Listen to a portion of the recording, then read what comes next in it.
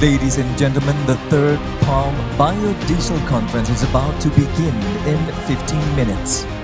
While the COVID-19 pandemic is in the transition to endemic, we would like to remind all of you to always remain strict to the health protocols in order to prevent the transmission of COVID-19.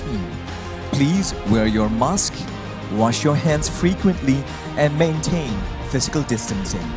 Please stand by. Thank you.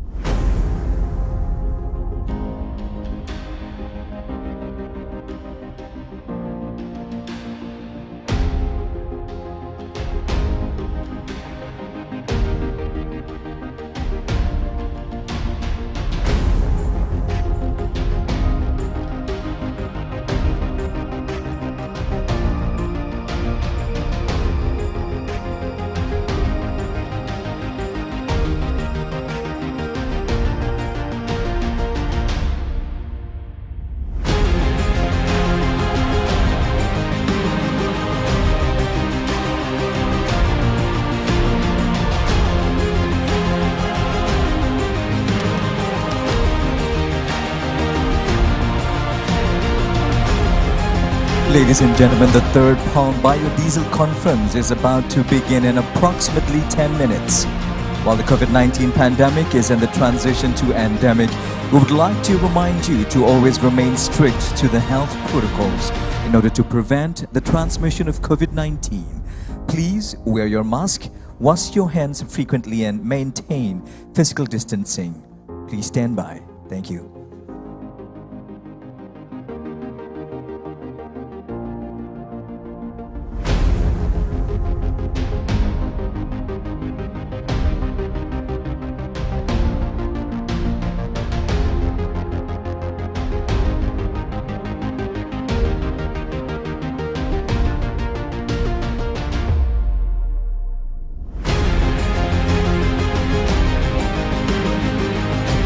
Progress.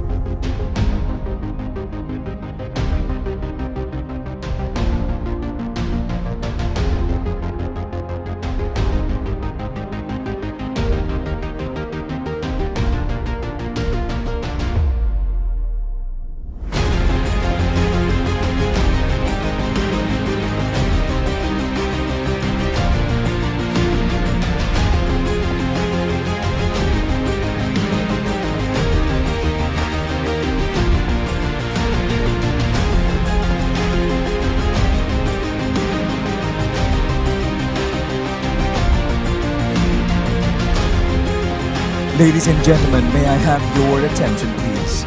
While the COVID-19 pandemic is in the transition to endemic, we would like to remind all of you to always abide to the health protocols. In order to prevent the transmission of COVID-19, please wear your mask, wash your hands frequently, and maintain physical distancing. Please stand by as the third Palm Biodiesel Conference is about to begin shortly. Please be seated and kindly turn off your phone and put to silent mode throughout the opening session. Thank you.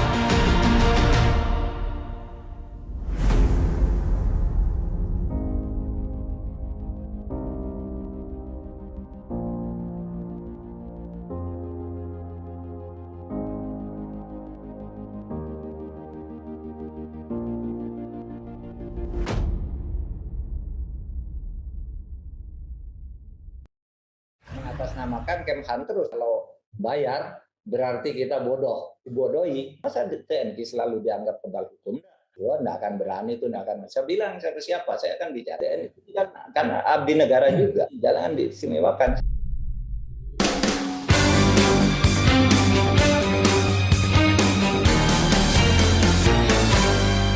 Medcom.id, a part of Media Group Network.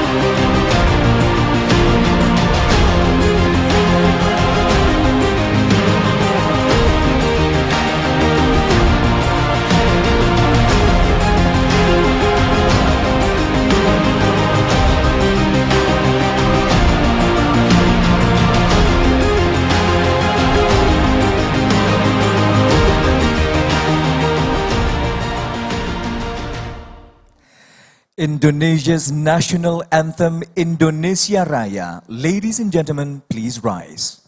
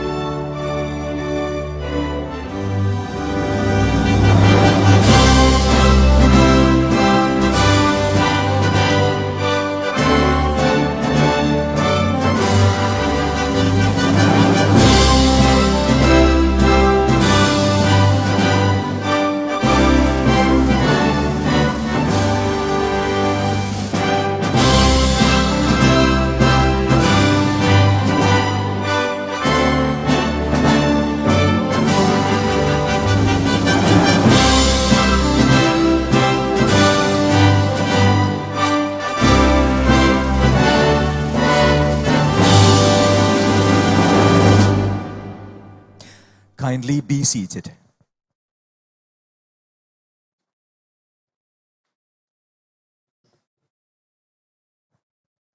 Excellencies, honorable speakers, distinguished participants, ladies and gentlemen.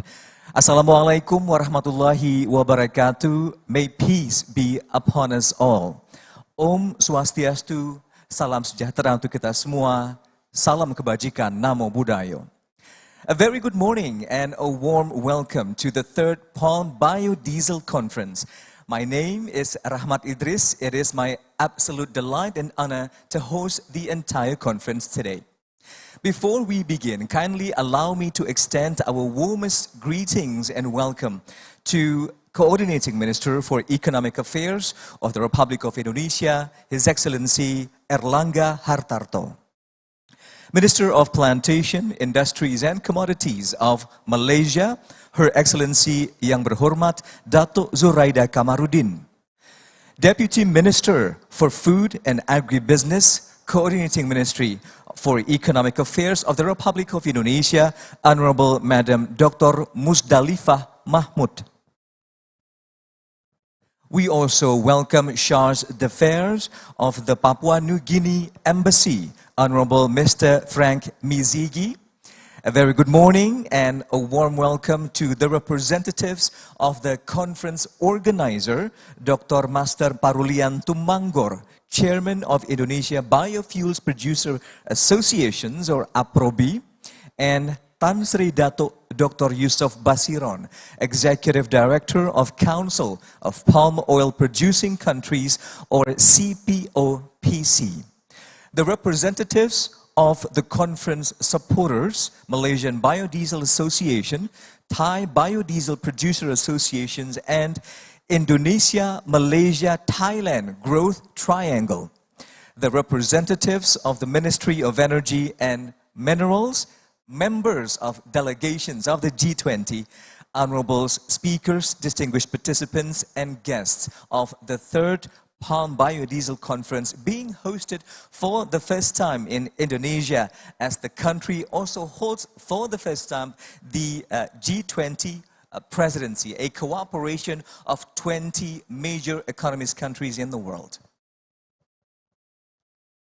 Ladies and gentlemen, allow me to pass our sincere thank you and gratitude to our sponsors, to the platinum sponsors, Malaysian Biodiesel Association, Thai Biodiesel Producer Association, PT Holding Perkebunan Nusantara, Riset Perkebunan Nusantara, PT Smart Tbk, and also our gold sponsors, Togar Podcast, Wilmar, and to our media partners, Sawit Indonesia, Asian Palm Oil Magazines, Oils and Fats International, Alays.co, Metro TV, Media Indonesia, and Medcom. Excellencies, ladies and gentlemen, for your kind attentions during this conference, we serve you tea and coffee produced by PT Perkebunan Nusantara the 8th. So please enjoy the coffee of Kopi Banaran Original and taste the uniqueness of Java Mocha. A round of applause, please. And as for you, tea lovers, we are delighted to serve to you today the tea called Walini. It is an aromatic beverage that comes from selected tea leaves on the tea plantation of PT Perkebunan Nusantara the 8th. All served to you to our pleasure. Thank you very much.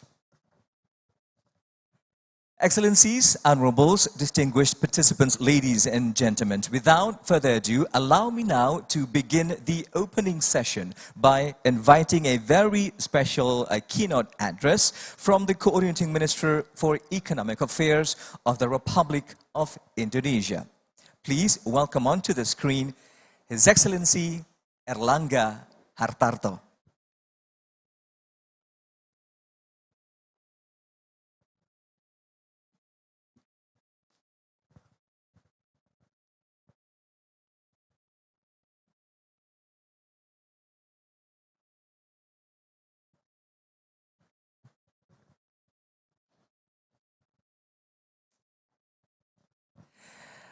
Ladies and gentlemen, we are honored to welcome among this morning Honorable Madam Dr. Musdalifah Mahmud, Deputy Minister for Food and Agribusiness from Coordinating Ministry for Economic Affairs of the Republic of Indonesia. Thank you very much for joining us, Madam. And as we've presented earlier, allow me now to welcome onto the screen a special keynote address from the Coordinating Minister for Economic Affairs of the Republic of Indonesia. Once again, onto the screen, His Excellency Erlangga Hartarto. Bismillahirrahmanirrahim. Assalamualaikum warahmatullahi wabarakatuh. Om Swastiastu, Namo Buddhaya, Salam Kebajikan. Honorable Minister of Plantation, Industry and Commodities Malaysia, Her Excellency Datuk Suraida Kamarudin, Executive Director of CPOPC, His Excellency Datuk Yusuf Basiron, Chairman of APROBI, Mr. MP Tumanggor, Vice Person of APROBI, Pak Paulus Chakrawan, distinguished delegates, ladies and gentlemen. A very good morning to all of you. It is an honor for me to deliver keynote speech at the third Palm Biodiesel Conference being held in Yogyakarta. Allow me to convey utmost appreciation to Indonesia Biofuel Producer Association and Council of Palm Oil Producing Countries for co-organizing this event. My gratitude also goes to supporters, sponsors, speakers, and to all offline as well as online participants. Excellency, ladies and gentlemen, it has been 14 years of the Indonesian biodiesel mandatory program, a long journey, and it means a lot for all of us. Now it is the world's largest and the highest blending and the longest uninterrupted of biofuel mandate in the world. An impressive works. The program by far has been good for the economy, people, and environment. It has benefited us more than we expected, and the way forward is even more worth observing. It is remarkable energy transition, initiative, and achievement, and it is in this context of Indonesia, together with other palm oil producing countries, would like to showcase its biodiesel mandate as a road to G20 event, coinciding with the G20 Energy Transition Working Group meeting in Yogyakarta. Ladies and gentlemen, I wish to reaffirm the commitment of Indonesia in accelerating the clean energy transition through biodiesel policy to achieve a zero net emission. The commitment of using palm oil as the biofuel material will boost Indonesia to achieve its energy security and energy mix target of 23% by 2025. During the 21st United Nations Framework Convention on Climate Change in Paris 2015, President Joko Widodo stated that Indonesia's determination to reduce greenhouse gas emission by 29% under business as usual and up to 40% with the assistance of international parties by the year 2030. The palm oil industry is ready to support this vision. The use of B20 2021 is estimated to reduce greenhouse gas emission by 24.6 million tons of CO2, and this reached 7.8% of the target achieving renewable energy for 2030. The mandatory biodiesel policy has shown reliable progress, where this success will encourage the creation of Indonesia biodiesel production growth. This is a positive signal for Indonesia also by considering that the world biofuel consumption is continuing to increase. B30 production in 2021 was around 9.4 million kiloliters, or equivalent to 64.14 million barrels. The conversion of CPO to B30 has increased the added value by 13.19 trillion to save the foreign exchange reserve of 2.64 billion from reducing import of fossil-based fuels. I wish to underscore the role of biodiesel policy to desirable economic outcome in supporting domestic demand, job creation, green economy, palm oil price stability, and smallholder income that will contribute to achievement of the United Nations 2030 SDGs. It is a good initiative for rural poverty reduction, since the biodiesel mandate program has equitable integrated smallholder in the supply chain. Let us use this conference to deliberate the best research outcome of biodiesels and its downstream product and accelerate their development. Biodiesel will not stop at B30 as we are pursuing green fuel to replace diesel or green gasoline to replace gasoline and bioaftur to replace fossil aftur, which have entered the flight test stage. Ladies and gentlemen, the biodiesel mandatory program is a multi-stakeholder initiative that its success rests upon these three factors, which may be adopted to other countries. Prior to its implementation, it is essential to ensure that the program is technically viable, economically reliable, and politically acceptable. Stakeholder commitment is a must, that they need to have the same vision. We will need further to strategize the future through stronger collaboration among palm oil biodiesel producing countries and highlight the progress and the leadership of major palm oil producing countries of Indonesia, Malaysia, Thailand, and Colombia in streamlining the biodiesel mandate and as integral part of the palm oil industry. Allow me also to encourage CPOPC in close collaboration with the industry association to strengthen collaboration with palm oil producing countries in making biodiesel mandate as priority objective. Such a partnership that should be extended to biodiesel producing and becoming consuming countries alike. Let's redouble our effort to build better understanding and acceptance of other major biodiesel consuming countries to use palm-based biodiesel as it is sustainable, clean, and renewable. Ladies and gentlemen, I would like to assert the role of biofuel in promoting inclusive SDGs and supporting belief that economic growth and environment protection can and should go hand in contributing to the UN 2030 SDGs, especially to ensure universal access to affordable, reliable, green, sustainable, and modern energy for all. Let us combine our strategic efforts to work together to achieve these aims and set our commitment to that end. Hereby, I open the third Palm Biodiesel Conference 2022 as a road to G20 event under the presidency of Indonesia. Thank you. Wabillahi taufiq wal hidayah. Wassalamualaikum warahmatullahi wabarakatuh.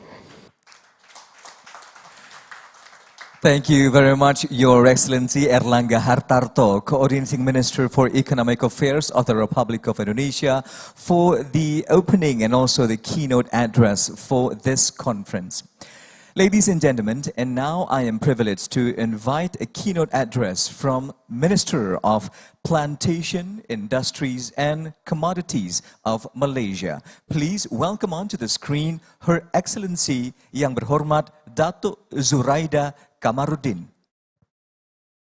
Bismillahirrahmanirrahim. Alhamdulillahirabbil alamin wassalatu wassalam ala asyrafil mursalin wa ala alihi wa sahbihi ajma'in. Assalamualaikum warahmatullahi wabarakatuh. Very good morning to all distinguished delegates and participants of the third Palm Oil Biodiesel Conference 2022. I wish to take this opportunity to thank the organizers for giving me the honor to deliver the keynote address for the conference. Palm oil biodiesel in Malaysia, ladies and gentlemen. The research on palm biodiesel in Malaysia started way back in 1980s with the establishment of the first palm biodiesel pilot plant in 1985. It is a continuous flow biodiesel pilot plant with capacity of 10 tons per day. The palm biodiesel produced from the pilot plant was used to conduct engine testing and field trials in 1990s. At that time, our agency, Malaysia Palm Oil Board, or MPOB, has carried out the most exhaustive field trial using Biodiesel 50 and Biodiesel 100 in collaboration with Daimler-Benz in Germany, which involved 30 commercial buses, with each bus traveled 300,000 kilometers.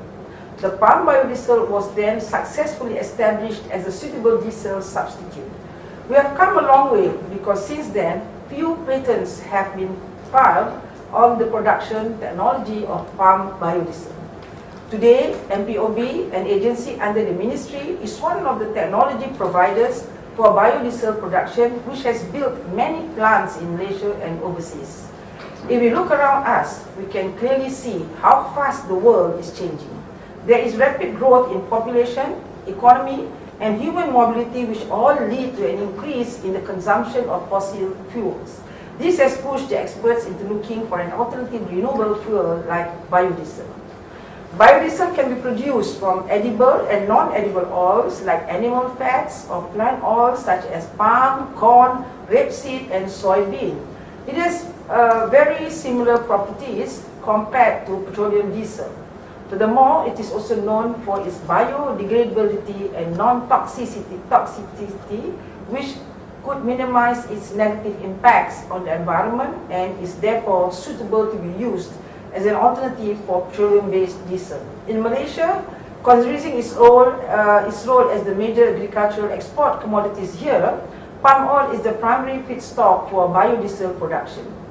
Elevating on the pioneering work done on palm biodiesel, my ministry has formulated the National Biofuel Policy in 2006.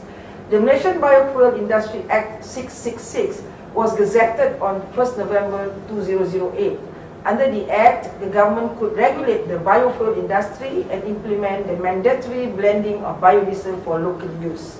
We have realized the potential of palm oil biodiesel early on. Thus, the government has implemented B5 program in 2011 and B7 program in 2014 for transportation sector. The B10 program for transportation sector and B7 program for industrial sector was implemented in 2019. B20 program for transportation sector was launched in 20th February 2020 by phases. As you know, the mandate to manufacture biofuel with a 20% palm oil component, known as B20 for the transport sector, was first rolled out in January 2020, but faced delays due to movement curbs imposed to contain the pandemic in the country. Since then, the government has been working towards it and is committed with a plan to implement nationwide adoption of the B20 palm oil biofuel program accordingly. I feel the industry has progressed at good length with a lot more chances in the future. The development and continuous implementation of palm oil biodiesel that is proven to be cheaper, sustainable, and locally available fuel supply is a priority to be focused on. Palm oil biodiesel at national level, ladies and gentlemen, in line with the implementation of the biodiesel program, few national policies such as the National Automotive Policy 2020 by Ministry of International Trade and Industry and the National Transport Policy 2019 to 2030 by Ministry of Transport set a directive to enhance the use of higher biodiesel blending in the transportation sector to promote the adoption of new, more environmentally friendly elements of technologies. It also encouraged the usage of alternative or cleaner fuels in the transport sector. The most recent one, the National Agri-Commodity Policy 2021 to 2030, was launched on 9th March 2022.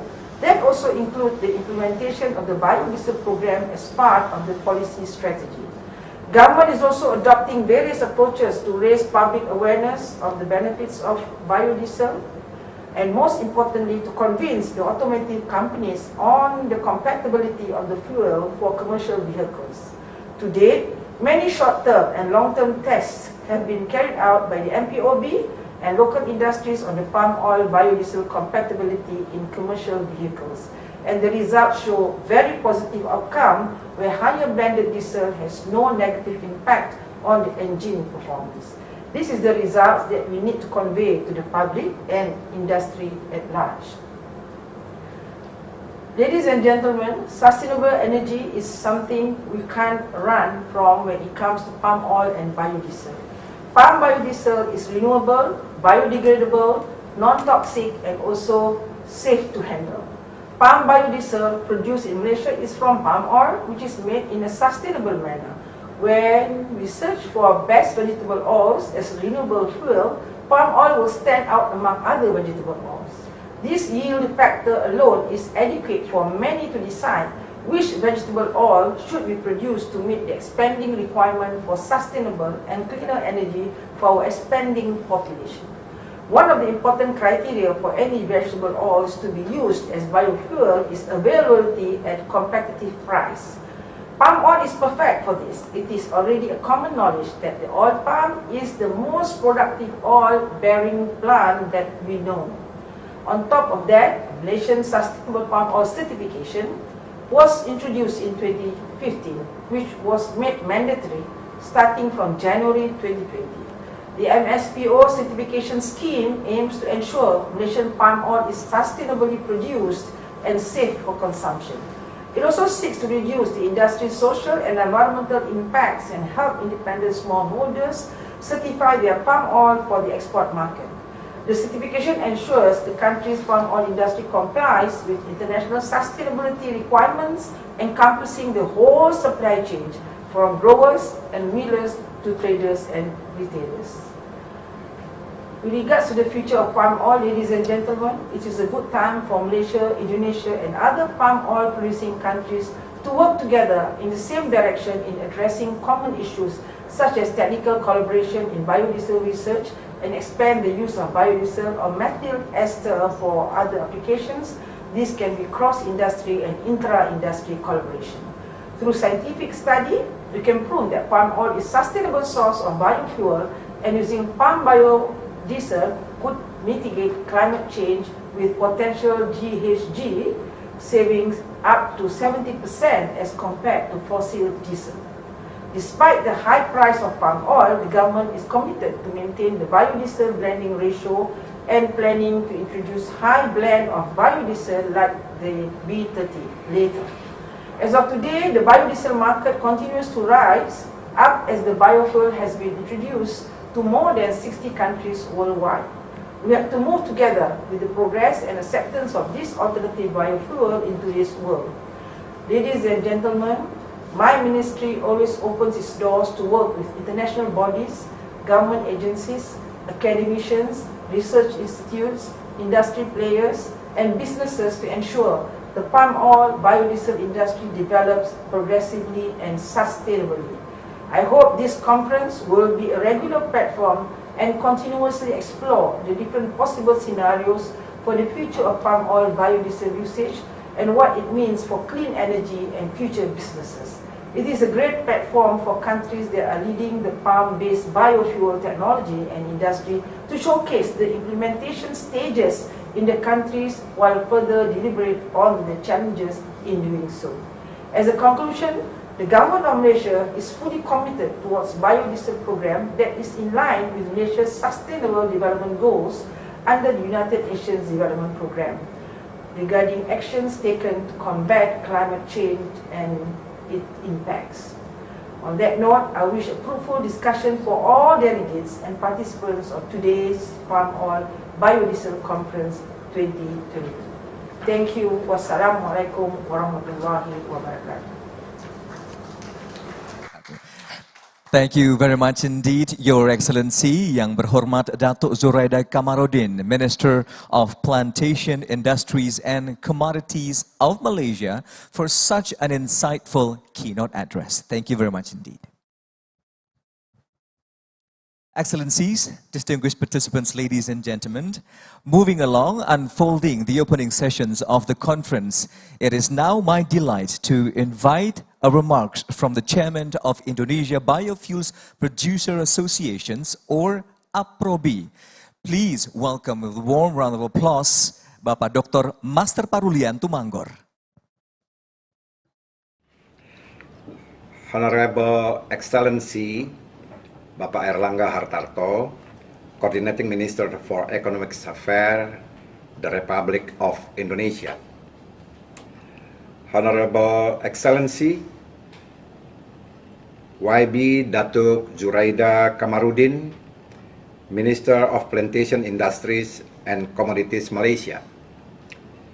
Honorable Excellencies, Bapak Arifin Tasrif, Energy Minister the Republic of Indonesia, Ibu Musdalifah, Deputy of Coordinator, Minister of Economic, Bapak Dadan Kusdiana, Director General Renewable Energy and Energy Conservation, Bapak Tan Sri Basiron, Executive Director, Bapak Dapito, Director CPOPC, distinguished participant, the third Palm Biodiesel Conference. Assalamualaikum warahmatullahi wabarakatuh. Om Swastiastu, Namo Buddhaya, Salam Kebajikan, Shalom. Good morning, ladies and gentlemen. Welcome to Yogyakarta. This city is very historic city for Indonesia. It was once the capital of Indonesia's struggle to achieve full independence. For this reason, it is very appropriate the third Biodiesel Conference be held in Yogyakarta because it is a symbol and creates a spirit of struggle for independence from fossil energy and the struggle to achieve sustainable energy. Following the Paris Agreement and COP26 in Glasgow, Indonesia is currently conducting an energy transition toward net zero emission. From that, we held the third Palm Biodiesel Conference at the same time and venue as the first meeting on energy transition G20, where the presidency is conducted by President Joko Widodo. Ladies and gentlemen, in the one-day conference, we hope the participants can exchange information on the development of biodiesel implementation from several countries, can communicate with each other, which is expected to create cooperation and development of the biodiesel industry. It is also hoped that this palm biodiesel development effort can be included in one of the G20's effort to achieve net zero emission. The important thing is that we can all work together and make synergies. I believe you could participate actively. In closing, we appreciate the support of the CPOPC, Malaysian Biodiesel Association, Thai Biodiesel Producer Association, Indonesia, Malaysia, Thailand Growth Triangle, IMTGT ASEAN, exhibitor, participant attended, and those who attended virtual, as well as all communities. Thank you. Wassalamualaikum warahmatullahi wabarakatuh. Om Santi Santi Santi Om. Enjoy your day and enjoy Yogyakarta. Thank you very much, Chairman of Indonesia Biofuels Producer Associations, or APROBI, Dr. Master Parulian Tumanggor, for the delightful address for us during the opening sessions of the conference this morning. Excellencies, ladies and gentlemen, allow me now to invite another remarks from the Executive Director of CPOPC, joining us here in person in Yogyakarta Special Region. It is my pleasure to invite Tan Sri Dato Dr. Yusuf Basiron. A round of applause, ladies and gentlemen.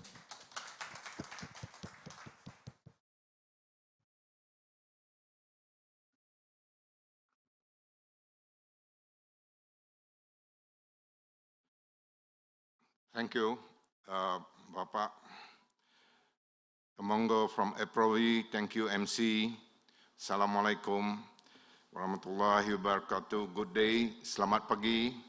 And on behalf of the organizing team of this wonderful event, I would like to welcome you all to the third Palm Biodiesel Conference held today at Suko Wine Lounge of Hotel Sheraton Mustika here in Yogyakarta. And also to welcome Ibu Muzdalifah, Deputy Minister Komenko, who is attending in person this morning. Thank you very much, honorable dignitaries who came in person to join our event, and thank you for other dignitaries who have come to join us virtually. Greetings from the city of culture, Yogyakarta.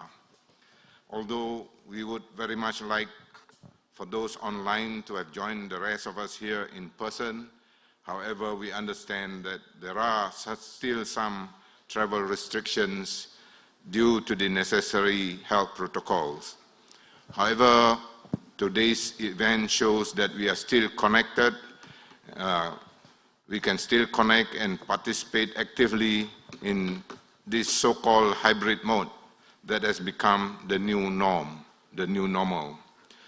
Allow me to extend my special greetings to His Excellency Pak Airlangga Hartarto, Coordinating Minister for Economic Affairs of the Republic of Indonesia, and Her Excellency Yang Berhormat Dato' Zuraida Kamarudin, Minister of Plantation Industries and Commodities Malaysia, and His Excellency Arifin Tasrif, Minister of Energy and Mineral Resources of the Republic of Indonesia, and CPOXI fellow co-organizers for this event, EPROBI, and our event supporter, Malaysian Biodiesel Association, Thai Biodiesel Producer Association, and Indonesia, Malaysia, Thailand Growth Triangle. And of course, to our notable speakers and moderators of the third Palm Biodiesel Conference. As everyone here are already aware, the third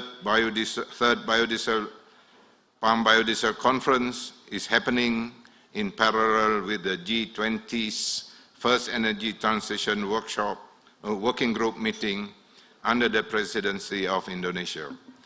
This is thus a strategic opportunity to align the G20 agenda in renewable energies to foster and promote collaboration and investment in the palm-based biodiesel industry. What we hope to achieve from today's conference is to be able to collectively address the challenges in developing renewable energies that are sustainable and environmentally friendly made from palm biodiesel.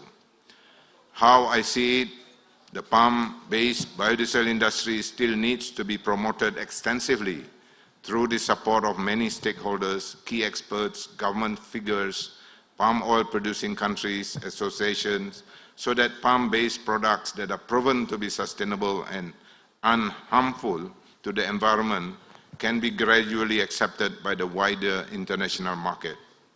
I say this because there are still negative sentiments surrounding palm oil and palm-based downstream products. For many years, palm oil and its byproducts have always been accused with deforestation allegations, although there are many proven research that says otherwise. This information will be proudly shared during the conference by our notable speakers in the renewable energies, biodiesel, and palm oil industry. Allow today's conference to be the grand momentum to explore more approaches, common approaches to strengthen and solidify the national biodiesel implementation programs, work together and collaborate to develop biodiesel-based downstream products. Talking about downstream products, I would like to inform that one of the major functions of CPOXI is to help promote downstream palm oil-based products. And thank to EPROVI to allow this particular segment, developing more downstream-based industries, to be promoted at this conference. Palm-based biodiesel can be a good way to reduce poverty, especially among the palm oil producing countries, as it will involve a number of smallholders, therefore economically empowering them. In fact, this is what sustainable palm oil is all about. Sustainable palm oil is committed to achieve the United Nations 2030 Sustainable Development Goals through inclusive collaboration in renewable energies, collaborating in accelerating the clean energy transition through biofuel initiative to tackle climate change together as producing countries and collaborating stakeholders. With this, I would like to wish you all a successful conference and make use of this valuable opportunity to work together towards sustainability and growing the palm-based biodiesel industry. Please look forward to the different talks that will be shared throughout the conference and take the opportunity to explore the virtual exhibition on our online platform to get to know the different companies and services in the biodiesel and palm oil industries. Lastly, I wish you all another fruitful session, and I sincerely hope that everyone will learn some important insights during the third Palm Biodiesel Conference. Wishing you all who are here in person and virtually to stay safe from Yogyakarta. Thank you very much.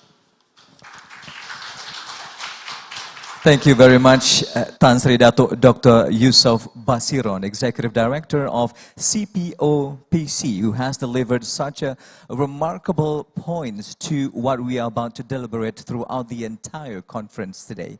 And now, ladies and gentlemen, in just a few moments, we will be honored by the arrival of another ministry joining us for this conference.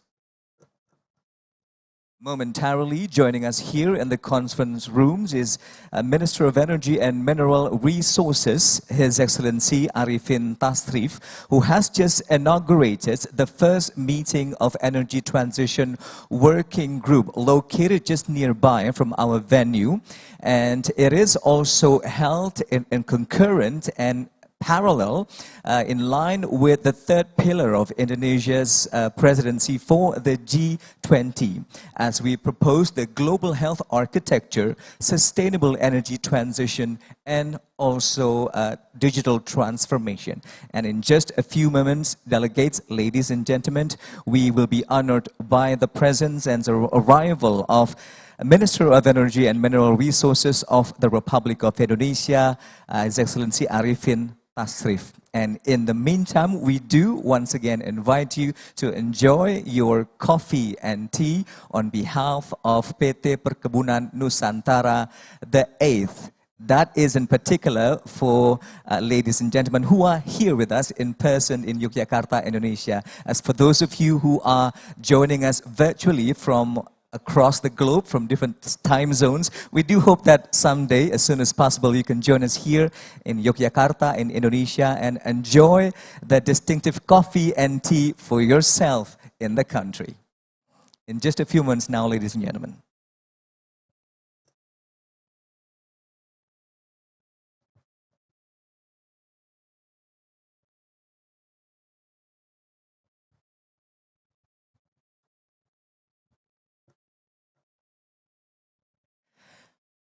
Participants, ladies and gentlemen, as we await for the moments of arrivals of the minister, may we inform you that throughout the deliberation today, the conference of the third Palm Biodiesel Conference, we are delighted to present to you a virtual exhibitions engaging business players and also relevant stakeholders of palm oil downstream products. The virtual exhibition provides opportunities for the selected companies and organizations to present their product offerings or innovations. And also these virtual booths rather, will provide you with opportunities for cooperations and opportunities of investments in the industry of palm oil production in the country. So do please visit our virtual exhibitions and find aspiring potentials on palm oil downstream products.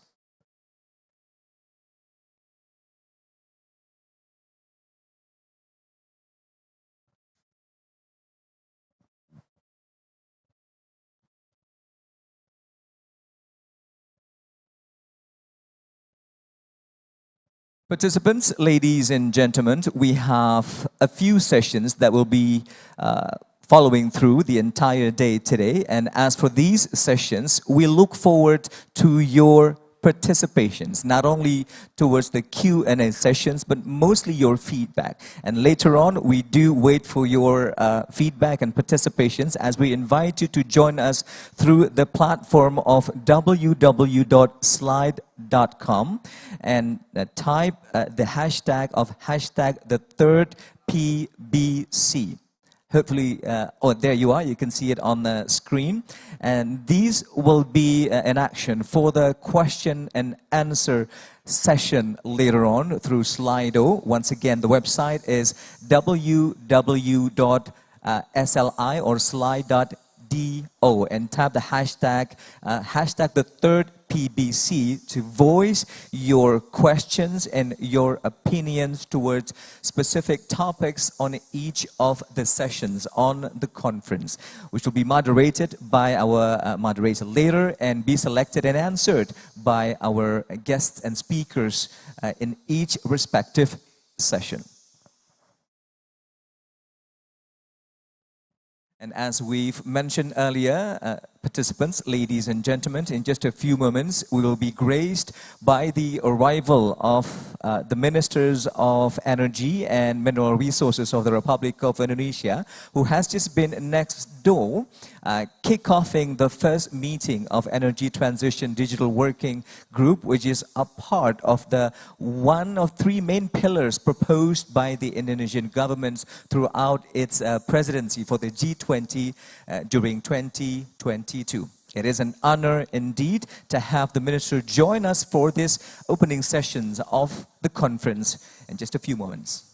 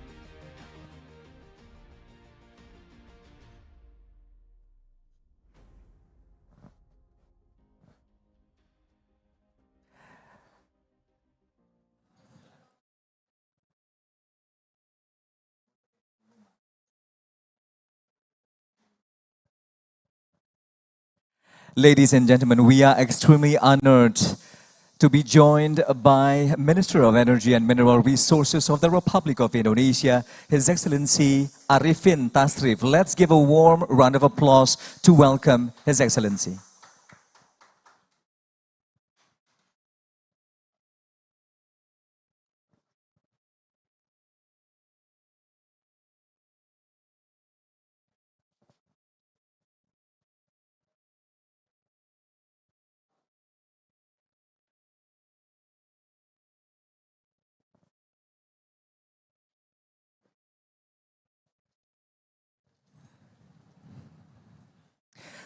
We extend a very good morning and a warm welcome to the Minister of Energy and Mineral Resources of the Republic of Indonesia, His Excellency Arifin Tasrif, among us this morning. Excellencies, distinguished participants, ladies and gentlemen, the third Palm Biodiesel Conference here in Yogyakarta, Indonesia, is held in parallel with the first meeting of Energy Transition Working Group of Indonesia's presidency for the G20.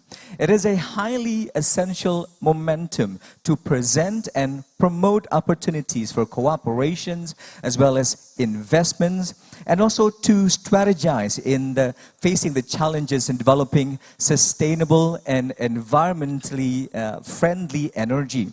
And also the biodiesel farm is an integral part of efforts to contribute to the decarbonization of transportation sector. Ladies and gentlemen, better understanding and better comprehensions are absolutely required for this effort, as well as support from the collaborations of not only the palm oil producing countries, but also associations and other relevant stakeholders as we pursued the goal of the climate change policies, not only from the COP26 in Glasgow last year and also from Italy's presidency, that we also bring forth to the table here for the Indonesian presidency, put on the table to be deliberated throughout 2022. And ladies and gentlemen, Indonesia, as the largest palm oil producing country in the world, has the honor to host the third palm diesel conference this year in the heels of the 2017 conference in Malaysia and in Thailand in 2019.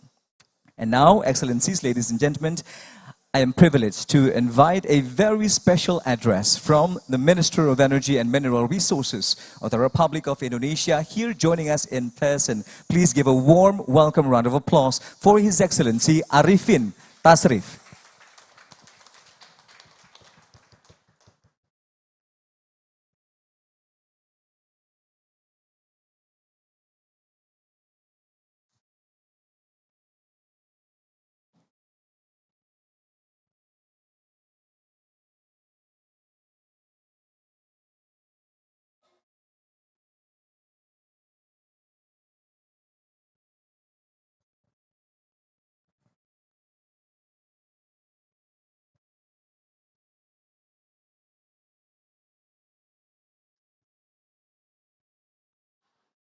Okay.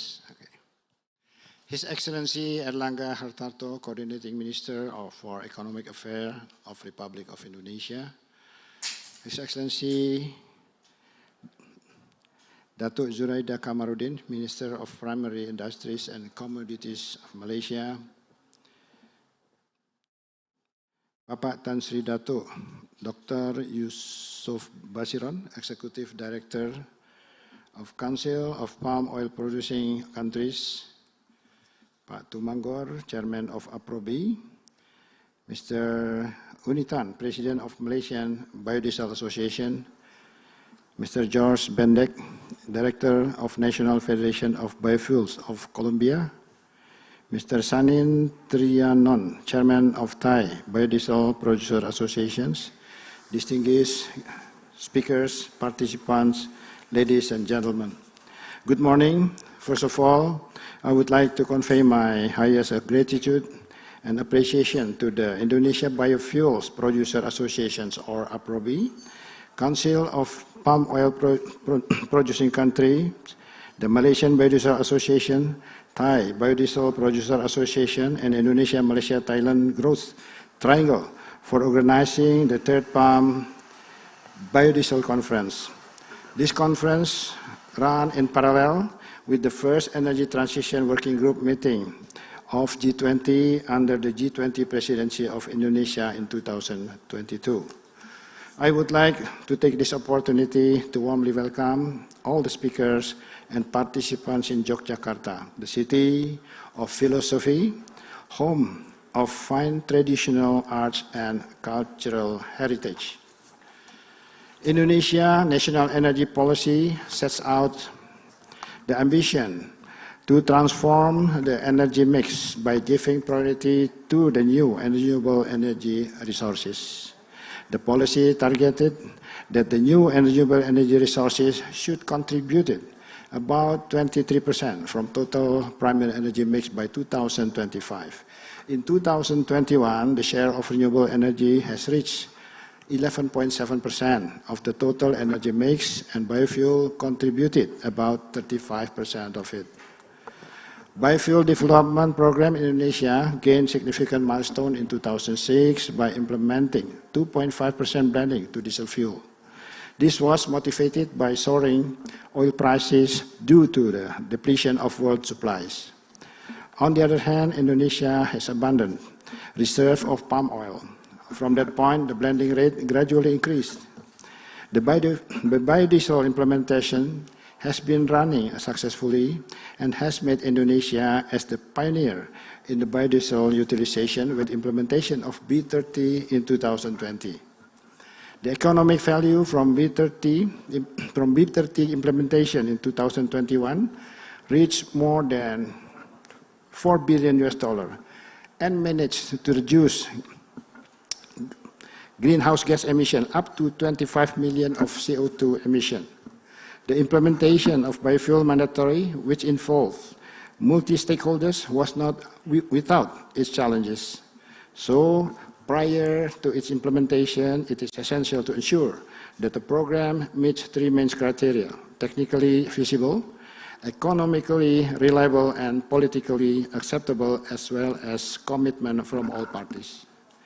And we will not stop this B30, as we plan to increase the blending rate even higher by implementing green fuels. Comprehensive studies are being carried out, including preparing techno-economic studies, regulatory frameworks, incentive facilities, infrastructure, setting product quality standard, and as well as developing supporting industries. Regarding concern from the International Civil Association Organization and UNFCCC to reduce emissions in the international aviation sector, the government and related stakeholders have successfully conducted a flight test using 2.4% of biofuel. This success has increased our confidence and enthusiasm to drive the commercialization of biofuel. For the future development of biofuels, we will implement the sustainability indicators, which consists of economic, social, and environmental indicators. This year, we will start the implementation of biodiesel sustainability indicators voluntarily on the downstream side. In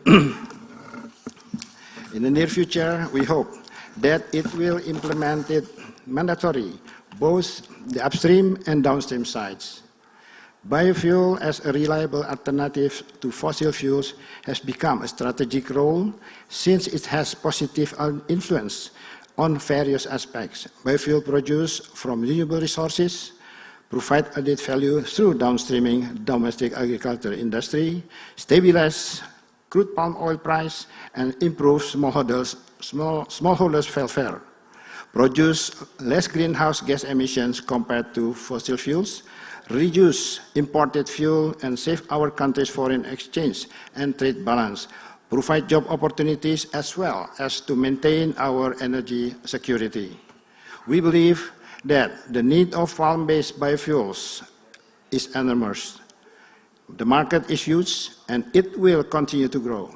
Nevertheless, the development must not be conflicted with food, feed, and fertilizer, and avoid massive land clearing, which can cause environmentally damage. It requires new, innovative ways which aim to increase the efficiency of production process, to produce good quality fuels at affordable prices, to improve environmental carrying capacity, and to bring greater prosperity of the farmers. To conclude, I hope this prestigious conference comes up with concrete action on palm biodiesel development as a part of energy transition, which provides access to green energy for the people. Let us learn together, work together, and contribute together to achieve low carbon and climate resilience as well as sustainable development. Thank you. Thank you very much, Your Excellency Arifin Tasrif. Please stay on the stage for the handover of tokens of appreciation as we invite Mr. Paulus Chakrawan, Chairperson of APROBI, and Mr. Dupito De Simamora, Deputy Executive Director of CPOPC, representing the organizers to hand over the tokens of appreciation to His Excellency Minister of Energy and Mineral Resources of the Republic of Indonesia. Mr. Paulus is now handing over the tokens of appreciations to His Excellency Arifin Tasrif. A round of applause, ladies and gentlemen. It is an expression of appreciations and gratitude to His Excellency for being here in person for the third Palm Biodiesel Conference in Yogyakarta, Indonesia. And now a moment of group photo, please.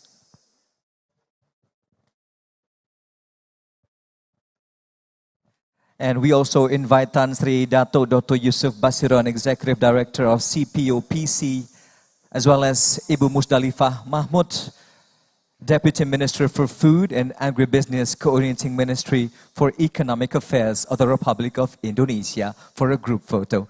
Another round of applause, ladies and gentlemen. Terima kasih banyak, Bapak Menteri sudah berkenan hadir pagi hari ini. Thank you very much.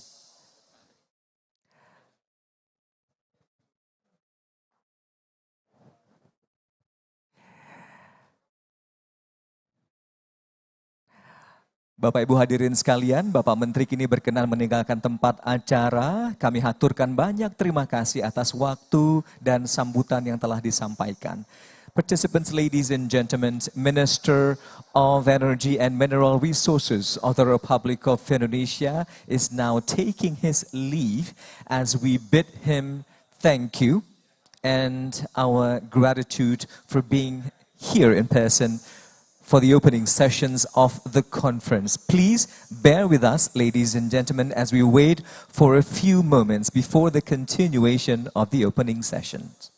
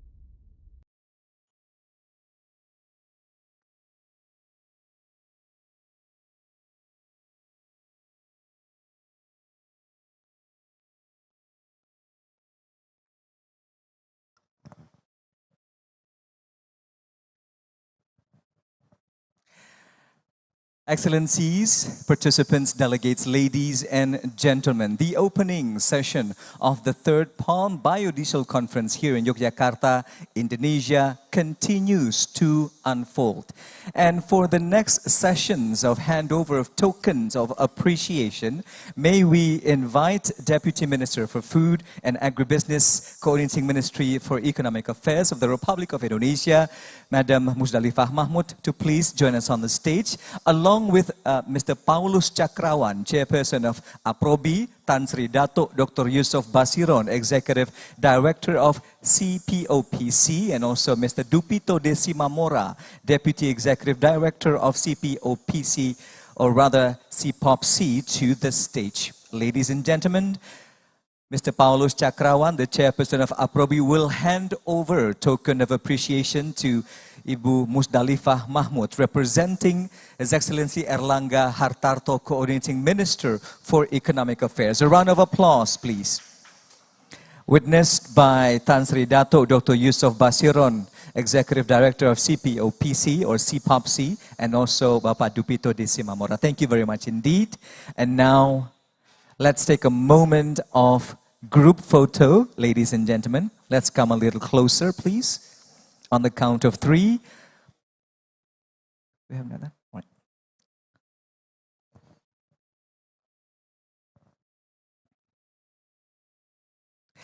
And now for another round of tokens of appreciations, ladies and gentlemen, Tan Sri Datuk Dr. Yusof Basiron will also hand over the tokens of appreciation to Ibu Musdalifah Mahmud on behalf of CPOPC.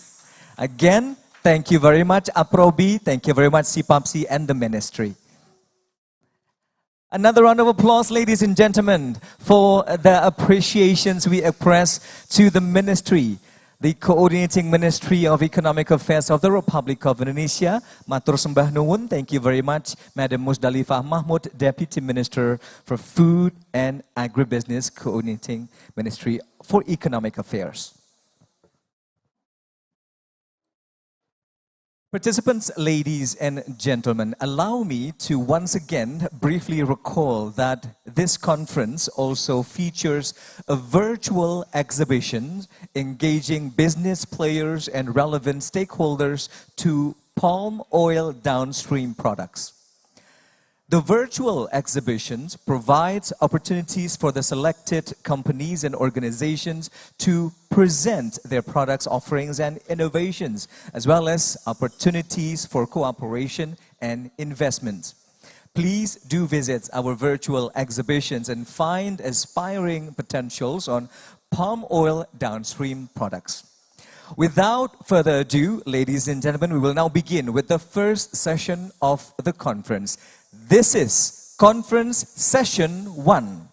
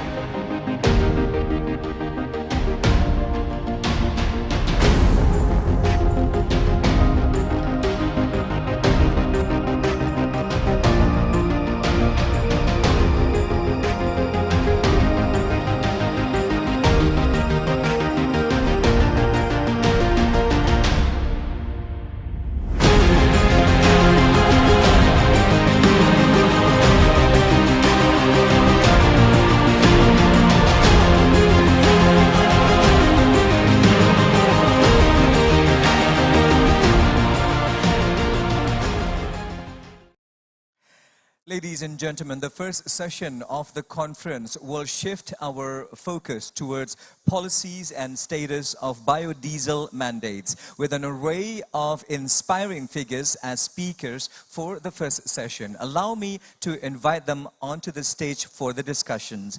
Vice Chairperson of Indonesia Biofuels Producer Associations of APROBI, joining us live in person, Mr. Paulus Chakrawan. May we invite you, sir? And also President of Malaysian Biodiesel Association, joining us from Kuala Lumpur, Malaysia, Mr. U.R. Unitan. Also speaking in the session is Chairman of Thai Biodiesel Producer Association, joining us from Bangkok, Thailand. And also who will be speaking in the session is on behalf of Asosiasi Petani Kelapa Sawit Indonesia, or APKASINDO, Mr. Jono Albar Burhan. Ladies and gentlemen, the brief profiles of all speakers will be on the screen very soon and can be found also in your e-booklet. And for the Q&A session, please join us through Slido. To start the platform, please go to www.slide.com and type the hashtag #the3rdPBC. Ladies and gentlemen, the session will be moderated by Professor Bustanul Arifin. Allow me to introduce our moderator today. He is a professor of agricultural economics of University of Lampung, Indonesia, who has over 30 years of experience in research in food and agricultural policies. He is currently president of the Indonesian Society of Agricultural Economics. Please welcome our moderator of Season 1, Professor Bustanul Arifin.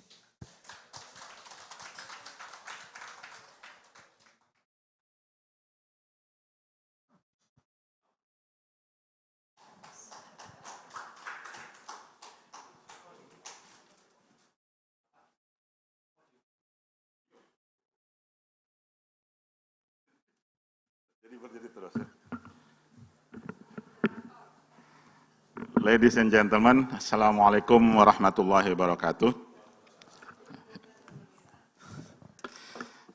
Excellencies Dr.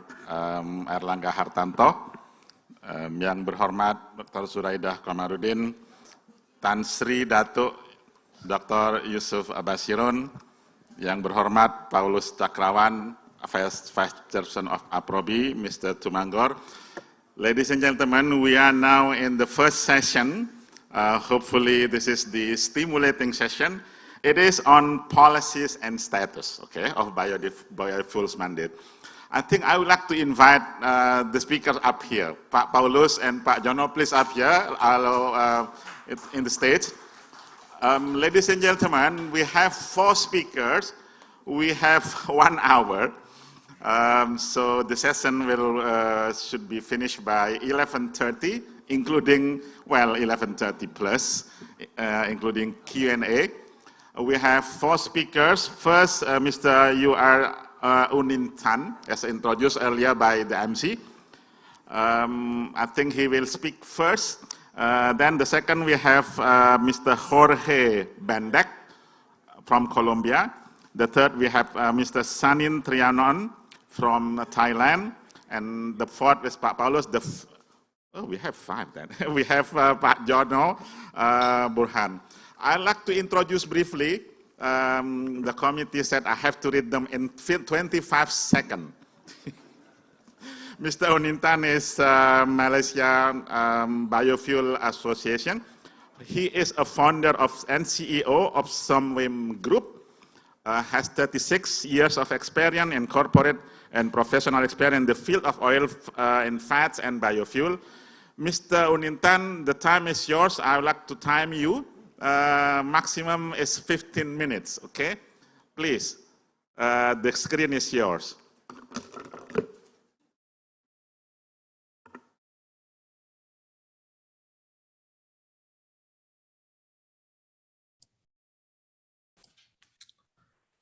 Thank you very much, Professor Bustanul Arifin, Chairperson for this session.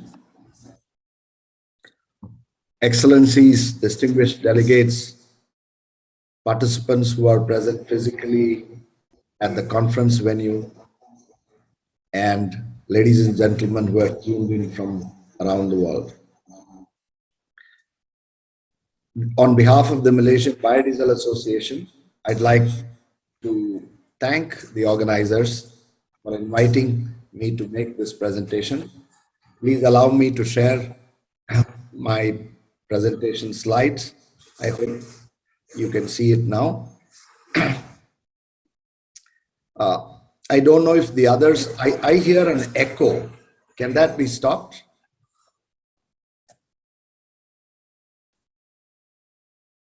Yeah, okay.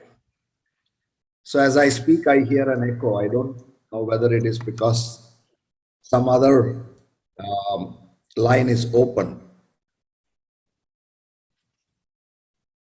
Can the organizers look into it? Because I can hear an echo as I speak. Make it slide slow, please. Yes. So my title is Status and Challenges of Biodiesel Program in Malaysia. The outline of my presentation would cover overview of the biodiesel industry in Malaysia and the Malaysian biodiesel mandate, the challenges, and also a word about the Malaysian Biodiesel Association. So the Malaysian biodiesel industry has a long history. It started with the work at the Malaysian Palm Oil Board in the early 80s when the first biodiesel plant was built. And also, we had all the trials that were carried out, as was explained by YB Minister during her address. And the real commercial production in Malaysia started in 2006. And subsequent to that, the national biofuel policy was started. Today, we have an estimated about 2.2 billion investment, with 18 producers who are members of the Biodiesel Association. As you know, biodiesel from palm is a direct substitute for petroleum diesel and is quite cost effective. The overview of the industry is that since the mandate was implemented in the year 2011, we have to date consumed over 4 million tons of crude palm oil stock for biodiesel.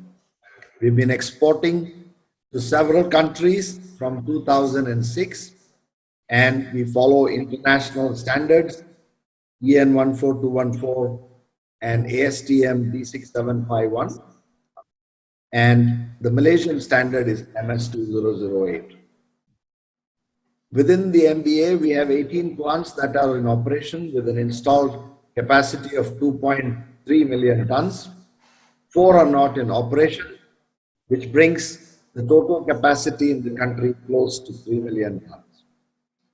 Since the beginning of production and exports, you can see from this graph that both production, export, and local domestic usage has increased progressively until the year 2019 when it peaked. But subsequent to that, you can see there is a drop in production and exports due to several tariff and non-tariff barriers. And the year 2021, you can see, is close to 1 million tons of production with slightly over 300,000 export and about 800,000 domestic consumption. The key markets where Malaysia exports biodiesel is mainly EU, 68% of it, 19% to China. So these are the two key markets. EU in particular is significant. The Malaysian biodiesel mandate has been implemented as a part of the national biofuel policy with 5 strategic objectives: to use for transport, for industry, to develop new technologies, to promote exports, and of course, to create a cleaner environment. Now, this is gazetted and it is law. All of the activities of biodiesel is controlled through this legislation. The standard that Malaysia has is MS 2008, which has been modeled around 14 EN 14214, which is the European standard. The chronology of events in Malaysia, starting from the Biofuel Industry Act in 2007 to the beginning of B5 in 2011 and progressively increasing to B7 in 2014 to B10 in 2019 and the start of B20 in Langkawi, Kedah, Labuan and Sarawak from January 2020. As you heard from YB Minister's address, the progress towards a complete implementation of B20 in the country has got slowed down a little bit because of all the COVID-19 restrictions and impediments. However, you heard that Malaysia is committed to fully implement the B20 program. The industry has faced several challenges. One of them is support from automakers. At every stage, as we kept increasing the blending, we had to get support from the automakers, and it was not easy in the initial stages. The second one is to create a general awareness about the benefits of biodiesel as a clean source of energy to consumers at large. Then we all know that there are tariff barriers for export into key markets like the EU and US, and all of you must be aware, and I'm sure during the panel discussion today, we can deliberate a bit more in detail on the non-tariff barriers of the EU's policy on banning palm for production of biofuels. And last but not the least, as is always the case, when it comes to discretionary blending, the price difference between palm oil and gas oil is a key driver, and that actually determines how much of biodiesel you can produce and sell.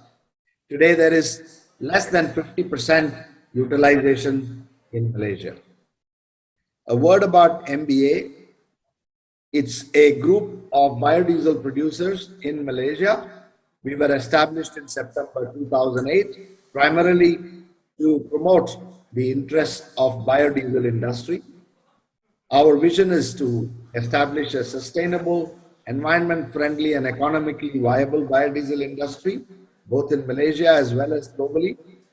And we have been constantly working with all stakeholders in government dialogues, as well as with every stakeholder for a smooth implementation. We are affiliated to the Roundtable on Sustainable Palm Oil and the Roundtable on Sustainable Biofuel as members. This is a graph that shows you the location both in East and Peninsular Malaysia, showing the 18 biodiesel plants. We have 18 members, and we also have 3 associate members who are mainly supplying either some form of chemicals or enzymes to the biodiesel industry. The Biodiesel Association has been working closely, as I mentioned, with several agencies, and on a regular basis, we interact with government agencies for a smooth implementation of biodiesel. We also carry out our own promotion activities, including promotion of and the use of biodiesel across the country. Thank you very much for your attention. Thank you very much, Mr. Onintan. Give a round of applause, please. Ladies and gentlemen, those of you who are online, please write your question on screen, so we will read and answer later, okay? The second panel is from Colombia. Colombia, they call it President of the Federal Association of Biofuel, National Federation of Biofuel. Mr. Jorge Bandek. He got the degree from University of Vienna in Austria. He was a former Minister of Public Works and Transportation in Colombia, former Minister of Mines and Energy, former ambassador of Colombia to the Federal Republic of Germany. Then now he is the director of National Federation of Biofuels of Colombia. Dr. Jorge Bendek, the time is yours. Good morning, ladies and gentlemen. Thank you for the invitation you have given me to participate in this important event. The palm biodiesel sector was established in Colombia by law in 2004, and the national government, in order to comply with the established blending mandate, invited Colombian palm growers to build the necessary refineries. The Colombian Congress, to encourage consumption, granted users tax benefits, such as not paying taxes on the fraction of biodiesel mixed with fossil diesel. The production and distribution of biodiesel began in 2008, and today the mixture mandate is 10% B10 throughout the national territory, with a consumption of 634,000 tons in 2021. In the following graph, we will be able to follow the evolution of the industry, as well as its environmental impact.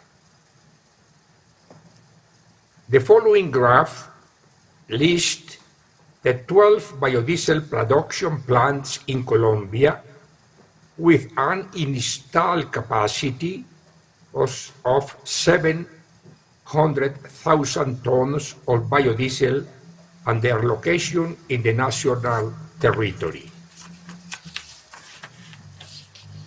The second graph shows the trend of the national demand for biodiesel, the orange line, with a maximum of 634,000 tons in 2021.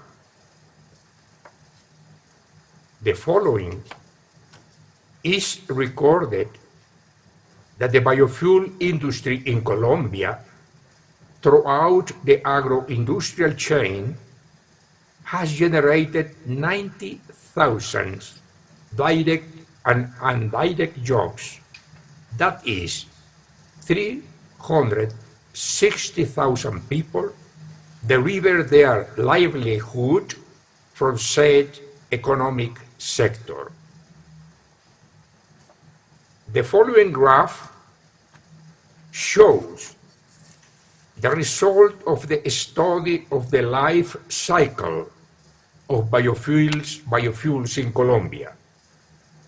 Palm biodiesel reduced greenhouse gas emissions by 83%, an extraordinary contribution that will help achieve Colombia's commitment at the COP in Glasgow to reduce these emissions by 51% by 2030.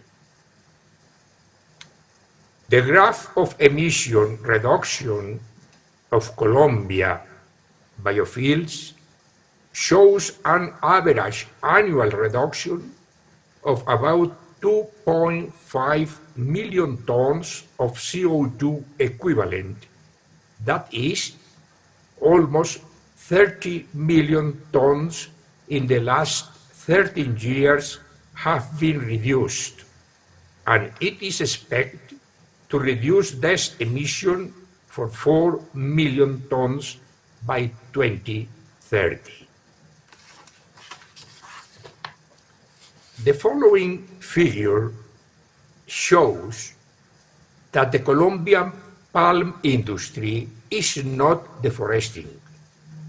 It participates with only 1.5% of the total phenomenon, and reforest with palm 0.4% of that area.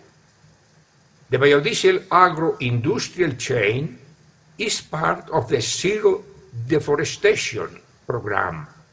In Colombia, palm is planted only in degraded pasture areas. The following graph shows the logo of the voluntary program called BioPalm Club, created by our federation to encourage the use of larger blend of biodiesel than those established by legal mandates. The program is aimed at vehicle fleet whose owners want to help reduce particulate matter emissions into the breathable atmosphere in the most polluted cities. The program has already covered approximately 500,000 kilometers with remarkable results. In the graphic on a photograph taken in Bogota, the capital of Colombia, on October 9, 2017, a filter has been placed that captures the particulate matter emitted by a vehicle with 100% diesel fuel on the right, one with B50, showing the great contribution of palm biodiesel to the reduction of these emissions. The following photograph shows the Minister of Energy of Colombia tanking a truck with a voluntary mix B20 at a service station in the city of Medellin, where the program is being implemented. I thank you for listening to this very, very short presentation. In Colombia, we are at your service to answer any concern you may have about our biofuel industry. In the last graphic is our web address. Thank you very much. Happy day. Thank you very much, Mr. Bandek.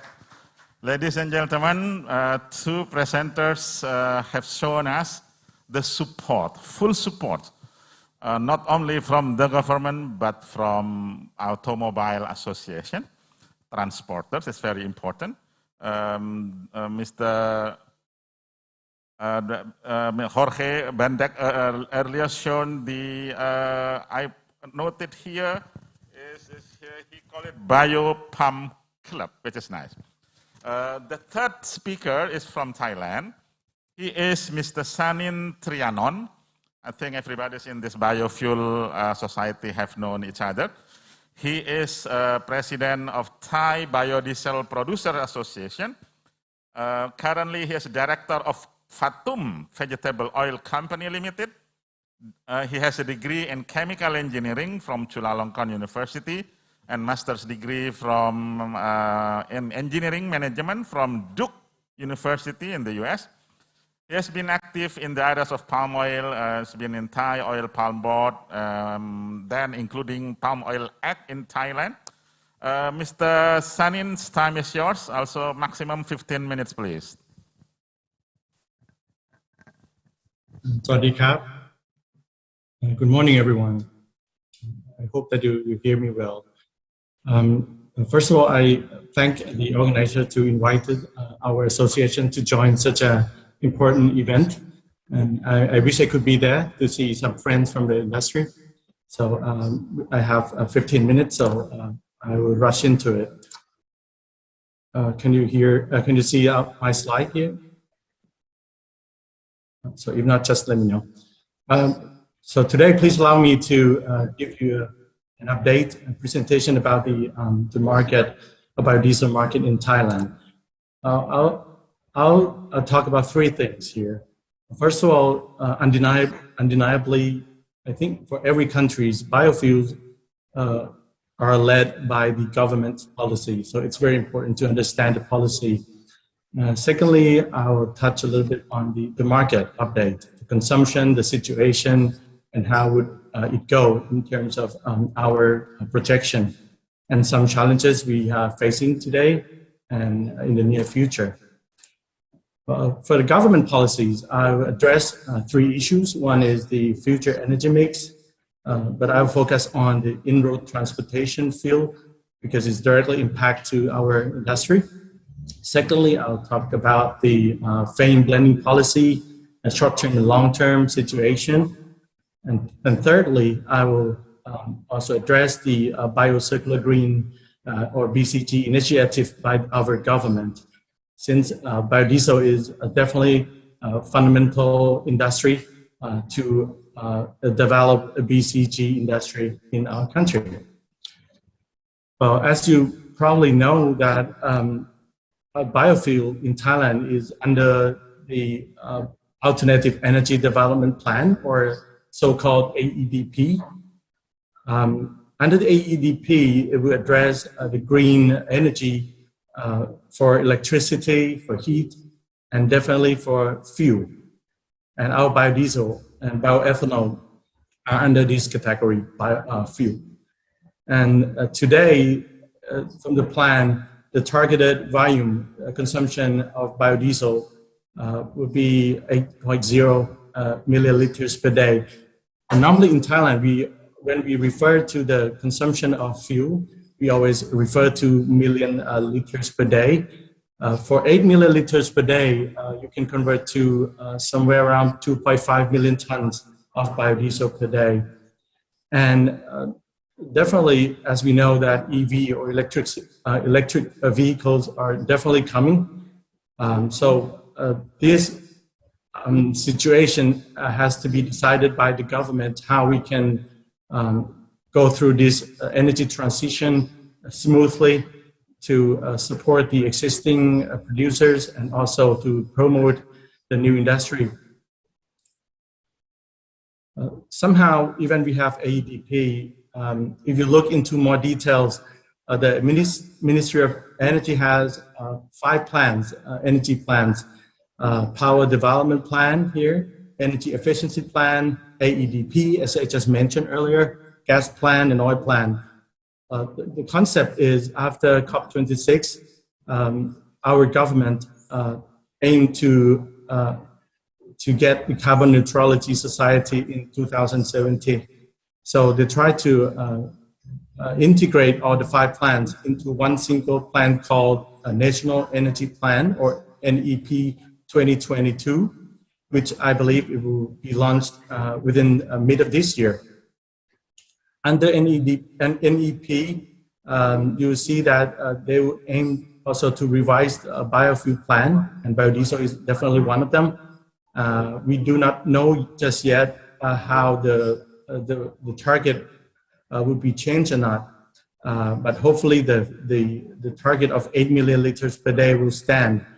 With 8 milliliters per day consumption of biodiesel, it's equals to somewhere around 13.5% of biodiesel blend.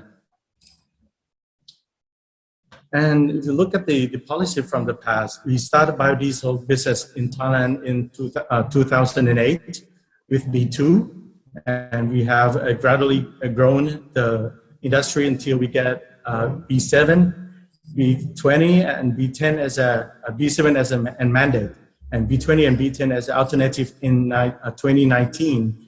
And in 2020, the government made B10 as a we call base diesel, and we have B7 and B20 as an option. But somehow, if you look at the short-term policy, blending policy, you will see some fluctuations starting from the third quarter of last year up until now. For 14 or 15 years I've been in this business. This period of time has the most fluctuated policy. I think there are 2 reasons. One is definitely the price of CPO. As you can see from the global price is very high, and I'll show you later on that in Thailand the CPO price has even more fluctuated.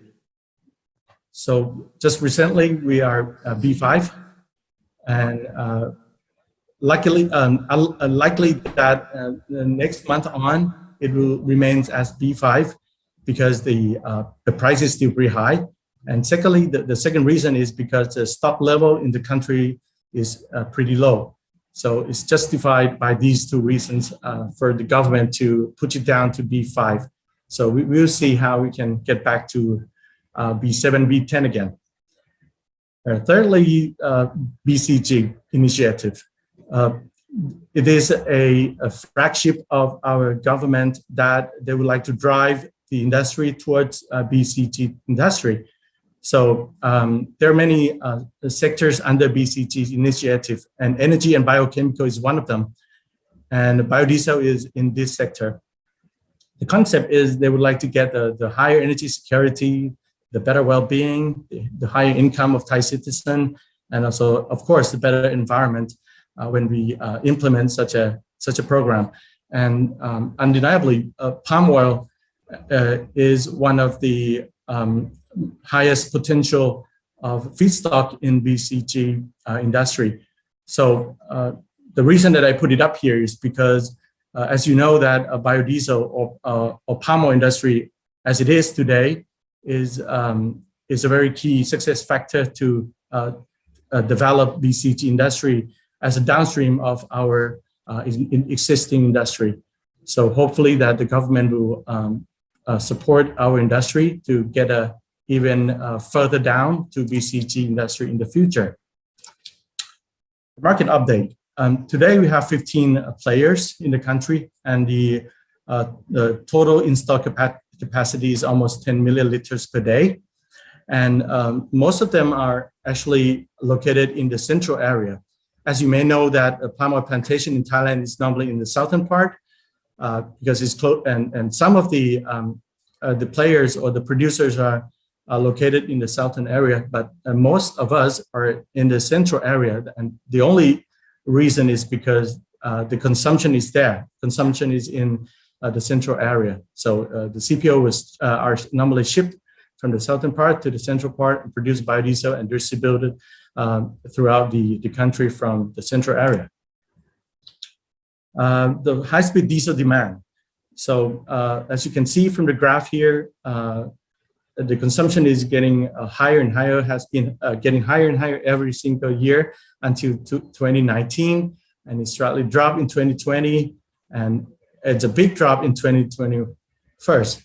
And the only reason is because of COVID-19. Definitely, it hurts many industry, including diesel consumption in Thailand. That's one reason. And another reason, as we've already seen, that the policy of the blending policy has also changed from B10 to B7 to B6, and today B5, and that really hurts the industry with a pretty good reason. I think the government has to think it through how to support the industry, how to get this back on as fast as they can. And this year, it seems that the figure is getting up a little bit higher. And I would, to be honest, that the forecast is not so reliable. We just take it from the GDP growth and just put it there. I have talked to many players and stakeholders in the industry, and it seems like nobody really knows what would happen, especially the COVID-19 effect that would get into our industry. So this is the comparison, just a trend. The blue line there is a high-speed diesel consumption. It's grow, it's come down, it's get back up as a forecast. But as you can see here, the FAME, the biodiesel, is not going the same direction. It comes down very bad. And again, it's because of the blending policy has changed. It's getting down to B5. Some challenges in our industry. In short term, you already see that the diesel consumption is really the key factor, and also palm oil price. That I will show you the price as the local price as compared to the global price in the next slide. And one important thing is we call the energy transition. again that EV policies is coming. It's definitely changed the face of the industry. So I'll give you a brief progress how we are in the next 2 slides. First, looking at the CPO price. In the light green line is a local price, is a Thai price, and the dark green there is a global price. So as you can imagine how fluctuated our price would be compared to the global price. That's because of the policy. Even though we are the 3rd largest producing country in the world, but we only have roughly 3 million tons per year of crude palm oil. So it means the demand and supply could be, could go wrong. And sometimes the stock could go too low. That's why the price went up like that. So it means the way that we can manage our industry is not so easy at all, especially for the export, because we have most of the time higher feedstock price compared to Malaysian and Indonesian players. As I mentioned earlier, the energy transition. Just recently, just last week, there's a study by the TDRI, Thailand Development Research Institute, about energy transition from the existing one to EV society. And they're looking at different angles. They look at the impact on the national income, the energy security, the farmers, not only oil palm, but for sugar cane, for ethanol, and tapioca for ethanol, and look at the impact on environment as compared to implement of biofuels and EV with our infrastructure in Thailand, and how the impact to the existing industries, not only for biodiesel producers, but also from petroleum oil refiners and all stakeholders, and also the vehicle owners. The finding from the study, there's so many, there's lots and lots of information in the study, but I think 2 important things that I would like to address is the finding from the study. They try to find a way to implement short, medium, and long term for EV. Try to suggest the government how to create a demand for the EV, to support and develop EV industry, and how to strategize a proper less impact to environment plan. And as a whole, they try to ease the negative impact, especially to the existing industry. And the very interesting answer is they draw the conclusion from the study that in Thailand, the biofuel and EV, if we can have the coexistence situation, that would be the best answer for the country. Well, in conclusion, Thailand biodiesel industry has been, of course, struggling from COVID-19 and also, of course, from CPO price fluctuation. And the government has launched a policy, EV, and I haven't had a chance to address Euro 5 and Euro 6.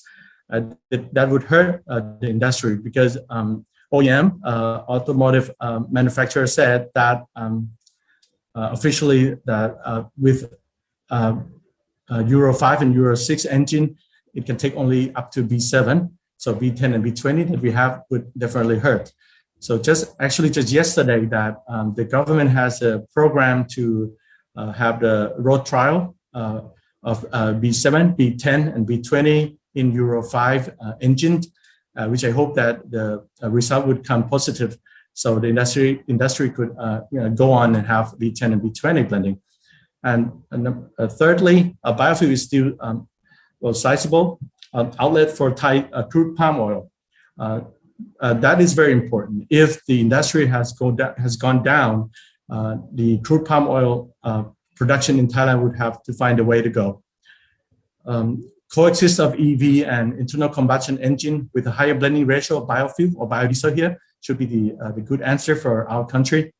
And collaboration among producing countries in the region will help support smooth energy transition, which I hope that we can have a fruitful discussion about this collaboration in this afternoon section. Thank you very much for your kind attention. Thank you. Give round of applause, ladies and gentlemen. Thank you very much, Kun Sanin. Hopefully, the energy transition platform among biofuels producing countries could answer some difficulties in Thailand. we understand that look like we had the similar problem in 2008, right? When the biofuel policy is not in the direction, then we're fighting, Paulus fighting very much.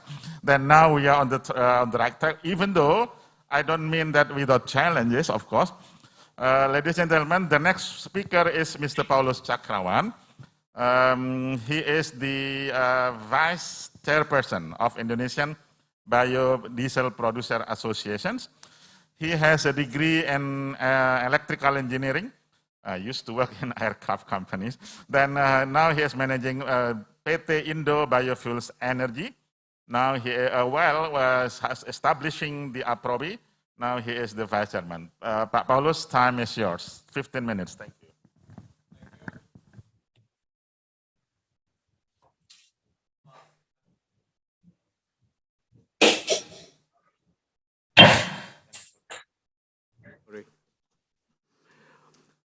Dear moderator, Pak Bustanul, yang saya hormati, speakers, distinguished guests, ladies and gentlemen, the participant offline and online. Assalamualaikum warahmatullahi wabarakatuh. Om Swastiastu, Namo Buddhaya, Salam Bajikan, Shalom. Good morning to everybody. I would like to present the latest status and the challenges of the Indonesian biodiesel program. First of all, I will show you the energy condition in Indonesia.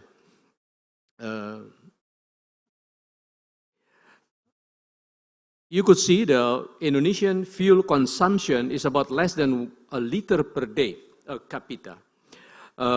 Compared to the Thailand and Malaysia, for instance, they are more than 3 liters per day. It means that our consumption is very low if you compare to our neighborhood. Along with it, the population increased rapidly. Now we have 275 million people. And I will also inform you what drives us to run the biodiesel program in the 2005 and 2006, actually. First of all, it's more than 100 years, Indonesia was an oil production country. Then around the 2003, 2004, we becoming the net importer. And then at the same time, the oil price soaring close to $150. At the same time also, we have a program such like poverty alleviation, employment opportunity, environment, of course, emission reduction, and the main factor that was we have the palm oil at the time. So I would like to show you also our position of the biodiesel production in the world to have the comprehensive picture. In the last 20 years, the biofuel demand in the world increased tenfold. In the Asia-Pacific region, the biofuel production grew rapidly due to Indonesian biodiesel demand. So there were some biodiesel facts, national and globally, for our reference. Every contingent, every country developing the biofuels. Now we are going to the Indonesian biodiesel industry. We have more than 24 biodiesel industry throughout the nation. And you could see a lot of them located in the West Indonesia and less in the eastern part. We have a huge challenge in the supply chain system right now. This is also not for us, also for the government, and then for the economy also, how to distribute the biodiesel throughout Indonesia evenly, right? And then the development of the industry, you could see in the last 16 years, we growing the industry, and then now we have 16.6 million kiloliter installed capacity. Since decreasing usage diesel fuel in the last 2 years, COVID-19 pandemics, you could see the uneven supply of biodiesel in the last 2 years. Last year, we delivered about 8.4 million kiloliter for domestic use. And such huge volume of biodiesels makes a lot of people asking, how about the feedstock condition? Let's see the palm oil production map in Indonesia. You could see our production last year is about 48 million ton, and about 63% exported, right? And we use only 37%. And from the 37%, they're using about biodiesel is about 7.3 million ton, and then for the food and processed oil, it is about 8 million ton. It is all the situation in Indonesia. And then we, as we understood, have to accelerate the energy transition, and this is our program for to accelerate the biofuel in Indonesia. If you could see, the development of energy from palm oil continued and heading to the biohydrocarbon products, such as gasoline, diesel fuel, also aviation fuel, like mentioned by our minister. We are struggling to use the bioethanol in gasoline, for instance, for the Pertamax, one of the Pertamina product. Research on microalgae, other types of raw materials continued to be explored and developed. Of course, we are also improving our technology process. And a lot of Indonesian institutions making the research, right? As you could see that the research on bioenergy is on the progress and be done by research center, the ministry, R&D, university, state-owned companies, and also from the private sector. Ladies and gentlemen, the sustainability of the palm oil biodiesel is a question by a lot of people. Surely, the sustainability is not only from the environment sector, but also social and economy, right? And considering the environment, we could see that Indonesia has implemented the moratorium on deforestation for any use since 11 years ago. Then we also moratorium to build a new palm plantation since about 4 years ago. And also we formed the Peat Restoration Board in 2016. And we have a lot of standards, like RSPO and then ISPO. And the ISPO for the downstream, now we are doing the ISPO for the downstream under the coordinator of Ministry of Industry, and also the Indonesian Bioenergy Standard Indicator. It is coordinated by the Ministry of Energy, and one of the experts now is in here, Ibu Erlisa, Professor Erlisa is in here. Also, we continue to develop biofuel environment-friendly processing technology. And the other things is the role biofuel to achieve renewable energy target for 2050 energy transition. The green line, renewable energy, is increasing. Recently, it's about 10% of total energy mix. We must reach about 30% in the 2030. Biodiesel itself already use 30% from the diesel fuel, and it needs to use the other biofuels soon, such as bioethanol, biohydrocarbon, and others. And other factor in environment is the greenhouse gas emission saving. Sure, every year we contribute a lot of emission saving. Last year we could reduce the reducing the emission about 24 million ton CO2 equivalent, and then we will continue to reducing the greenhouse gas emission. It is about 22% from the emission from the diesel fuel. And not only saving our foreign exchange, because we could reduce the diesel fuel import about $3.8 billion last year. We also increasing the palm oil industry income, especially in the farmer income. If you could see, the farmer income is increasing in the last 12 months, right? Even though that when we are implementing B20 at a time, and then B30, they are uneven graphic, as you could see, that down a little bit because of the oil price at the time is low, right? Was low, and then now is going up. The price of the palm oil. It is not only for the corporate, but also for the farmer and workers, right? And we also using the upstream workers, about 1.4 million workers, right? It is really important for us. And then we realized that the developing such enormous amount of biodiesel, not without the lot of challenges. Ladies and gentlemen, we now going to the challenge. What is the challenge? Challenge is very, not easy. It's a lot of challenges. First of all, we have the supplies, right? It is also challenges like the shipping and then the tanking for storage and so on. We have to supply 10.15 million kiloliters. This is equivalent by about 63 million barrels. It means what? It means similar to 90 days Indonesian oil production. And it is produced by 20, now active 22, but this year will be more in 22 companies.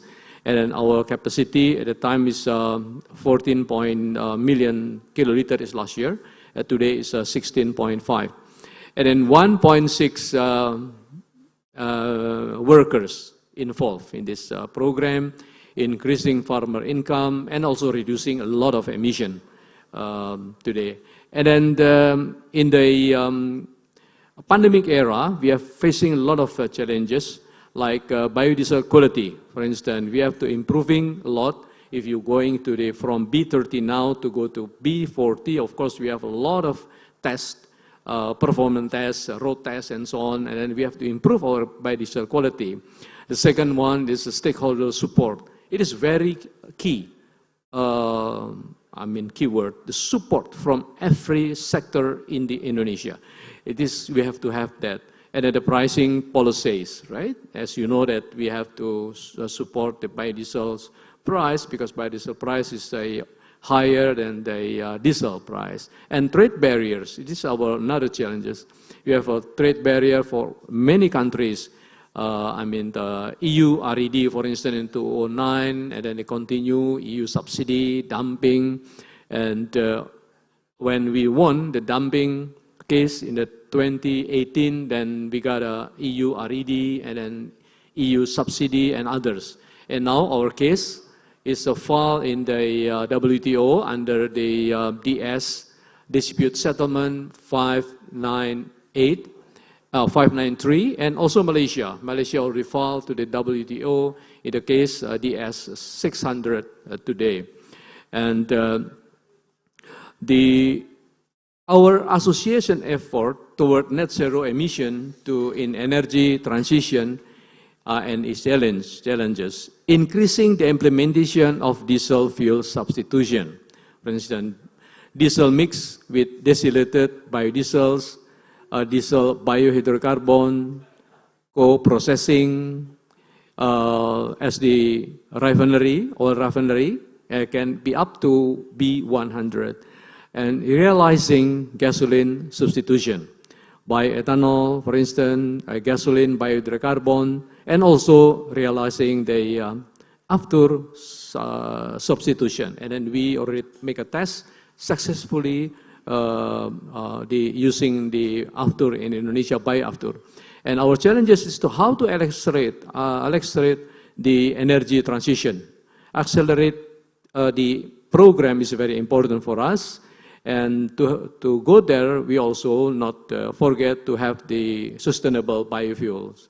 And of course, improving our technology and having the user acceptance. Of course, we have to have the biodiesel economically favor and also affordable. And to have all of that, we have to make cooperation between our stakeholders and also among the palm oil production countries, right? And the conclusion is the synergy. It is the keywords for us, that we successfully implemented the B30 because of the government support. All the government sector supporting, and also the industries. So we really appreciate to the industry like Pertamina, also to the Indonesian Automobile Industry Association, Gaikindo, and also to the Truck Transport Association, and Heavy Duty Association, and also the railways companies, right? They are all supporting us, and research center, various research centers supporting us, and we are not forget to have the support from the OPPF, the Oil Palm Plantation Fund, supported us for all the research. Ladies and gentlemen, so the conclusion is biodiesel program in Indonesia supporting the SDGs, reducing the fossil fuel import, resilient, affordable, significantly impact to the economy toward the net zero emission, and answering the climate change challenges, undeniably decreasing greenhouse gas emission. And ladies and gentlemen, with it, I would like to conclude my presentation. I'm very happy to have your question and suggestion. Wassalamualaikum warahmatullahi wabarakatuh. Om Swastiastu, Om Santi, Santi Om. Thank you. Have a nice day. Enjoy Yogyakarta. Thank you very much, Mr. Paulus Chakrawan. Ladies and gentlemen, please hold your question, write down your question in Q&A box. We have the fifth speaker. Sorry, I was introduced four. Actually, we have different perspective from farmers' perspective. We have Jono Albar Burhan. He is a secretary of Dewan Perwakilan Daerah Apkasindo in Riau. He has a master degree in international business from the University of Auckland in New Zealand. Now, he's been active in Apkasindo, including in us in CPOPC, and of course in other opportunities. Mr. Jono Burhan will have a presentation on question mark, Indonesian smallholders welfare improve or not after the implementation of biofuel. Pak Jono's time is yours, 15 minutes. Thank you. Okay. Thank you so much. Assalamualaikum warahmatullahi wabarakatuh.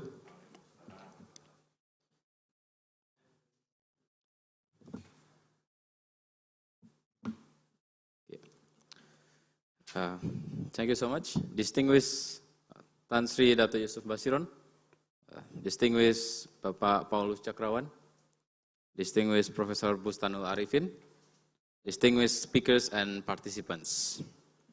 Allow me to introduce myself. My name is Jono Albar Burhan, and I'm in the International Relation and People Development Department in Indonesia Oil Palm Smallholders Association.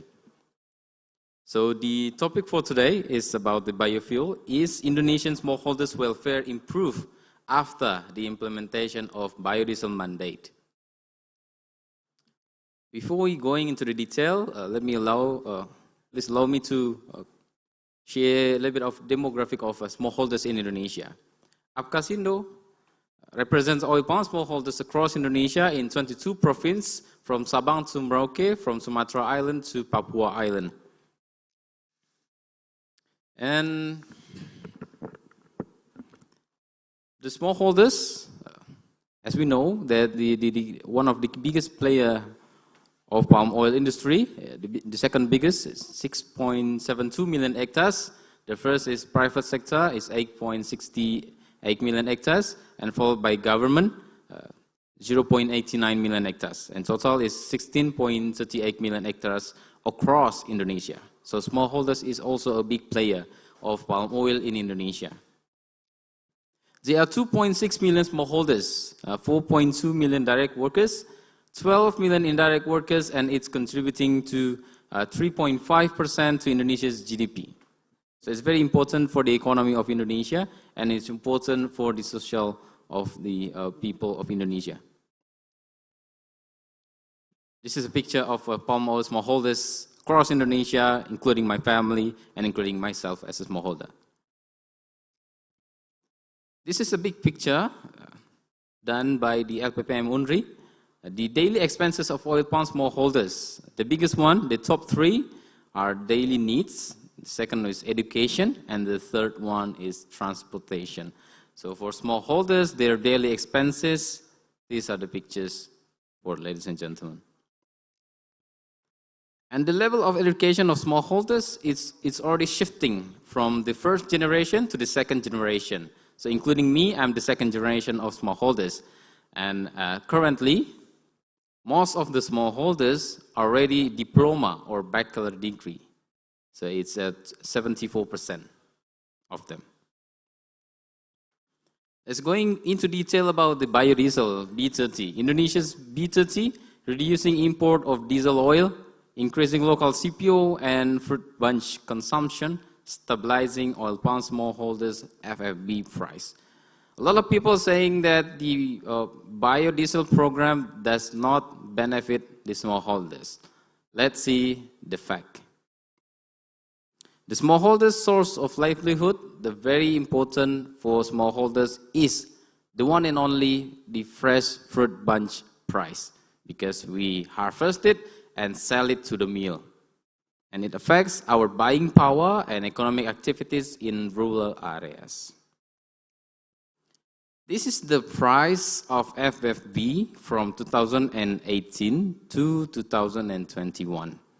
We can see the price of FFB starting from 2018 in three biggest provinces of producer of palm oil in Indonesia. Riau Province, West Borneo, and North Sumatra. And the implementation of B20 was in September 2018, and B30 was on December 2019. We can see the price of FFB for smallholders, the trend is moving up. It's in uptrend. And we can see after the implementation of the B20 and the B30, up until this point, the price of FFB for smallholders is improving, which means the livelihood of smallholders is also improving because we're getting more money from selling the fruit bunch. And this is one of the data that I get from BPS, or Badan Pusat Statistik. Nilai tukar petani is very important factor for us to see whether the smallholders or the farmers get the benefit, reap the benefit from their cultivation. And we can see the difference between the NTP Riau, which the biggest producer of palm oil in Indonesia, compared to the NTP of East Java. East Java is the yellow one, the Riau is the blue one. And the threshold is the blue, the dark blue. The definition is that if the NTP is bigger than 100, meaning that the farmer's earnings surplus. If the NTP less than 100, the farmer's earning deficit. If equal to 100, it's break even. So we can see the NTP of Riau, it's far above 100, even compared with the East Java. So it's above 100, 120, 119. Even in 2021, it's at above 120 consistently. This is the data, this is the real information that we have, that the smallholders really do get the benefit of the biodiesel program. And this is the price of the CPO in 2020, 2021. We can also see the price of CPO is uprising because of this ending stock of CPO is also lowering because of the maximizing for the biodiesel mandate, B30. So 10 million kiloliters in 2021. And this is also the fact of the FFB in 5 major island in Indonesia. Indonesia is the biggest archipelago country. We have 5 major islands in Indonesia, and we can see the price of FFB is not only increasing in Sumatra Island as the biggest producer of palm oil in Indonesia, but in the whole profits in the whole island. In Indonesia, in Sumatra Island, we can see the trend is uprising. Java, in Banten, Kalimantan or Borneo, in Sulawesi, and in Papua. So this is the fact that yes, we're really sure that the smallholders reap the benefit of the biodiesel mandate. And this is the multiplier effect of palm oil to villages' economic welfare. We can see the blue one is the economic multiplier effect of palm oil, the red one economic multiplier effect of rubber. And we can see the blue line is far higher compared to the red one, meaning that the palm oil, especially the smallholders, get more multiplier effect because of the cultivation of palm oil, comparing to the rubber or the other type of cultivation. And this is the real picture of people who has palm oil in villages compared to people who does not have palm oil in their villages. So we can see the houses, people who don't have the palm oil cultivation, the house is just enough for them, and the sanitary and the water system is not. It's just enough. However, after the smallholders cultivating the palm oil, and then their livelihood is improving, their life expectancy is also improving. The land, the road is also improving. So the impact of palm oil cultivation and biodiesel mandates, the first one, of course, the agricultural sector development. The second one is educational improvement. The third one is creating job opportunities. The fourth one, emerging new economic hub in rural areas. And the fifth one, more affordable daily needs. As a smallholders, we also are striving to improve the good agricultural practices for smallholders because they are far more potential of our FFB production. So we need to improve the use of, like empty fruit bunch, mixing the organic fertilizer and also non-organic fertilizer, and such on, such on. And smallholders replanting program is one of the key for smallholders to help or to assist the success of biodiesel program. It's an integral key to biofuel success, increase the productivity, intensification versus extensification, because we want the smallholders to improve their FFB production per hectare by not adding more lands, and also improving the good agricultural practices. And this is the graph of FFB production for smallholders is the blue line compared with the corporation. We can see the gap is quite big enough. So meaning that the potential of the FFB production for the smallholders is still there. So in the replanting program, we can see the cross yellow line. So that's the potential production FFB for smallholders. Because for the biodiesel, we need more FFB from the smallholders and then process to be CPO and such a time, and then continue to be the biodiesel. And this is one of the pictures, replanting program in Papua, because this is the government program by the BPDP, or Badan Pengelolaan Dana Perkebunan Kelapa Sawit, and it's one of the picture of replanting program in Papua. And one of the challenges currently also for the smallholders is, of course, the supply chain. The supply chain of oil palm smallholders, the very ideal one is the top one, is that the smallholders collecting their FFB to their corporation and then send it directly to the mill, so they can have their full price from the mill. However, today the supply chain varies and it's getting longer and longer compared to the future one. So the smallholders, and then to the cooperation, and then they sell it to the small buyer, and then they collect it to the big buyer, and then collect it to the DO holder, and then going to the mill. In the supply chain, the longer the supply chain, the less the benefit from the very first step of the supply chain get the benefit, meaning the smallholders. So this is one of the challenges that we need to improve in the future, and also having the biodiesel program.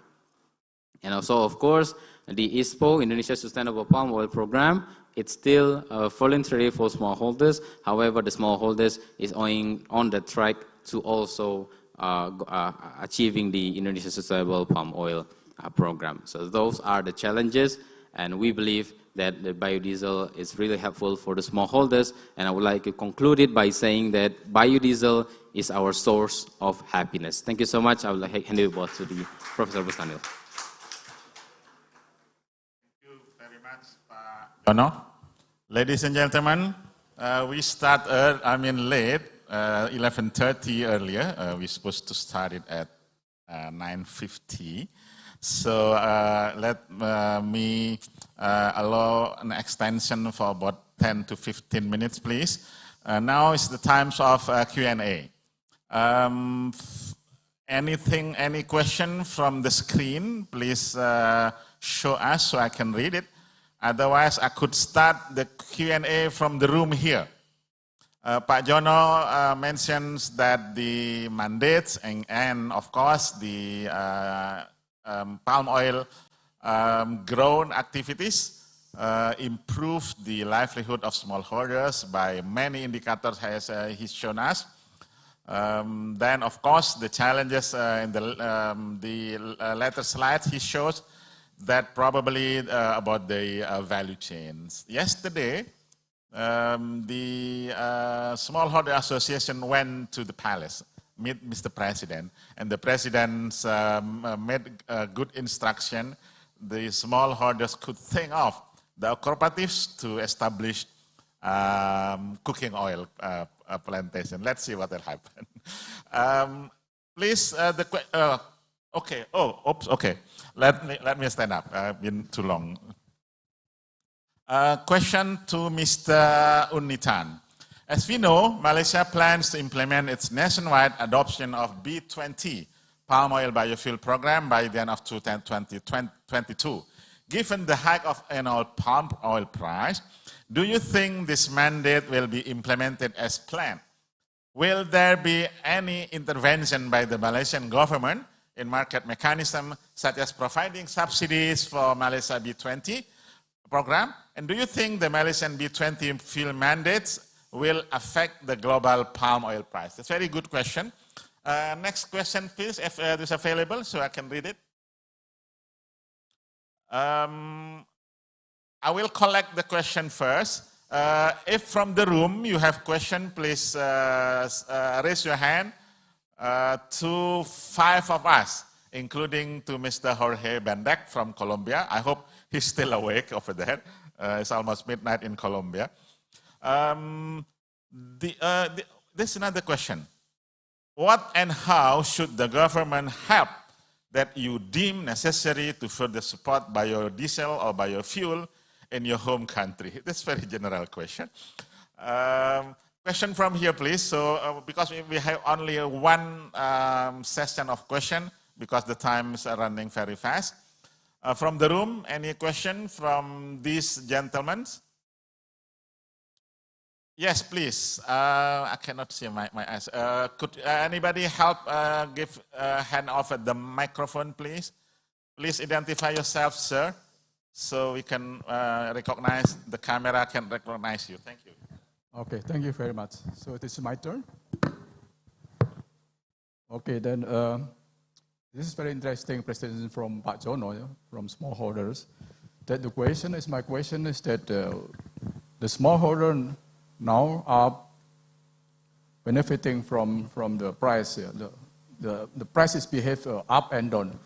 But my question for the future, how do the smallholder could benefit from the industry, palm oil industry? Of course, that not because the price is up and then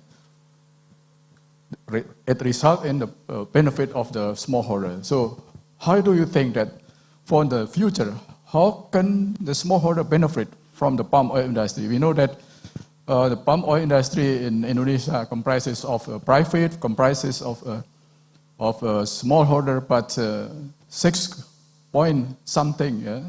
This is from smallholder. So this is my question to Pak Jono as Thank you, Pak. Yeah, from Apkasindo, yeah. Yes. This is my question. Thank you. Yeah. Thank you very much. I think the question is very clear, Pak Jono. How is the future? If we see the PSR, replanting program, well, a little bit slower recently because the price is so high. And our farmers do not want to replant because they don't want to sacrifice the economic revenues. First opportunities I would like to give to Mr. Unitan, please, if you could answer the question from the screen. Mr. Unitan, screen is yours. Yes, thank you for this question. The Malaysian Biodiesel B20 program implementation, I believe, will continue because it is a part of an approved decision by the government. So I think there will be no implementation hurdles. However, in terms of the mechanism, given the high price of palm oil and therefore the economics works on the spread between palm oil and gas oil or POGO. Now you can see the crude palm oil price is also rising. So actually POGO from something like $450 to $500 has now come down. So it is maybe the last 2 days, if you see, is slightly under $300, which means it is not as bad as when POGO was $450 to $500. The second is, in terms of mechanism, the Malaysian Biodiesel Association has been advocating that a good way of managing biodiesel implementation is to look at a carbon tax mechanism. Because, as you know, biodiesel saves almost 70% greenhouse gas emissions as compared to diesel. If one were to have a carbon tax mechanism, then implementation of higher and higher mandates can easily be justified.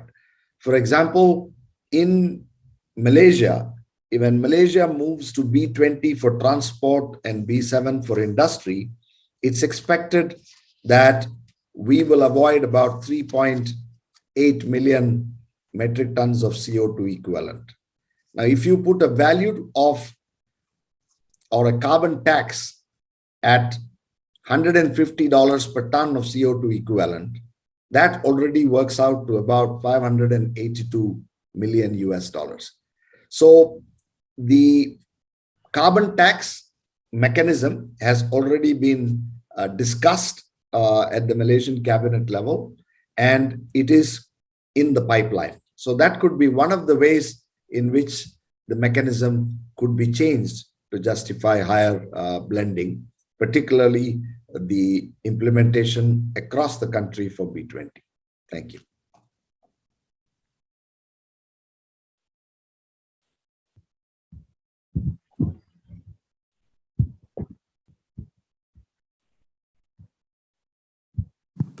Okay, thank you so much for the question. Yes, it is very important for us, especially smallholders, to look forward to the future, because it's not only today we rely on palm oil, but it's also for the future, because palm oil, we can rely on palm oil. We plant palm oil for more than 25 years, right? So we can harvest it for more than 25 years. And for the future, we believe that the palm oil smallholders can still get benefit from the palm oil industry, because however, the very first important point that we need to improve from today is that the productivity, because we understand that the land that we can convert to palm oil is getting lower and lower. So we propose to the smallholders to do the intensification instead of extensification, so improve productivity. And one of the key points is that the PSR that I was mentioned before. And that's true. By the Prof. Bustanil mentioned that many of the smallholders don't want to do the PSR, don't want to change the palm oil crop and then change it to the new one because they believe they still get the money from it. But what we can do is that we make sure to the smallholders, yes, true that they still get the money from from harvesting the FFB of their palm oil. However, it's already 25 years old, it's already 30 years old. The productivity is not there already. So now, for instance, the productivity, for instance, at least 1 ton per hectare per month, but the smallholders who has more than 25 years old palm oil plant, the productivity is less than 1 ton per hectare per month. So it's not good for them, and we encourage them to ask them to look forward to the future, to their kids, to about the next generation, to the renewable energy. We cannot just think about ourselves. We need to see to the future. If we just see by ourselves today, we cannot make sure that our future generation can still harvest the FFB. Today, there's a program from the government through the BPDP, guys, through Professor Bustanul Arifin. And yes, we need to, we need to accept it because it's for our future. We don't just think it for today, we think it for the future. And especially today we have B30. As I mentioned before, the smallholders get the benefit from the biodiesel mandate. The price of FFB improved not only in Sumatra, but in the whole Indonesia. And imagine from B30 to B40, what will happen to the price of FFB. So that's why my answer. Thank you so much. Thank you, Pak Jono. Kun Sanin, if you want to have some final remarks before the session ends, he has a good proposal in Thailand. You can see there's BCG, bioeconomy, circular economy, and green economy, which is together with the development of biofuel. He has the proposal that the Biofuels Producer Association works together to help the development direction in Thailand. Hopefully, CPOPC could help you. I'm also involved in CPOPC. Kun Sanin, if you want to have some final word, please. Thank you. As you can see that our producing countries has pretty much the same situation. So we try to improve the efficiency throughout the supply chain. We need to improve or increase the consumption, and we try to make ourselves sustainable. And I think all of these could happen when all these countries, including Thailand, help each other, because we have the same goal. And many factors are out of our control. When I said our control, the government is also out of my control. So it would be very helpful if the government, if all the stakeholders can sit together and try to find a way out. And I think it takes time, so it should begin right now, so we can have the good future. That's what I would like to comment. Thank you. Thank you very much. Paulus, your final words, please. The question is actually goes to you as well as the biggest producer association, Palm Oil Association.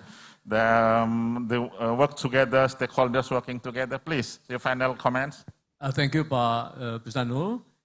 First of all, I was to respond to this question that what should the government help that you deem necessary further support. In Indonesian case, the government is fully support actually for the biodiesel program. And of course, we knew that the government has a really full commitment to developing the biofuels in Indonesia, any kind of the biofuels in Indonesia. Regarding the acceleration of the energy transition, yes, we have to working together. So I'm agree with Kun Yunitan, that Kun Sanin, that we agree that we ready to work together with you and Malaysia and also Colombia to developing the further biofuels in each country. Thank you. Thank you very much. Ladies and gentlemen, let's give a round of applause of 5 speakers. Thank you for delivering such a wonderful first session. From myself, thank you very much. If anything goes wrong, please say to the organizing committee, not to me. Thank you very much. Assalamualaikum warahmatullahi wabarakatuh.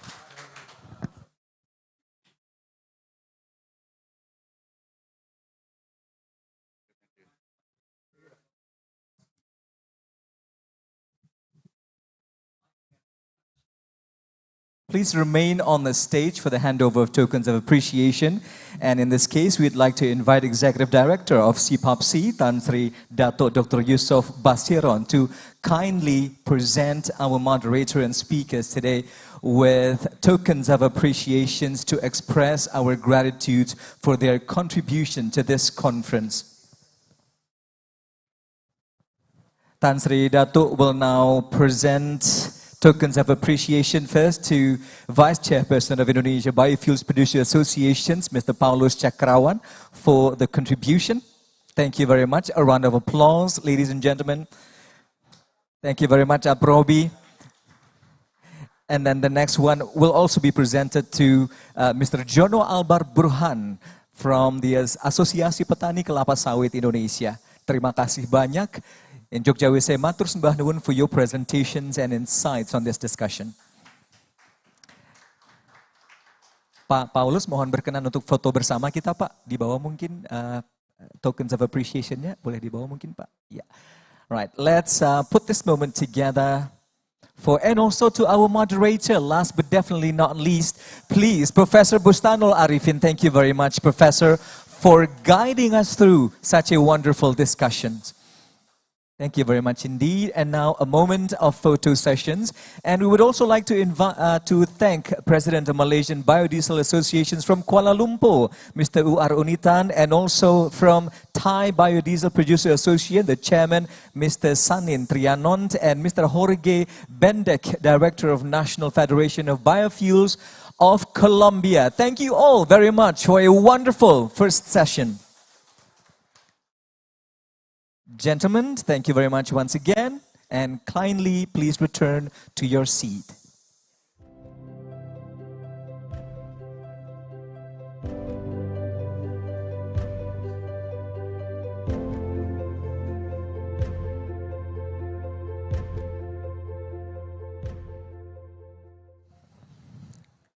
Delegates, participants, ladies and gentlemen, and now this is conference session 2.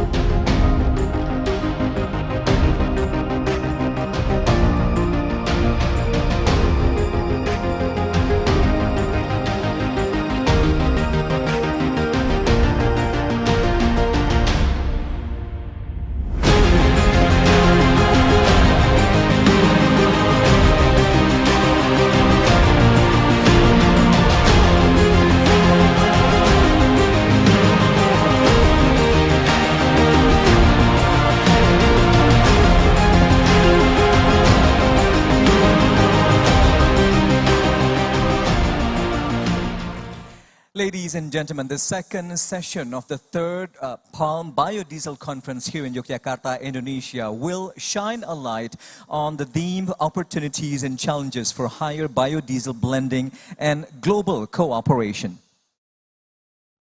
This session will feature an array of esteemed speakers. Allow me to introduce them. Head of Product Application Technology of Lemigas, Dr. Cahyo Satyo Wibowo. Secretary General of Gaikindo, joining us from Jakarta, Indonesia, Mr. Kukuh Kumara. Also speaking in this session is the expert team member, Ministry of Trade of the Republic of Indonesia, Dr. Gede Wibawa. And also speaking with us in the discussion is the Executive Director of Council of Palm Oil Producing Countries, or CPAPC, Dr. Tan Sri Dato Dr. Yusuf Basiron. And then also speaking in the session is the head of Southeast Asia LMC International, joining us all the way from Kuala Lumpur, Malaysia, Dr. Julian McGill. And as always, the brief profiles of all speakers will be on the screen very soon and can be found in the e-booklet as well. Ladies and gentlemen, for the Q&A session, as always, we invite you to participate through Slido by going to www.slide.com and type the hashtag the third PBC. And moderating this session is a policy analyst from the Directorate of Bioenergy, Directorate General of New Renewable Energy and Energy Conservation of the Ministry of Energy and Mineral Resources of the Republic of Indonesia. She is actively involved in efforts and cooperations in bioenergy sector, particularly biodiesel. It is my distinct pleasure to welcome our moderator for session 2. Please give a round of applause for Ms. Unsaini Sabrina Takfir.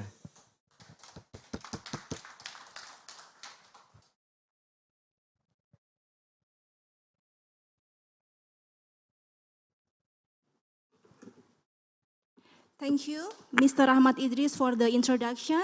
His Excellency Ministry Coordinating Minister for Economic Affairs Republic of Indonesia, His Excellency Minister of Primary Industries and Commodities Malaysia, Honorable Chairman of Indonesia Biofuel Producer Association, Honorable Executive Director of the Council of Palm Oil Producing Countries, ladies and gentlemen. Good afternoon, welcome to Jakarta. My name is Unsaini Sabrina Takfir and I'm delighted to be here as moderator for this session. Dear participants, as we already know that biodiesel is strategic plan for greening our fuels. Biodiesel is domestically produced, clean burning and renewable substitute for petroleum diesel. Using biodiesel is a vehicle fuel increase energy security, improve environment quality, and also provides green employment. Following the information and discussion in the first session related to policies and status of biodiesel mandates, we need to emphasize with question, what is next? So in this session, we will focusing on opportunities and challenges for higher biodiesel blending and global cooperation. We have 5 speakers from various background, expertises, and experiences. I will invite to join us over here, Dr. Cahyo Satyo Wibowo, and then Dr. Insinyur Gede Wibawa, and Dr. Tan Sri Yusuf Basiron. Please.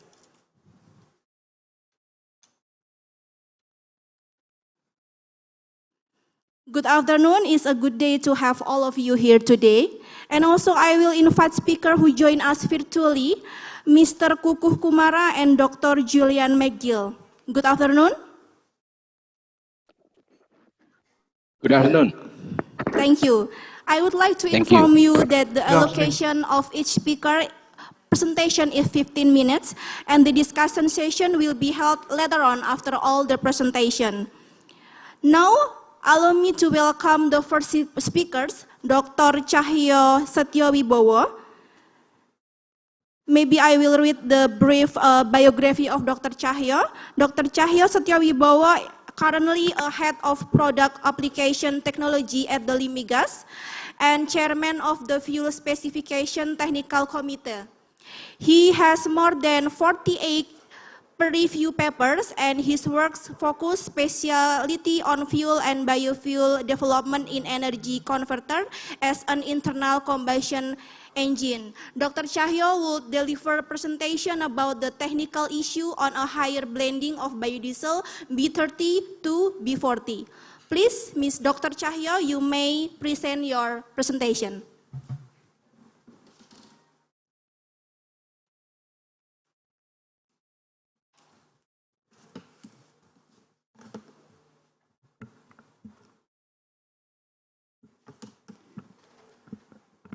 Thanks. Assalamualaikum warahmatullahi wabarakatuh. Excellency Chairperson, Excellency Chairman Aprobi, Pak Paulus, Excellency Chairman, Executive Director of CPOPC, as distinguished panelists, speaker delegates who are taking part in this event and virtual. First of all, I would like to thank you to the Aprobi for organizing this important event and for inviting me. Cahyo Sebowo, a representative of the application product department in Lemigas, to deliver technical issue on a higher blends of B30 to B40. I was planning to take part physical in this forum. I am pleased to share with you here about technical report regarding the development of palm biodiesel for the Indonesia mandatory national program.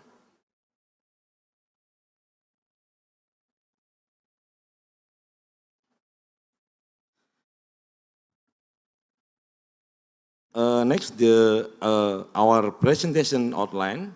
In this precis time, I will share about the journey of biodiesel Indonesia, how to setting up technical recommendation for answering the technical issue regarding biodiesel implementation, fuel and biofuel specification that important to obtain an optimum fuel quality. Firstly, the background to develop biofuel in Indonesia commitment to achieve the energy mix 23% in 2025 by increasing biofuel utilization to reduce conventional fossil fuel and reach national energy security. Biofuel became a priority for new and renewable energy development, referring to the resource potential in Indonesia. Indonesia mandatory biodiesel regulation is always accompanied by improved quality and the development of fuel specification. Improvement fuel and biofuel specification become an absolute requirement for the continuous utilization of biodiesel blend in all sectors.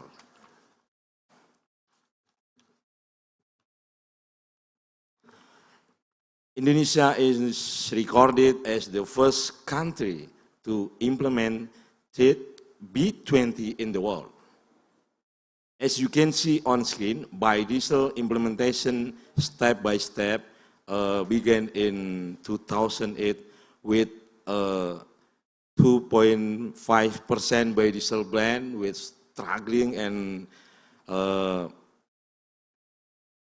gradually the biodiesel blend rate continue to increase and successful B20 in 2016 and encourage the government and various related parties to continue increasing biodiesel level. By 2020, the government was able to implement the mandatory B30 program. How to setting up technical recommendation. Implementation of the project involves all parties from government agency, academici, practice and association to obtain a mutual agreement in the preparation of technical recommendation to support the successful implementation of the use of biodiesel for diesel engine vehicle without any resistance. As you can see on the screen, there are technical project implementation strategies. Each institution has its duties and rules such as research funding, principal investigator, technical supervisor, police, support, and socialization.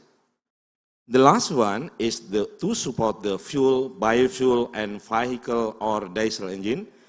There are 5 primary scopes to evaluate during the test. For instance, 1, effect of biodiesel and diesel fuel characteristic, stability, hygroscopicity, and precipitation of biodiesel blends, because the issue of technical, the biodiesel have the hygroscopicity and stability and filterability properties of biodiesel blend. Performance, fuel consumption, and emission analysis. Engine component rating by engine durability test and road test and fuel test. All of scope was conducted to produce technical recommendation related to biodiesel implementation and fuel and biofuel specification development. Several photo about the B20, B30, and we started the test to B40, describe collaborative research between government, academic, practitioner, association, and production we saw in the slide. If you take a look at slide, there are the B30 tests on agriculture, on shipping sector, rail test B20 and B30, B30 test on mining sector, study of precipitate, stability, and stability of B30. Road test of B30, including the passenger vehicle and truck we use.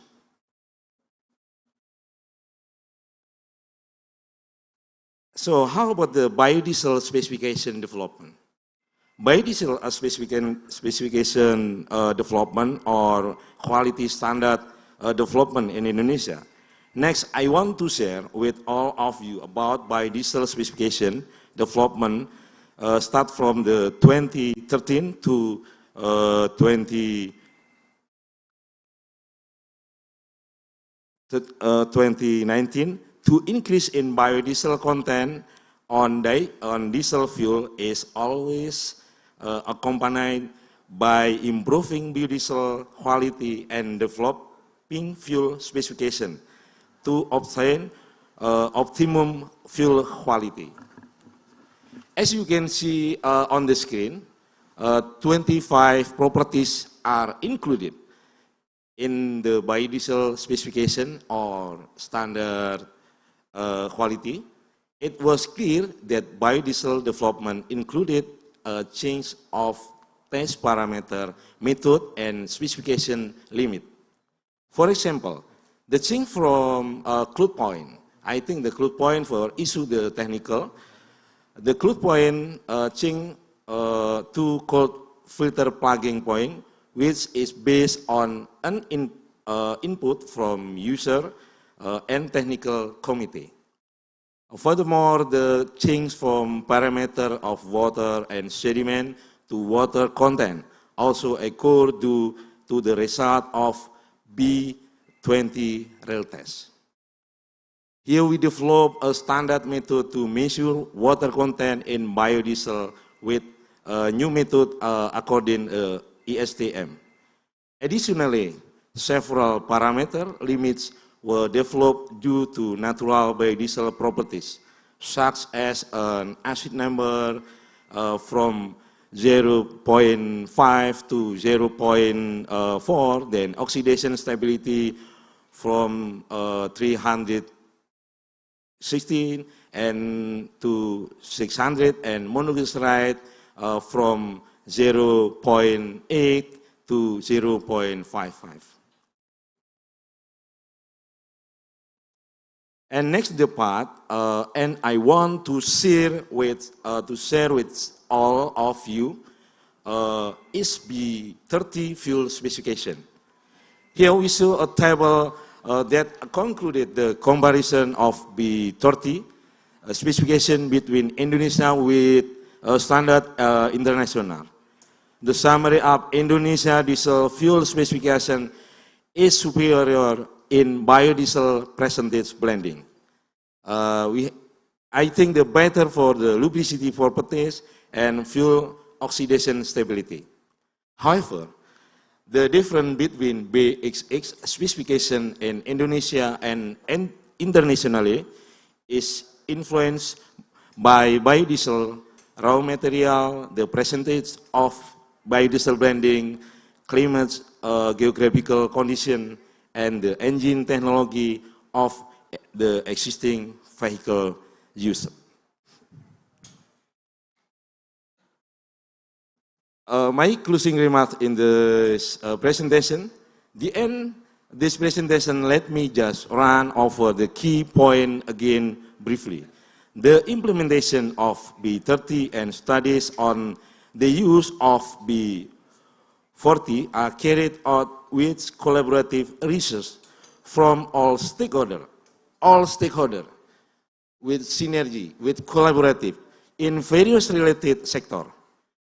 The increase in biodiesel content on diesel fuel is always accompanied by improving biodiesel quality and developing fuel specification to obtain optimum fuel quality. Research and development of biodiesel production technology are needed to be encouraged to increase palm oil crop productivity and look for alternative non-food biodiesel feedstock.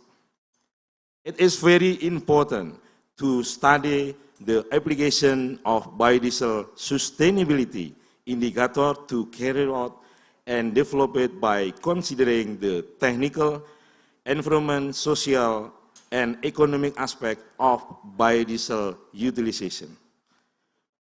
Maintaining the mandatory sustainability of palm biodiesel is same as maintaining national energy security. Enhancing palm oil downstream, reducing greenhouse gas emission, and establishing the price and competitiveness of Indonesian palm oil in the world market. Thank you very much. Terima kasih. Matur suwun.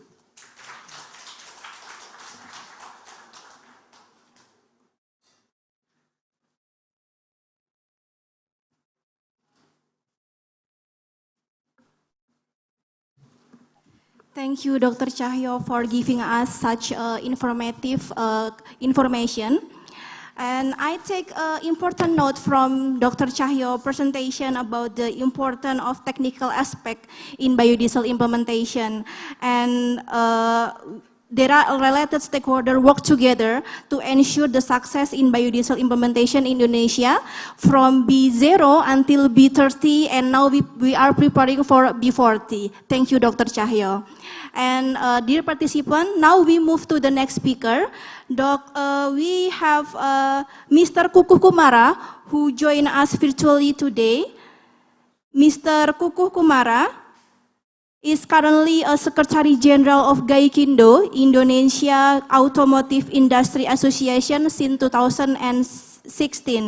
Prior to this role, he was the General Manager of Automotive Safety Equipment Manufacturer and the Assistant Director for Product Engineering for General Motor Indonesia. Mr. Kukuh Kumara will deliver a presentation regarding car manufacturer perspective on the blending option. Please, Mr. Kukuh Kumara, you may have your presentation.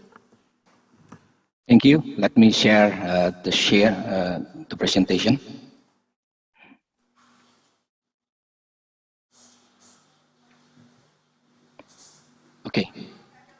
everybody seen the presentation? Thank you. First of all, I would like to say Assalamualaikum warahmatullahi wabarakatuh. Thank you very much for the invitation to have a presentation in the palm diesel oil conference, the third one in Yogyakarta. Really appreciate for the chairman of the APROBI, also vice chairperson of APROBI, Paulus Chakrawan, and also the executive director, CPOPC. And I really thank you for the opportunity to share the perspective of the automotive industry on the blending option.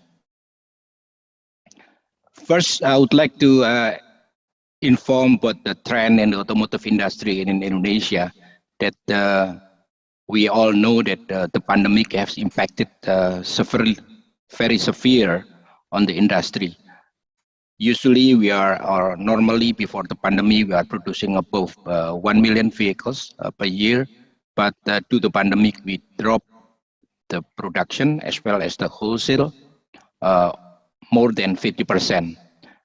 Fortunately, thank you that we are able to regain and recover, and thanks for the government policy that allow us to recover, and we recover with prudent, and we respect all the health protocols, so we can continue the production and we also recover. And as you can see, in 2021, we have been able to recover. The production is already above 1 million again, and the wholesale is almost 900,000, almost normal. And hopefully this year we will also projecting that the total production will be above 1 million, and the domestic wholesale is around 900,000. So this is early recovery after the pandemic. Just for your information, that majority of the vehicles in Indonesia still using the internal combustion engine, and out of that one, about 75% mostly are gasoline engine using internal combustion engine, mostly are being used for passenger vehicles. On the other side, that about 24% using diesel engine, which is the subject for the biodiesel.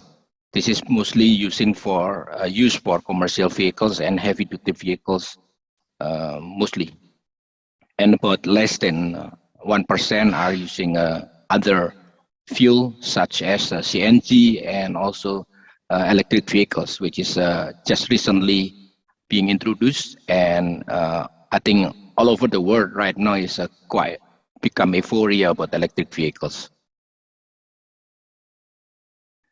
This is basically explaining about the trend of the automotive industry in Indonesia based on the government policy that since 1975, and we are moving toward 2060, which is now become the objective of the world to become net zero emission. So, but to achieve that one, we cannot just like flipping our hand and then all of a sudden everybody become net zero emission, or in Indonesia we call it right now is toward the green mobility.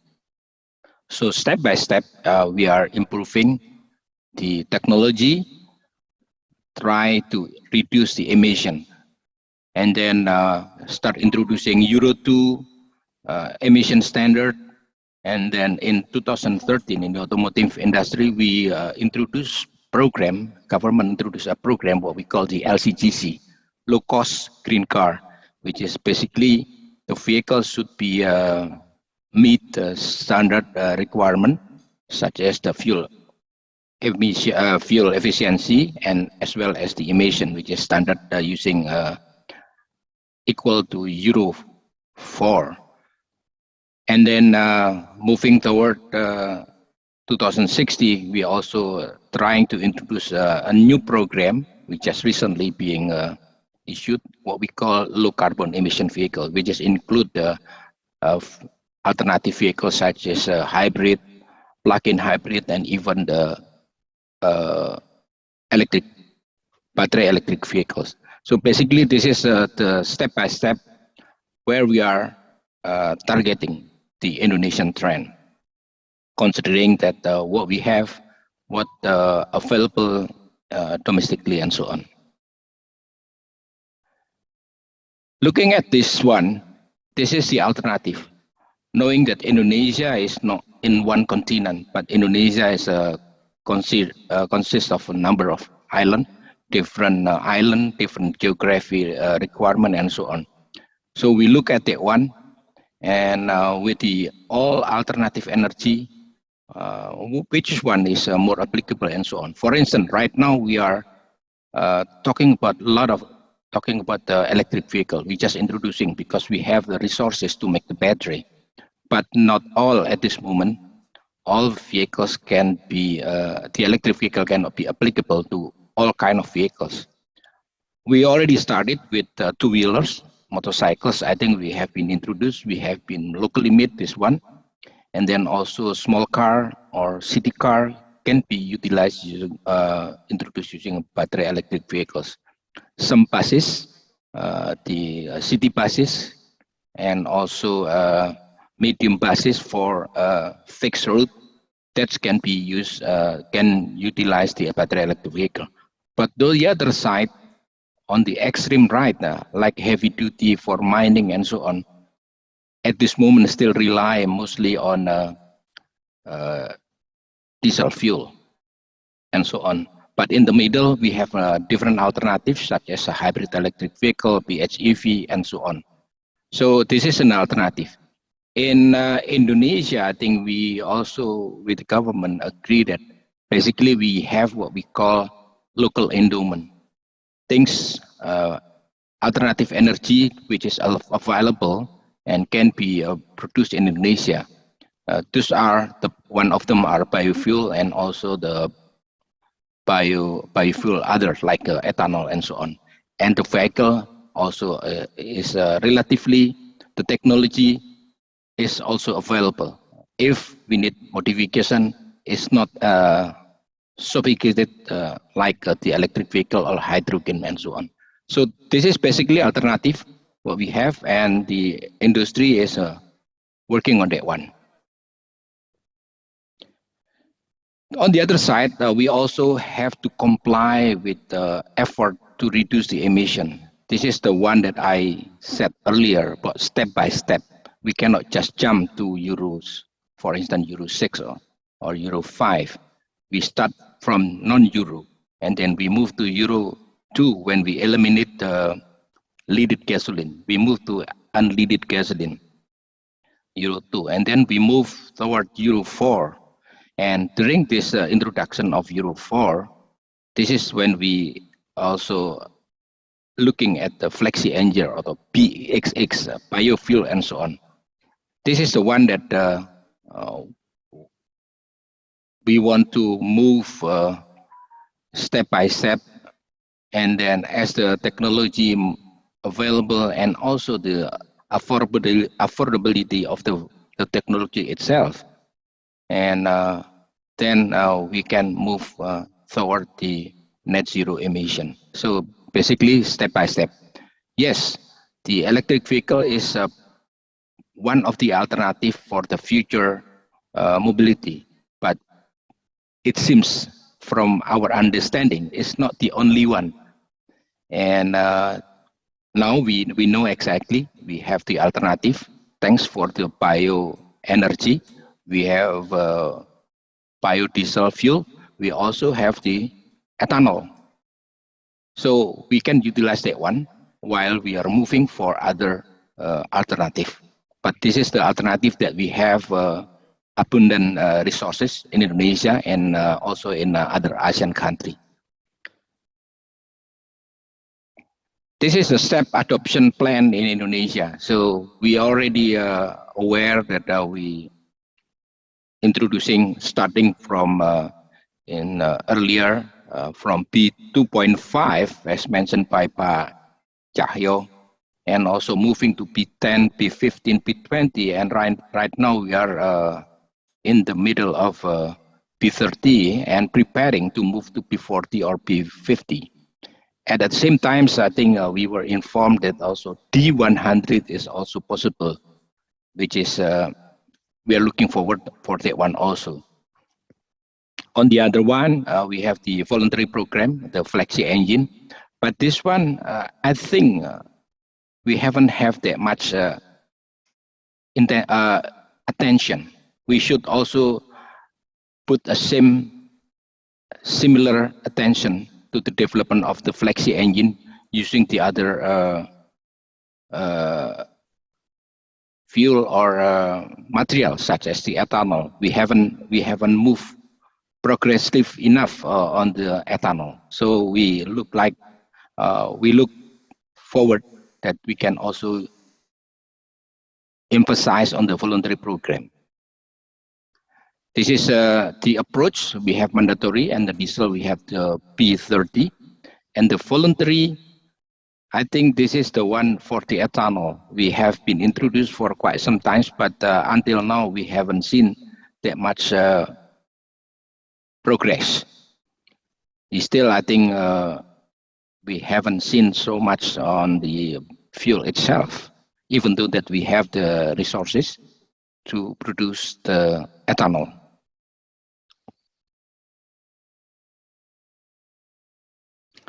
See, we have tried to compare the biodiesel and ethanol. I think we introduced before to 2014. The biodiesel, now we already in P30, but we are not quite sure the status of the ethanol, which is E5, E10 or so, or even higher. But I would like to stress out here that as I mentioned earlier, 75% of the vehicles, four-wheelers are using gasoline. So you can imagine as we can introduce the ethanol. So a lot of fossil fuel can be replaced by this biofuel, the ethanol. And the technology, Indonesia already producing the engine for ethanol up to E85 and has been exported to other countries. Unfortunately, has not been used so much in Indonesia because of the lack of the fuel. So this is an opportunity, and we are looking forward that we can utilize this technology and contribute to the reduction of emission and so on. And we know that with the introduction of this kind of fuel, we need some modification, we need to adjustment and so on. Therefore, we need enough lead time so we can adjust us accordingly. This is for P30. I think we all participate on the road test from P15 to P20. So what we can advise is that the lesson learned from P20, P30 should be continued for the next P40, P50, or even D100 or P100 and so on. And the collaboration between industry and government and others, I think, should be encouraged so that we can achieve the objective together. This is just a review implementation that regulation has been issued to a government, for instance. And then this is also important. Step number 2 is the fuel specification development. This is the one that I think my organization, Kaikindo, also working closely with the organization Pak Cahyo, Lemikas, and so on. So we have a lot of discussion on that one. Once the fuel specification has been set, then we can adjust the vehicles or develop the vehicles, and then we can move with implementation. And usually we also running the road test. So from that, we gain a lot of information, what need to be adjusting, what need to be improved, and so on. This is the status that basically on the gasoline, CNG, LPG, since October 2018, we already introduced Euro 4. But for diesel, will be implemented starting on April 2022. So this is also a milestone. When we talk about the B40, we have a lot of discussion that we should also running a test on B40 on Euro 4, because we haven't know what is the implication B40 or B30 on the Euro 4, because we have to follow the government regulation on the Euro 4, and starting April 7, all the production of diesel engine in Indonesia will using the standard Euro 4. That's why if we can do that one, then we will know exactly what's going on, and then we improve the emission. But at the same time, we also be able to utilize the biofuel. This is just a recommendation from the industry, what needs to be done. At least a lot of details coming on this one, but this is just a try to show that we also participate on that one. In summary, basically, Kaikindo support government program on mandatory biofuel, not only for the diesel, but also for others. We would like to see the progress. Ideally, before T50 should follow development stages on the previous biodiesel program, comprehensive study involving stakeholder, and finally it was confirmed through road test. The implementation before T50 or even higher should in line with other government regulation in place, especially that we are introducing Euro 4, and then probably we also considering the Euro 5 or Euro 6 or even higher blending. But please let us know well in advance and the specification, all the details, so that we can follow accordingly. And Kaikindo point of view on P40 and 50 program and beyond, regulation as well as a roadmap P40 should have been issued to provide guidance and stakeholder to respond according. That's what I mentioned earlier. We need the lead time. And then study and evaluation stages, of course, is needed. So it can be confirmed through road tests and so on. Lead time, as I mentioned earlier, and also the specification should be compatible or even better with the existing fuel specification currently being used for new and also unit in operation or vehicles in the road. With that, I would like to conclude my presentation. Thank you very much. Wassalamualaikum warahmatullahi wabarakatuh. Thank you very much, Mr. Kuku, for the valuable information. I get a point from what Mr. Kuku presentation that Indonesia already has an automotive roadmap and also technology option to improve fuel efficiency, as well as a plan for achieving B40 and B50. And also, Mr. Kuku said that Gaikindo commitment to support biodiesel implementation in Indonesia. Thank you very much, Mr. Kuku. Now, ladies and gentlemen, we move to the third speakers. We have a Dr. Gede Wibawa that have a master's scholarship from French government and also have PhD degree in plant production and nutrition at the Institut National Agronomique Paris. Dr. Gede Wibawa have several activities including Indonesian Rubber Research Institute and also internship with Chirat, Deputy Director for Research and Development, also provide consultation and as expert on plantation crop to assist the lawyer team who involved in trade issues in WTO. Dr. Gede Wibawa will deliver presentation regarding development of external regulatory policies and the current trend of environmental concern relating to biodiesel, especially in the European Union and USA. Please, Dr. Gede Wibawa, you may have your turn.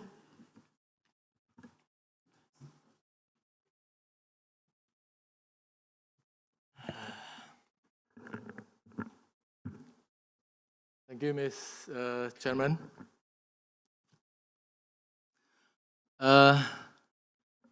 Thank you to Pak Paulus Chakrawan of Aprobi and Tan Sri Datuk Dr. Yusuf Basiron of CPOPSI for the opportunity given to me to share about the development of biofuel policy, especially in the perspective of environmental issues, development trend in the EU.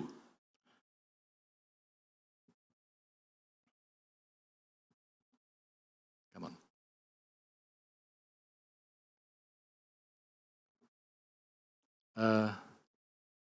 Please. Okay. Okay, thank you. Okay, before starting, it is a good idea to convey various definitions so that there is a same understanding in this presentation. One, biofuel means liquid fuel for transport produced from biomass. And we can note here, biodiesel is one of the biofuel. Biomass means the biodegradable fraction of product, waste, and residue from biological origin from agriculture, or from forestry, and related industry, including fisheries and aquaculture, as well as the biodegradable fraction of waste, including industrial and municipal waste of biological origin. First generation biofuel are biofuel produced from food crop, such as sugar, starch, vegetable oil, of course. They are produced from land using feedstock, which can be used for feed and food. This is a very important point that we note here. Advanced biofuel mean biofuel that are produced from the feedstock listed in Part A of Annex 9, right 2. Of course, we are talking about the EU policy. For example, palm oil meal effluent and empty palm fruit bunches are one of that. In addition to the definition, it is also important to convey the basis for determining the category of biofuel. Categorization based on type of feedstock for its production, ecological impact, and potential alternative uses of the land use from which the feedstock is obtained. And the third, its climate mitigation potential. Yeah?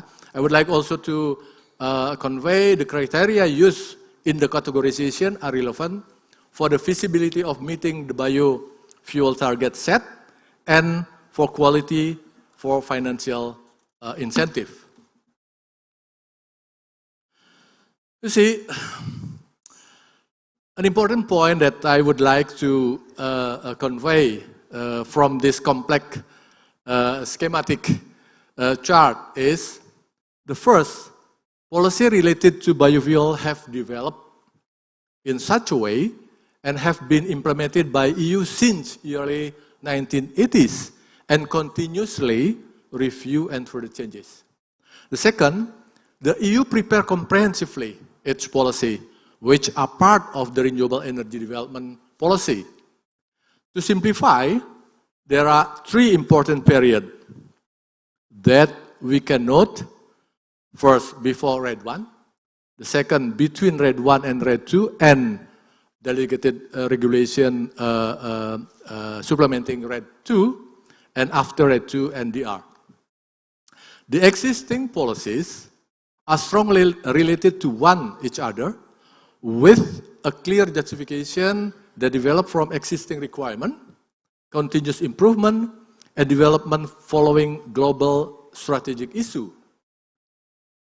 It can also even drive the path of global sustainable development. The quantitative targets are very clear. Its implementation is monitored and always followed by a comprehensive review before any further changes or the issuance of new policies.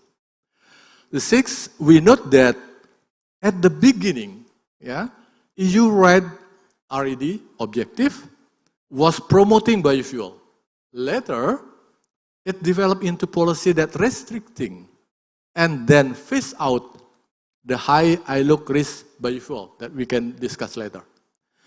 The new target of emission reduction by 2030 is 55%.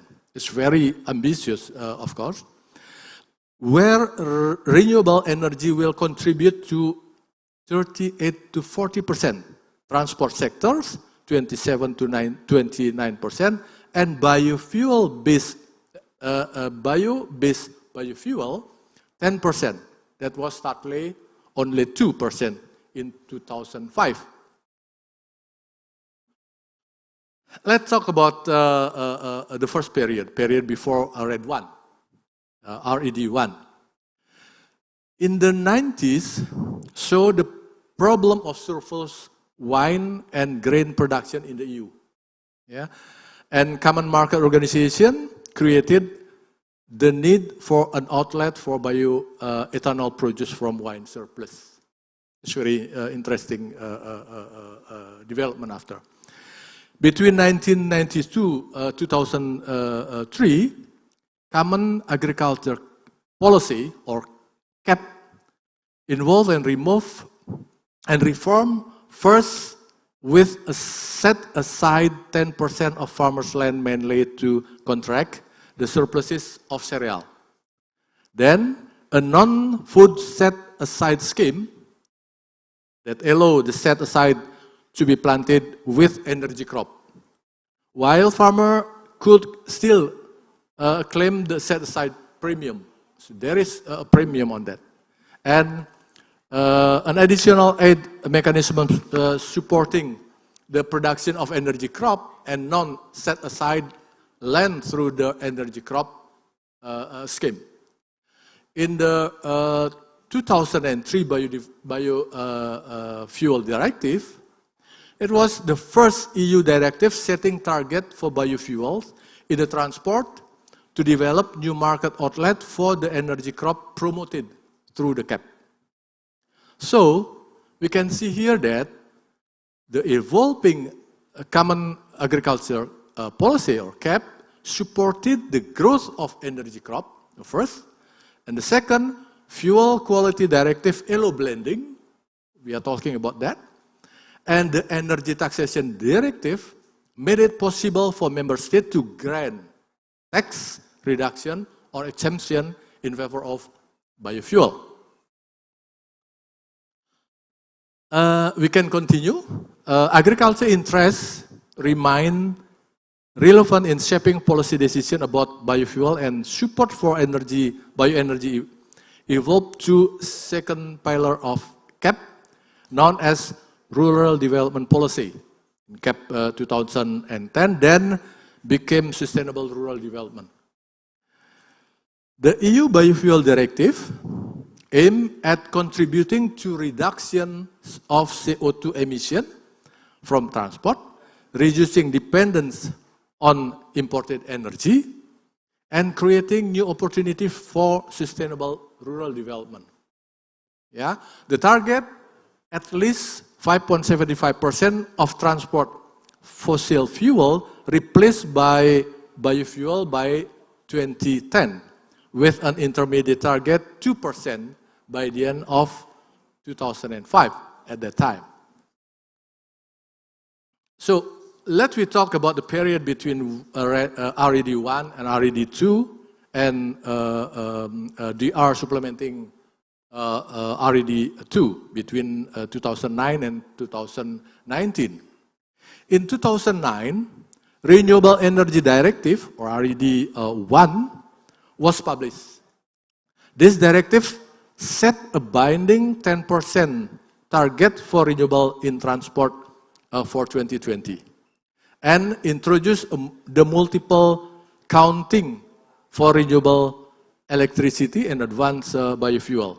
Although the 10% target include not only biofuel, but also other renewable energy sources.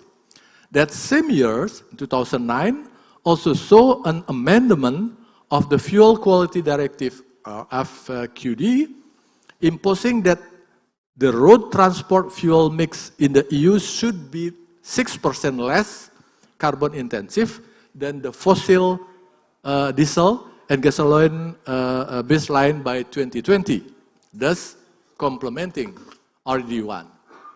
The motivation are the same. The first, reducing greenhouse gas emission from transport and securing energy supply through reduced dependence on oil import and diversification of energy sources. Due to the food crisis between 2007 and 2008, and considering the competition use of food and fuel, and evidence that crop-based fuel cannot provide significant greenhouse gas emission saving, nor fossil fuel saving, then the famous indirect land use change, or what we know about ILUC concept and proposal arises. And we continue in the same period. The growing concern for the impact of indirect land use change, or ILUC, on greenhouse gas emission provided an important blow to the plausibility of the justification associating the production of biofuel to a reduction emission. 2012, EU acknowledged that the evidence that biofuel not necessarily contribute to the reduction of greenhouse gas emission due to the effect of ILUC, as well as the evidence of other detrimental effect of biofuel production on both food security and environment through destruction of tropical forests, loss of biodiversity, depleting of water sources, pollution of water due to the use of fertilizers. The European Commission proposed a cap of 5% on the contribution of first-generation biofuel to the EU 2020 transport mix, but then raised to 7%. It's very important after, by the Council and the Parliament, and to ignore the ILUC effect in the accounting of greenhouse gas emission at that time, RED1. Okay, it is important to note that in the middle of this period between 2013-2018, EU established anti-dumping implementing regulation, and its termination in 2018, the result was in favor of Indonesia. Following the previous issue I mentioned, the RED 1 was amended by the ILUC Directive 2015, that limiting the maximum contribution of biofuel to 7% to transport energy and requiring only reporting at the time of RED 1. This ILUC emission, are not accounted for in the evaluation of greenhouse gas performance of biofuel, thus leaving open to the possibility of high-emitting biofuel to access the common market and receive support. Proposal for the recast of the RED stress planning security for investor for the main argument for maintaining the transport sector target toward which first-generation biofuel can contribute to a significant extent. I continue the slide. Sorry. RED 2 and delegated regulation supplementing RED 2 are important for EU policies that affect significantly the existence of palm oil-based biofuel due to its high ILUC risk category. In 2018, EU recast the Renewable Energy Directive, first, with the minimum share of renewable energy in the transport sector, and increased by 14%, at least by 2030. So, we note also that a progressive cap is placed on high ILUC biofuel until phase out to 0% by 2030. Advanced biofuel still promoted to develop, and RED 2 directive retain the double counting for advanced biofuel. Soon after RED II, Delegated Act adopted by the Commission in May 2019, supplementing RED II. Yeah, I will talk after, and we can discuss RED II. The criteria for determining high ILUC risk feedstock, for which a significant expansion of production area into land with high carbon stock is observed. The second is criteria for the for certification of low. Sorry, Mr. Gede, maybe you can move to your conclusion presentation. Okay, thank you. I will go rapidly for after RED I and RED II. It is important to note that there is a EU Green Deal. Yeah, EU Green Deal is very important. EU Commission adopted, and this EU Green Deal provide a target of greenhouse gas emission by at least 55% by 2030. And after that, yeah, there is also forest and forest degradation free certification. It's important also to note, this is still proposal, but it is very important because this is related to the EU Green Deal. And the third is deforestation and forest degradation free certificate. Yeah, it is very important for palm oil because there are six commodity related to this, which is cattle, wood, palm oil, soy, cocoa, and coffee.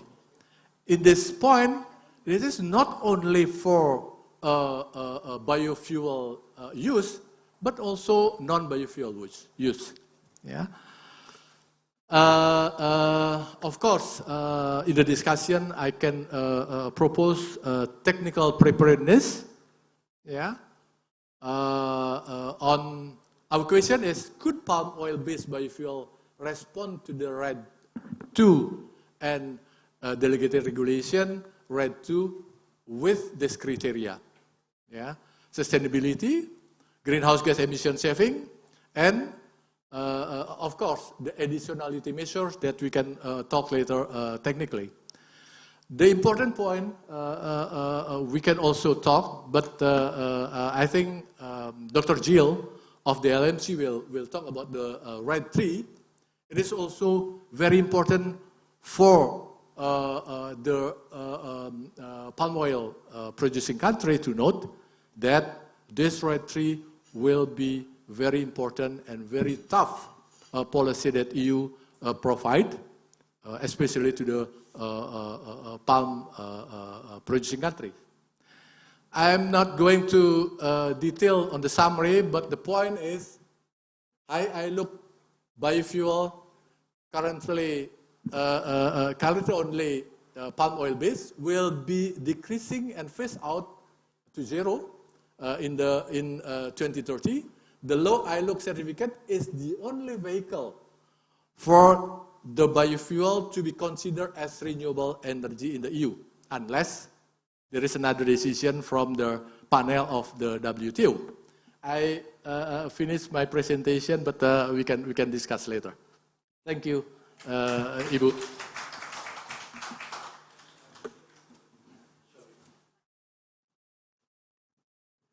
Thank you, Mr. Gede, for your information. Now, ladies and gentlemen, we have a limited time, so I will just move to a fourth speaker today. We have Mr. Tan Sri Datuk Dr. Yusuf Basiron as Executive Director of Council of Palm Oil Producing Countries, or CPOPC, who will deliver a presentation regarding the environmental superiority of palm-based biodiesel, fish of fish soy, and rapeseed-based biodiesel. Please, Mr., you may have your presentation. Thank you, Madam Moderator, and good afternoon, ladies and gentlemen. The title is a bit controversial: Environmental Superiority of Palm.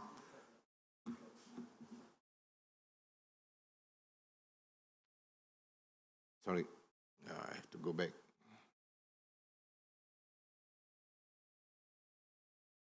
Yeah. the environmental superiority of palm-based biodiesel vis-a-vis soya and rapeseed-based biodiesel. Why is this important?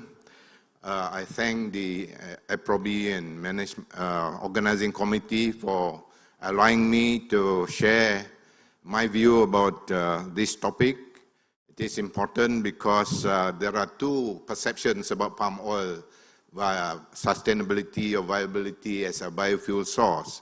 From what you have heard among the presenters today from palm-producing countries, palm oil biodiesel is almost the best solution to energy improvement requirements, benefits many stakeholders and countries. But if you are in the EU, just after hearing Geddy presentation, you'll see that palm oil is singled out as the worst source of biofuel and therefore is to be avoided or to be banned or to be zeroized by 2030. So which is the truth and what should be the awareness should be? What is the level of awareness should be on the truth of this matter? And that's why I'm here to participate and share with you what I think is the true picture and perception to be, or the negative perception should not be ingrained in the minds of consumers or biodiesel users in the future, because what is the black campaign carried out through the RED2 campaign of the EU policy is totally unsupported by science.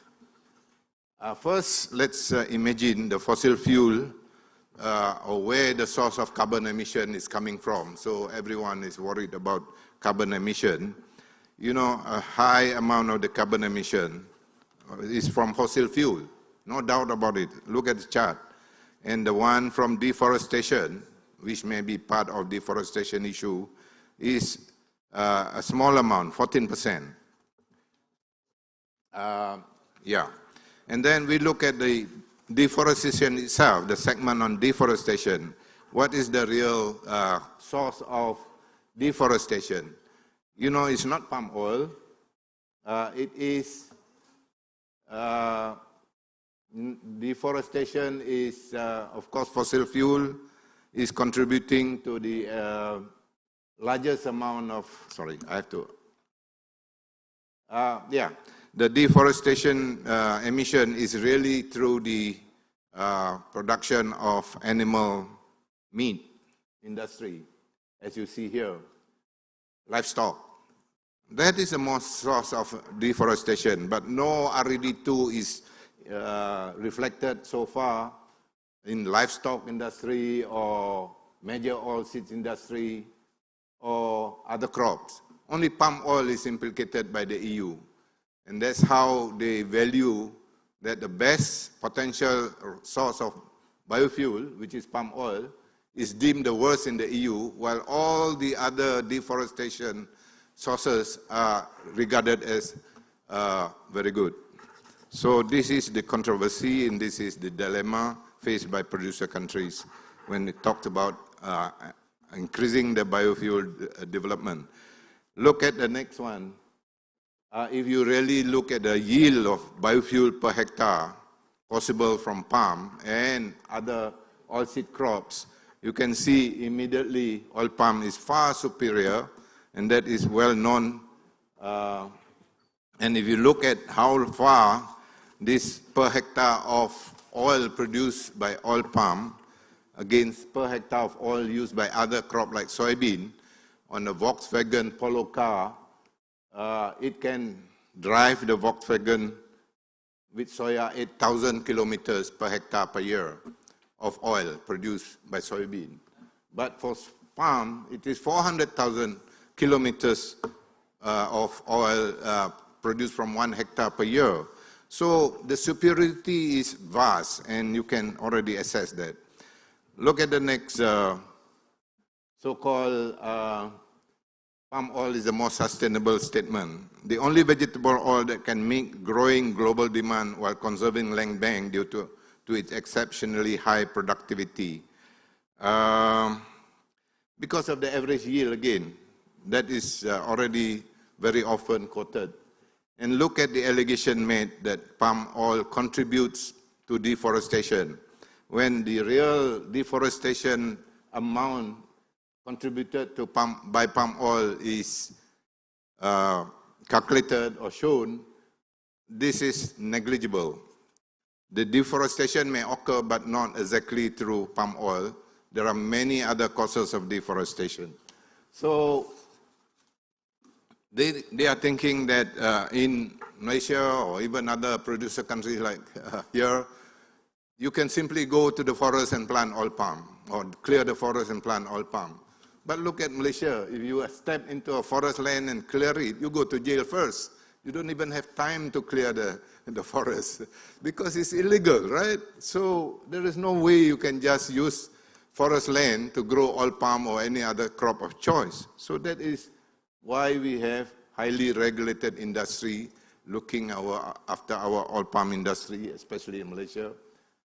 It can't be done. The allegations are all false to say that oil palm replaces forest. Now, deforestation-free oil palm. Of course, our country, producing countries, initially developed their agricultural land, which is a sovereign right to develop agriculture, to a certain extent, usage of the land. But this land were properly allocated for agricultural use, and they may have been developed. But before the land is developed, you can see that it is de-locked first, locked over many, many times. In other words, the carbon stock is already stored as furniture or whatever use of timber, especially in the importing countries. So there is no real so-called attribution to carbon emission due to planting of oil palm, because the forests were deforested not by oil palm, but by other industries like timber industries and so on. So why don't you charge the timber industry with carbon emission burden as well? So this is part of the argument that I like to always, produce, not to take the whole blame by oil palm. Even some theoretical studies done by universities, they equate the forest deforestation carbon stock as being charged to oil palm cultivation, which is wrong. Now, to produce palm oil sustainably, we have done studies to show that palm oil is the best crop that producer countries can produce to meet the sustainability development goals, which is the aspiration of many countries and the UN as well. So we need maybe 13 of the 17 goals in our study. So this is the best crop for the producer countries to plant. And this has been described earlier, even how it benefits the smallholders and so on. CPOC promotes cooperation among producer countries to win outcome. Well, this is part of my advertisement about CPOC, but the thing is, we are trying our best to seek maximum cooperation and work together to develop the potential of the palm oil industry, not just in oil palm, but or palm biodiesel, but in all aspects of its development. So I come to the real secret of biofuel, feared by competitors, not fully understood by palm oil producers. Sometimes we often hear, oh, this is first generation biofuel, and therefore it cannot do this, it is of that kind of limitation and so on because it's used for food. But for producer countries, tropical countries, we plant a lot of things, some of them not food, like rubber on our land. So what is wrong in planting rubber for sake of producing tires for cars and so on? It is not an edible product, right? We can also use the same land to plant oil palm to produce biofuel, not necessary for food. So the definition of first generation biofuel is kind of fake definition, made as a potential way to put a barrier to the further use of palm oil, especially by the EU. The EU, I can remind you, tried to put all kinds of barriers to the importation of palm biofuel. First, they say, oh, the cloud point cannot meet our standard. So, palm oil cannot be used for biofuel. That was at the first stage. And then we produce winter-grade biofuel from palm.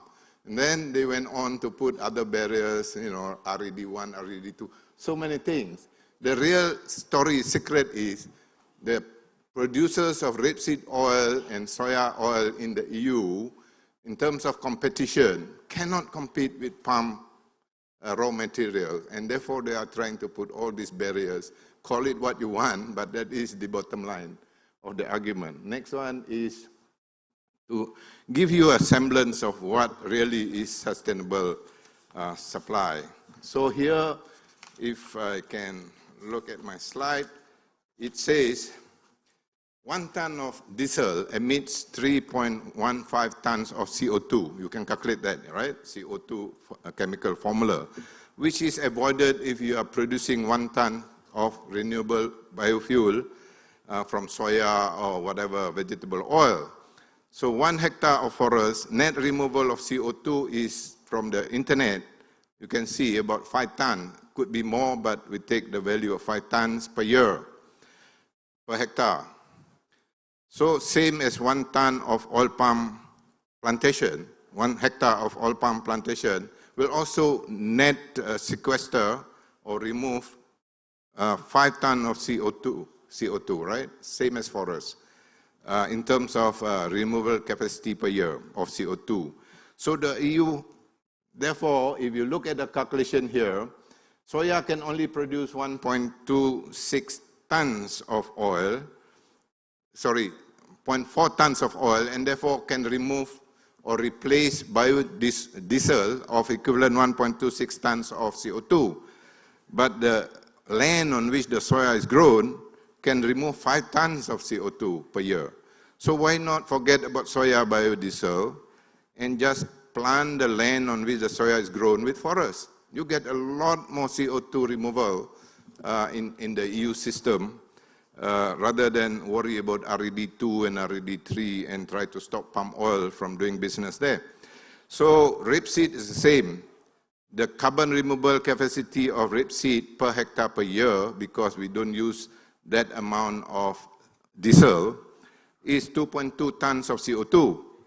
But reforestation of the same land, taking a general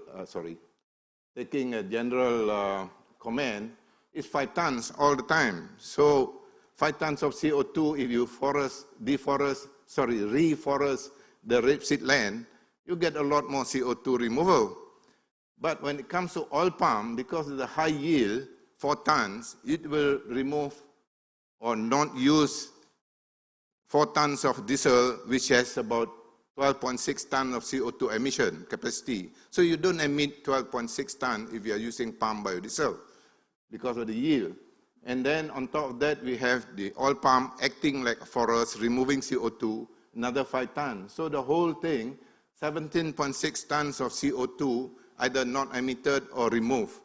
So this is the true picture of why the EU is so scared about allowing palm oil to take over, because that is the only true and very superior sustainability and environmental CO2 removal capacity of the oil palm compared to others.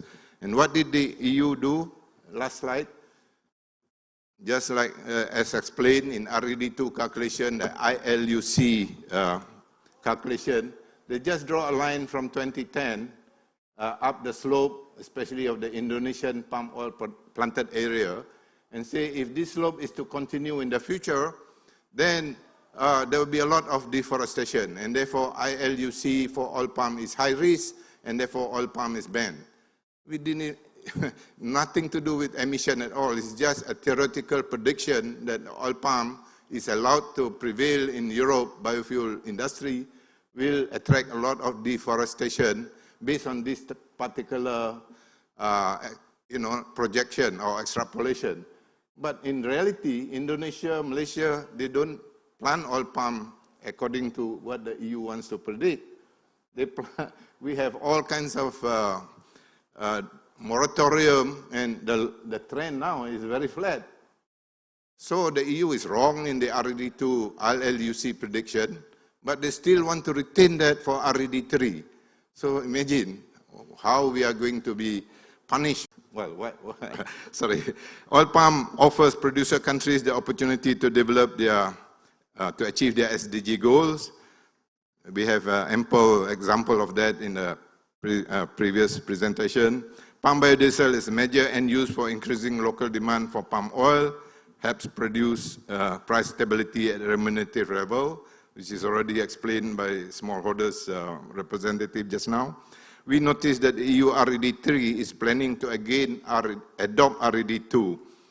They want to go to RED3, but after protests from other soya producers and so on, other farmers, they say, okay, we adopt RED2 ILUC protocol. That's the best solution forward. It means that we are again being penalized, singled out as the only oil that is going to be discriminated.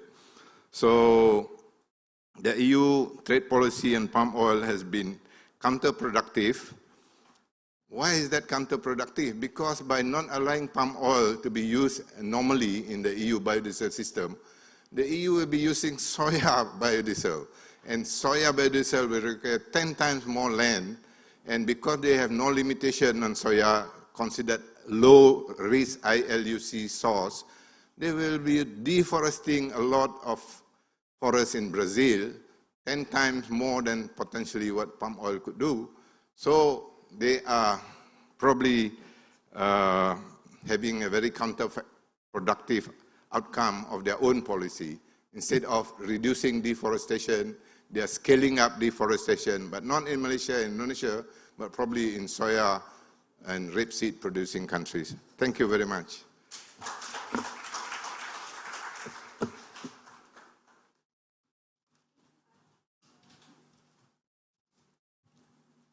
Yeah, thank you so much, Mr. Tan Datuk, for the information regarding RED2. And now we move to the last but not least speakers, Mr. Julian McGill, who will be delivering information about examining the EU RED 3 and strategizing biodiesel mandate in the time of high prices. Maybe I would like to inform that Dr. Julian McGill is the head of Southeast Asia at LMC International, and now he is in charge of LMC research in Southeast Asia. Please, Dr. Julian McGill, you may have your presentation. Thank you very much, and thank you for the kind invitation to join you today, although of course sadly not in person. Not too far away, I'm in Kuala Lumpur, but travel is still difficult at the moment, though I do look forward to coming back to Yogyakarta soon, one of my favorite cities in Southeast Asia. Title up here is a little bit different from the one you just heard, but it's a little bit broader. What I'm going to talk about is a shift towards GHG mandates in the West and what that means for palm oil. So I'm also going to look a little bit at the US. And the reason I wanted to take a slightly broader approach is that I think it is important when we're looking at these that we don't think only in terms of what's happening in palm oil or only in terms of what's happening between individual countries. Rather, I think it's important that we take a step back and think a bit about how the actual aim of biodiesel in the West is changing, how those policies are changing. And there's a lot of unknowns when it comes to the policy, but there are certain things we can already see. And so I'll talk a bit about what's happened in California, which I think tells us a little bit about the future outlook for these policies. And I also want to strike a slightly more positive note. I don't think for 1 minute that the EU is going to accept palm oil for biodiesel or going to accept palm biodiesel. I know people are fighting a valiant battle, but in many ways the battle is already lost. We're already seeing a decline in the use of palm biodiesel. However, the way the policies are set up in the US and the EU, I would argue still benefits palm oil as well as the wider vegetable oil complex. And I'll explain why in the presentation. But I'll start by the big picture. So on the left here is biodiesel consumption by country since 2007 with forecasts to 2040. By biodiesel, I mean both the methyl ester, so both FAME, and renewable diesel. the most prominent of which, of course, is HVO. Now, you can see here, if you just look at the shaded areas, that, of course, really, when it comes to biodiesel, 4 countries matter, and those are the EU, US, Indonesia, and Brazil. Together, they account for 80% of the world's consumption of biodiesel. Now, if we go back to a period that feels a very long time ago now, if we go back to just before the corona crisis, if we go back to 2020, I know it seems a long time ago, it's instructive to recall how different the situation was in 2020. By 2020, we had had quite a few years in which the EU's share of the biodiesel market had been shrinking. We had a position in the EU that effectively was not very supportive any longer of biodiesel. We had Donald Trump as the president in the US, at least in the late 2019s. And we had small refinery exemptions. We had various policies in the US that were undermining their RFS2 and general sustainability aims. So actually, if you'd gone back 2 years ago and you'd looked at biodiesel, you'd have said that this was probably a fuel that was on its way out. It was stagnating. The only glimmer of hope really came from Indonesia, whose very impressive biodiesel policy had increased volumes of biodiesel dramatically.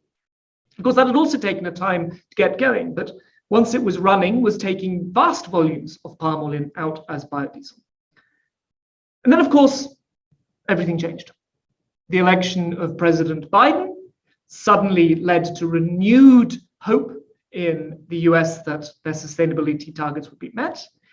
And then, surprisingly, the spread of COVID-19, though initially detrimental to biodiesel demand by reducing diesel demand, actually suddenly led to a large amount of renewed interest in sustainability. And I would argue from the government's point of view, who had now locked people in their houses, who had now taken on a huge amount of new powers, a refreshed feeling that maybe they could get away with pushing more sustainability onto consumers in the EU. And the result of that was to really transform biodiesel from a fuel source that looked like it was not going anywhere in the West to one where, as you can see here, growth is forecast to be quite rapid, right out to about 2030. Now, there are still headwinds against biodiesel, and those come mostly from problems such as declining diesel consumption, growing electrification, limits to the availability of feedstock that I'll talk about later. But those really all set in from around 2030 onwards. If we look at the next 5 years or so, what we see is pretty strong growth in biodiesel. In the EU, in the US, of course, talked about this already in Indonesia, you're moving towards B40, you're already doing your part to push this diagram further and further up. Within this, however, there's also a shift. So I said the biodiesel is both FAME and renewable diesel, and actually the growth is increasingly having to come from renewable diesel.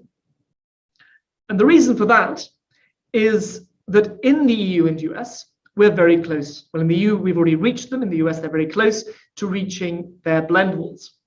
Now, you're at B30 in Indonesia, you're talking about B40, so you'll probably be surprised to hear that the blend wall, the limit to the amount you can blend as an admixture of biodiesel with diesel in the EU and US, are B7 and B5 respectively.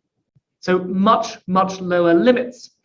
And that means that with this growth coming, it's pushing us towards renewable diesel, the most well-known of which processes, of course, is HVO. And that has led to huge amounts of investment. You'll have seen this. It feels like every week another company announces a big investment in a renewable diesel plant.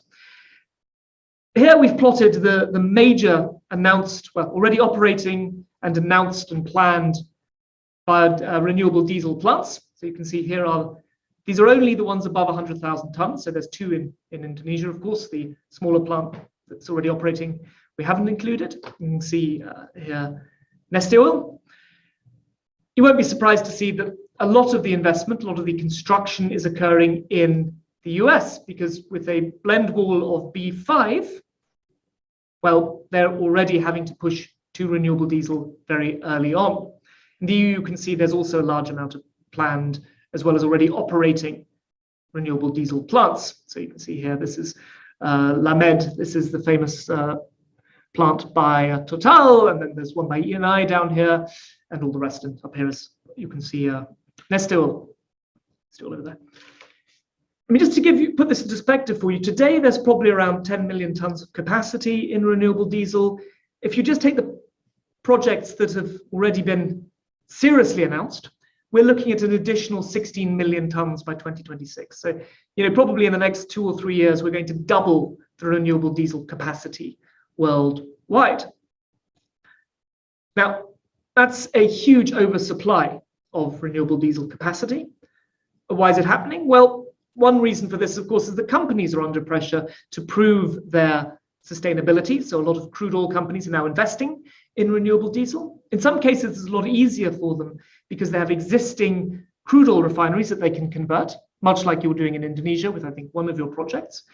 Other places, it's simply a feeling of gold rush, a feeling that there may be high margins in this. Another issue here is that, of course, some of these people are betting on sustainable aviation fuel. In the numbers I showed you earlier, we didn't include sustainable aviation fuel. It's still very early days. It's also very early days for marine biodiesel, but both of these, of course, have the potential to grow quite dramatically. One reason to be fixated on sustainable aviation fuel is it's very hard to electrify planes.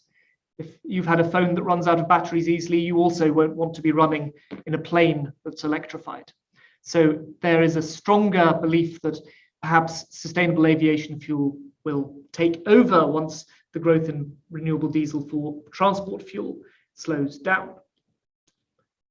So we've got this position here where we've got a huge surge in demand for biodiesel in the EU and US, and that's being pushed towards renewable diesel simply because of these blend wars. Now, why is the policy doing this? Policies are very complicated, they change all the time, but to make life a little bit easier, what I think we need to do is think of the huge selection of biodiesel policies, renewable energy policies around the world, in terms of two categories. The first are what I've called volumetric mandates. Now, you'll be familiar with those because that's exactly what Indonesia has. A mandate that says you need to blend B30 biodiesel within your diesel. Same in Malaysia, same incidentally in Latin America. If you look at the policy and some of the more successful ones like in Colombia, saw someone from Colombia speaking earlier. And these policies by and large are similar to what the EU had done early on. Biofuels in this way is viewed as having two objectives. One, it reduces imports of fossil fuels, and the second is, of course, it supports the local agricultural industry. And in that regard, it makes sense. I mean, I would say the biodiesel policy in the world that makes the most sense today is, of course, Indonesia's. There's a funding mechanism. It makes a return for the people in Indonesia. It's a very clear policy. In the West, however, policy really has moved away from that towards energy and GHG mandates. So in the EU, the RED2 is an energy mandate. It simply states that 14% of energy used in transport fuel must come from renewable sources. It doesn't say that you must use so and so much biodiesel blends. There's nowhere that it says that. It says you must achieve this target in terms of energy, and how you do it is up to you in the individual member states. So why biodiesel? Well, the focus on biodiesel really comes from a lack of alternative options. Ethanol is a pretty efficient way of meeting your requirements, but EU, US have already reached their ethanol blend walls. They can't mix any more ethanol in with the petrol. And ethanol is actually the most efficient way of doing it. It's the cheapest. So what else can you do? Well, the EU leaves it open to you. You can use electrification. You can use cellulosic ethanol. You can use a whole host of different fuels, none of which really exist. Cellulosic ethanol has been talked about for 40 years. The US have a mandate for cellulosic ethanol that every year gets reduced because cellulosic ethanol doesn't exist in commercial scale.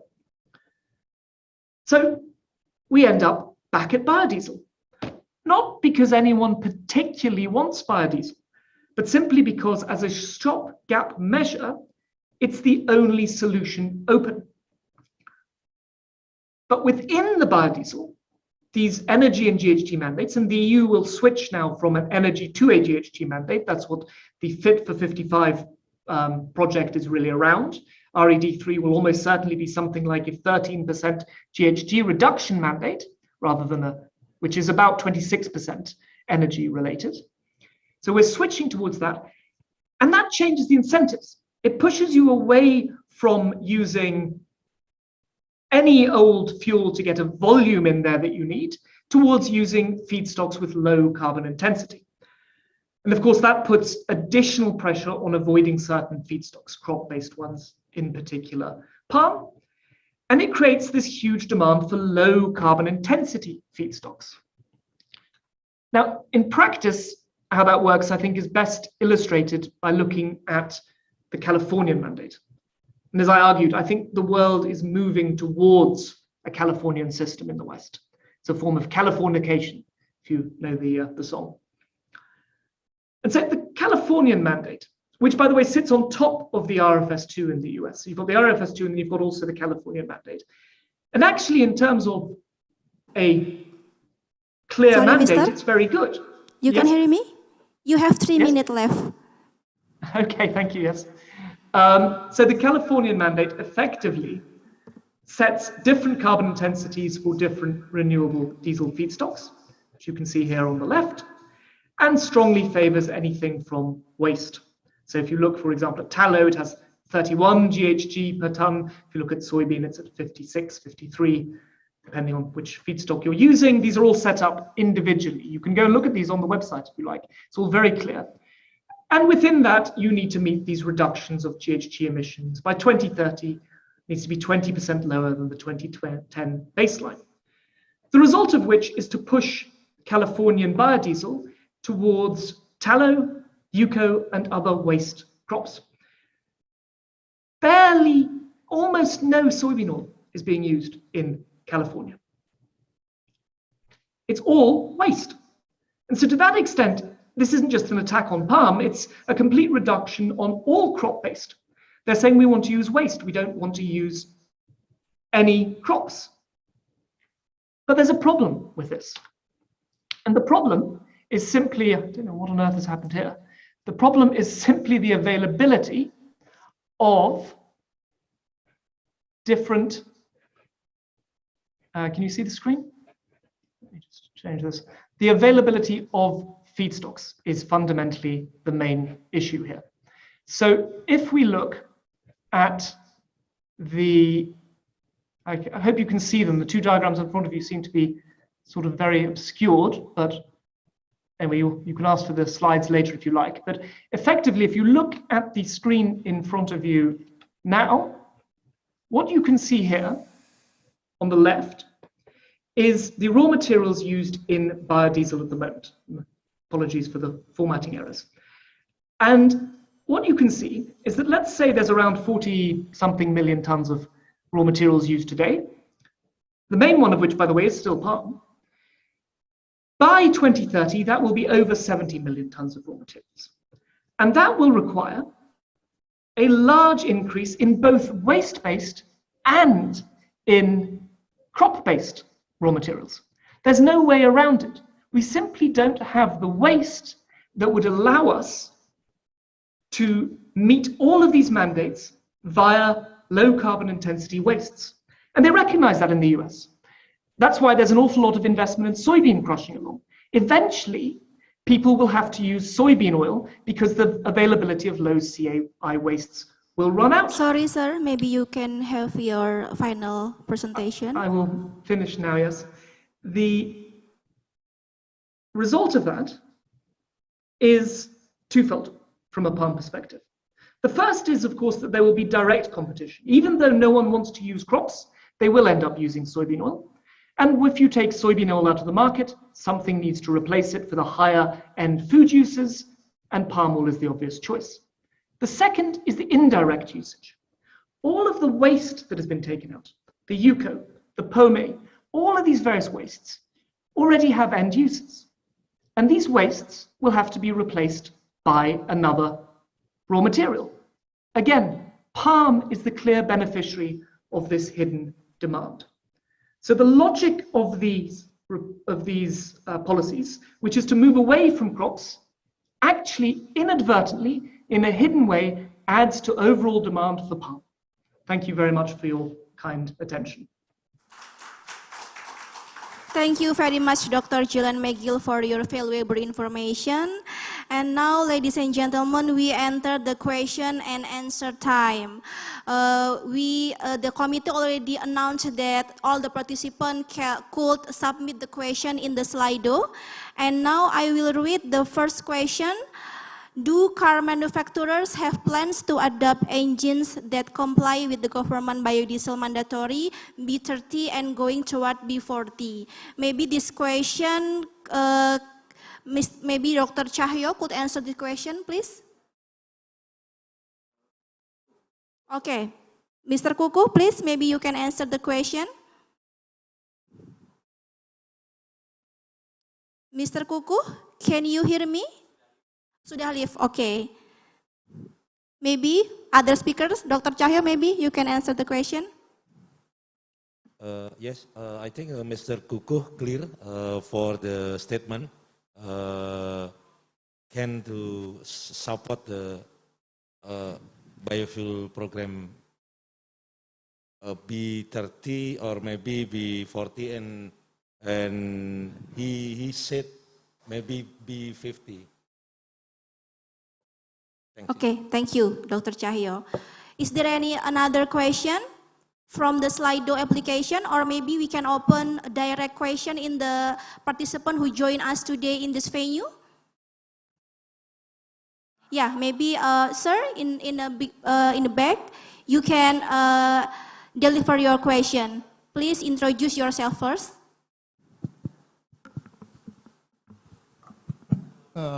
Thank you for the time, and let me introduce myself. My name is Fadlin. I'm a researcher from Indonesian Oil Palm Research Institute, also known as PPKS, Pusat Penelitian Kelapa Sawit.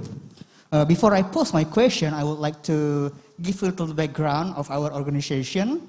PPKS have been already conducted biodiesel research since the early 90s, and we have been doing B50 road tests in the beginning of 2019, back then when there's no B30 mandates, with satisfactory results that has been presented in Palm Oil Congress and Exhibition, PIPOC, 2019 at Malaysia.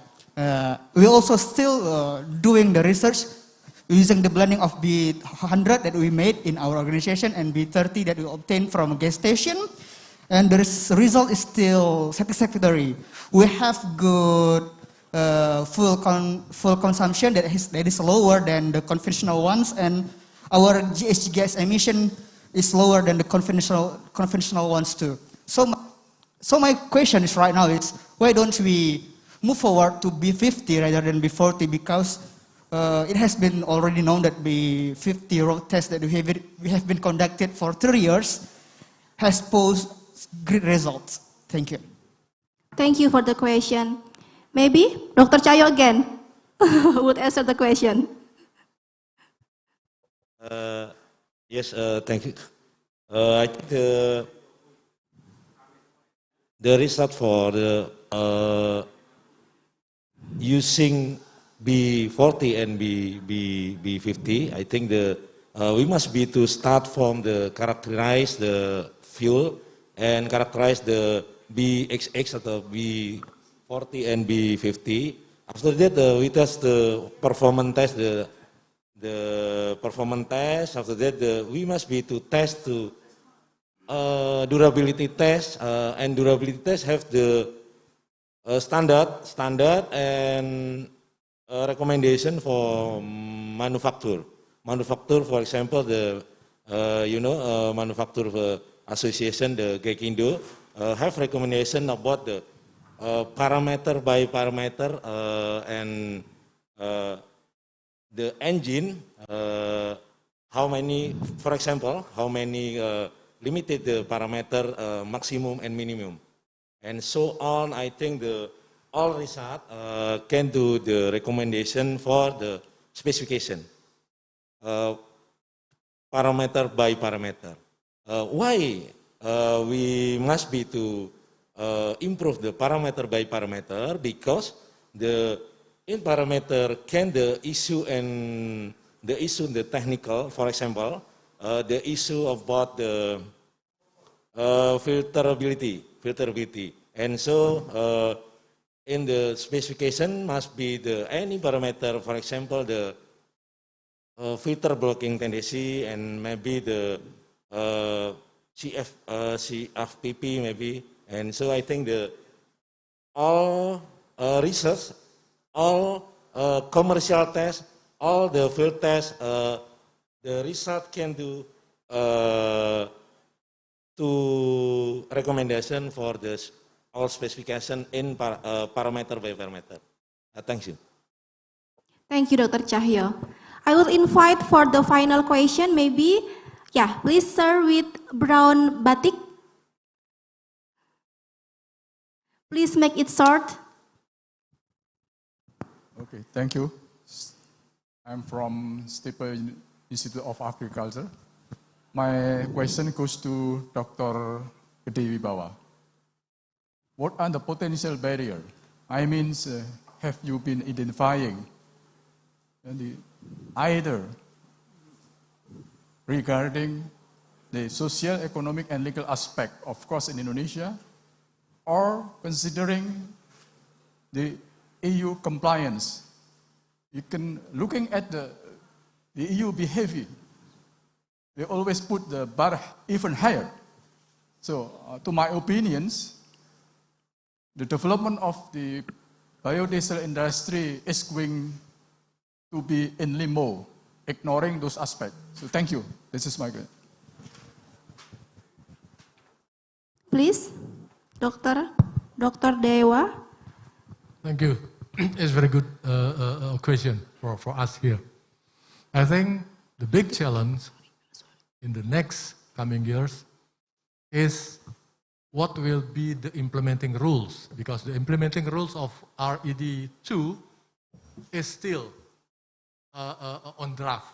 Yeah, the first draft mentioned that the RED implementing rules is very tough for the biodiesel producing countries, especially for palm oil producing countries, because let's say for the biofuel producing country have passed to low ILUC risk certification process, it is very tough. We can discuss later in more detail. The second is what I mentioned before. There are 2 or 3 proposed policies that also will be a barrier for the palm oil-based biofuel. As I mentioned before, what they call deforestation and forest degradation free certificate.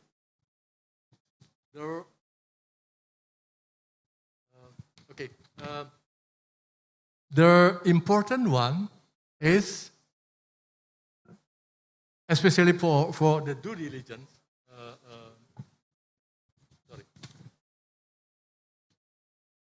in due diligence, corporate sustainable due diligence, there is one proposals mentioned in the Annex 4, the country of production and all plot of land production, including geolocalization coordinate. It's very, very, very difficult to the palm oil producing countries on their proposal to respond the proposal of due diligence of the EU. I think it is, once again, I mentioned this is very tough, let's say, challenge for their palm oil producing countries to respond what their EU policies on due diligence, for example. Okay, thank you for the answer, Mr. So, ladies and gentlemen, we apologize for limited time. So, this session will be ended now. If you still want to discuss, you may go directly to the speakers. But at last, I would like to invite all the speakers to give the short final statement regarding how we can achieve higher blending biodiesel and also create global cooperation. Maybe for the first, I will ask for Mr. Julian McGill. Please, you can deliver your final statement. Certainly, thank you. Just hearing what you asked in the questions there, I'm struck by one thing, which is you're talking about a B50 blend that you can technically achieve that would add 3-4 million tons to palm oil demand. Today, the palm oil price is at a record high. There is simply not enough palm oil available in the world. You would, in doing that, which I don't think you should do simply because you don't have the palm oil availability and it would not serve your interests, which are primarily to stop crude oil imports, stop diesel imports, and support farmers, which you're doing both extremely well at the moment. But if you were to do that, it would completely throw the world's biodiesel market out of kilter. And so I suppose the point I'm trying to make with that is to say, yes, the EU is shifting towards waste feedstocks, as I said, as is the US, but in the end, it all comes full circle back to the same big pot of available feedstocks. But secondly, you don't need to look towards the EU for palm-based biodiesel. Palm-based biodiesel policy today is made in Indonesia. You will determine with your Indonesian mandate what happens in the palm-based biodiesel. And I think you will find that more and more the issue is simply getting availability of the feedstocks, which puts the originating countries in a far stronger position. Thank you very much. Thank you. So next, maybe Dr. Cahyo, you can give the short final statement about how we can achieve higher blending biodiesel and create global cooperation. Yes, thanks. I think we can, with the synergy and collaborative, we can to use and to increase the blend for biodiesel to conventional diesel, and biodiesel and blending to conventional fuel for energy security. Enough. Okay, thank you. Next, Mr. Tan Sri Datuk Dr. Yusuf Basiron, please. Yeah, the biodiesel industry is going to continue to be a very much supported industry among the producing countries, and it is going to be here to stay, irrespective of what the EU policy is going to dictate, because the EU cannot remove biodiesel industry development from this part of the world. We are in control. So that is the reality. Thank you. Thank you. Now next, Mr. Gede Wibawa, please. Thank you. Thank you. Just very short comment that for the biofuel, palm-based biofuel development in the future, I think the collaboration along the value chain, not only the downstream, but also upstream, because it is the problem of feedstock is also very challenging for the future of biodiesel palm base. Thank you. Thank you. Maybe we can give a big applause for the speakers. Thank you for all the speakers for the informative and interesting presentation, and all the participants for their very active participation. We hope this event could bring more common commitment and strong action for greening our fuels with biodiesel. And as we know, this year is the time for Indonesia as presidency of G20. Through this event, we hope we could gain support for the biodiesel implementation as part of international economic and financial cooperation, climate change mitigation, and also sustainable development. Thank you for having me. It was a pleasure time. I give back to the MC. Thank you very much, moderator and speakers. A round of applause, ladies and gentlemen, for session 2. Please stay on the stage for the handover of tokens of appreciation, and may we invite the chairperson of APROBI, Bapak Paulus Chakrawan, to please hand over our tokens of appreciations to the moderator and speakers for this session.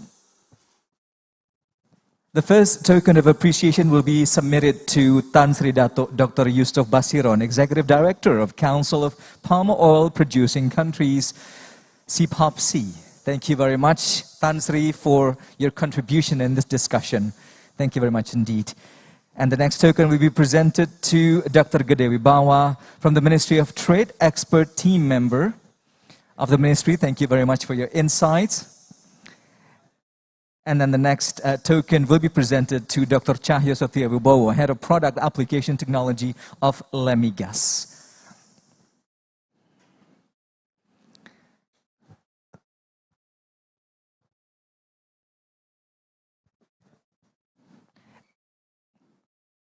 Thank you very much indeed. And lastly, to our wonderful moderator of session 2, Ms. Unsaini Sabrina Takfir. Please accept our tokens of appreciation. Thank you very much indeed. And may we invite everyone to please take the center stage for a group photo. Let's take a moment now together. Tan Sri, can we show the tokens, please? Yeah, in line with the others. On the count of 3, 1, 2, 3. One more time, 1, 2, 3. That's it, session 2, ladies and gentlemen. A round of applause for our moderator and speakers. Thank you very much indeed.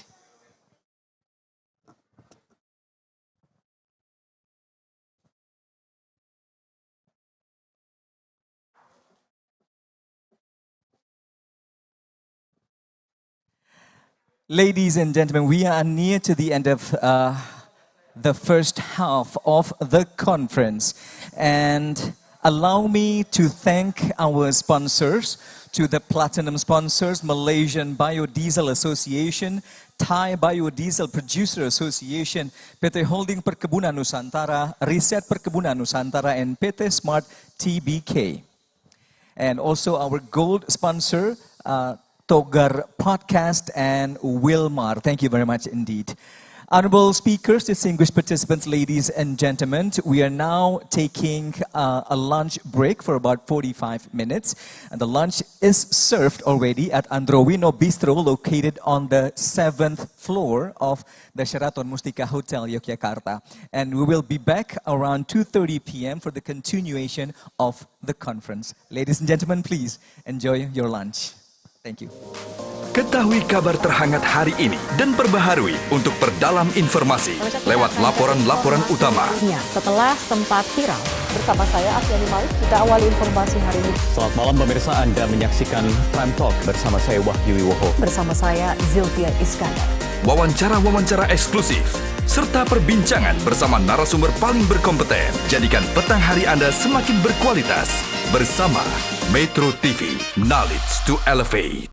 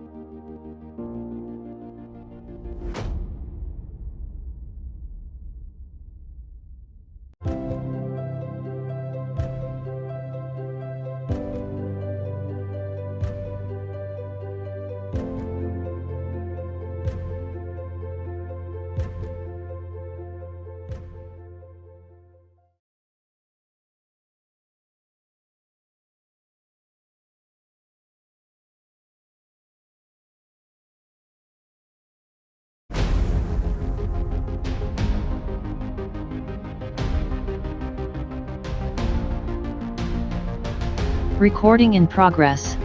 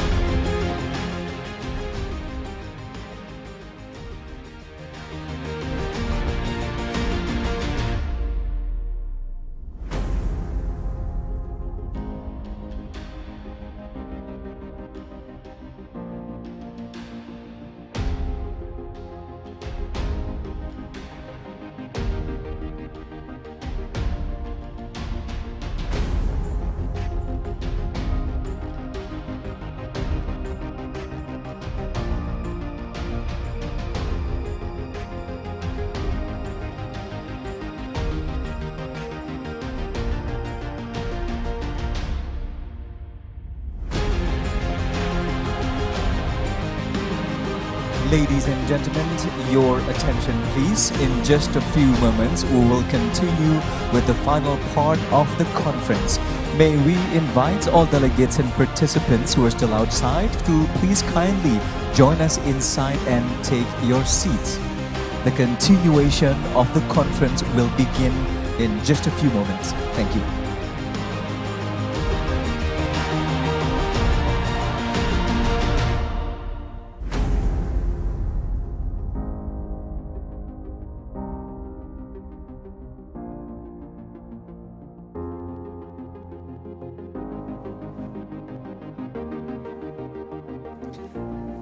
Your attention please, ladies and gentlemen. In about 5 minutes, we will reconvene for the final part of the third Palm Biodiesel Conference. We kindly invite all delegates and participants to be seated. The conference will continue in just a few minutes. Thank you.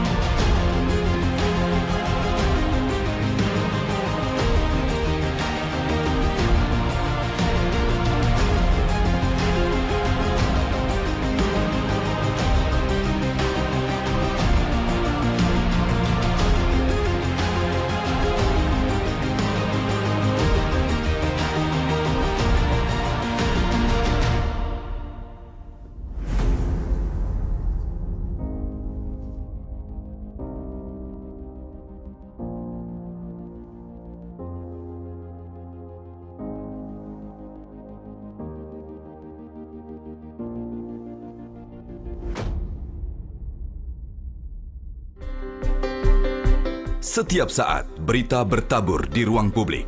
Namun hanya media Indonesia memberikan yang terbaik, mendalam, terpercaya, dan mudah diakses di mana saja dan kapan saja. Media Indonesia cetak, mediaindonesia.com, dan e-paper Media Indonesia layak menjadi referensi Anda. Media Indonesia, referensi bangsa.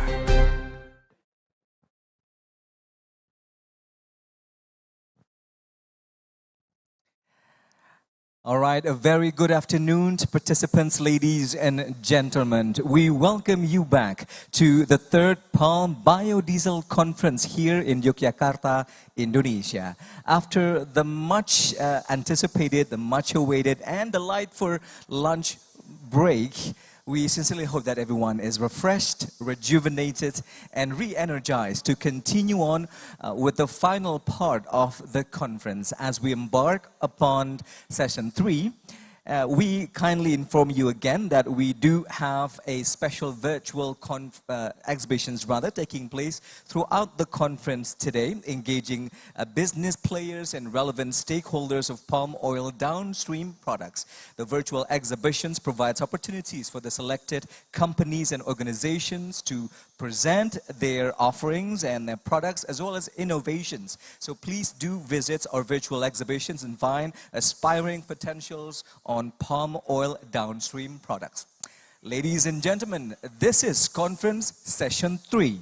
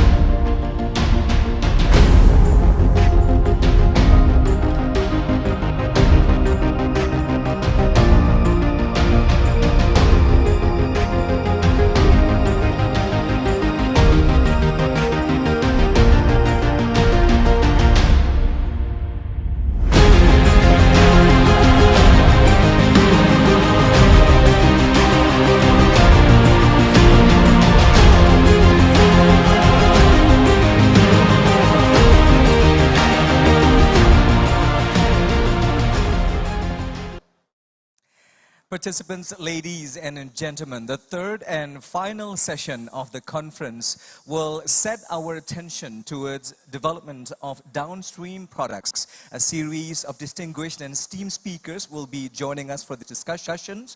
We have senior scientists from Bandung Institute of Technology, Dr. Tatang Hernas Surawijaya. Also Chairman of Indonesian Oleochemical Manufacturer Associations, or APOLIN, Mr. Apollo Hutabarat. Founder of the Surfactant and Bioenergy Research Center of IPB University, Professor Erliza Hambali. Also joining us for the discussions and the final sessions is Vice President, Downstream Research and Technology Innovations of PT Pertamina, and lastly, President of IP Specialties in Asia PTE Limited, joining us from Cincinnati, the United States of America, Mr. Norman Eller. And again, to your attention, please, for the question and answer session, do join us through Slido by joining in through website www.sli.do, typing the hashtag the third PBC.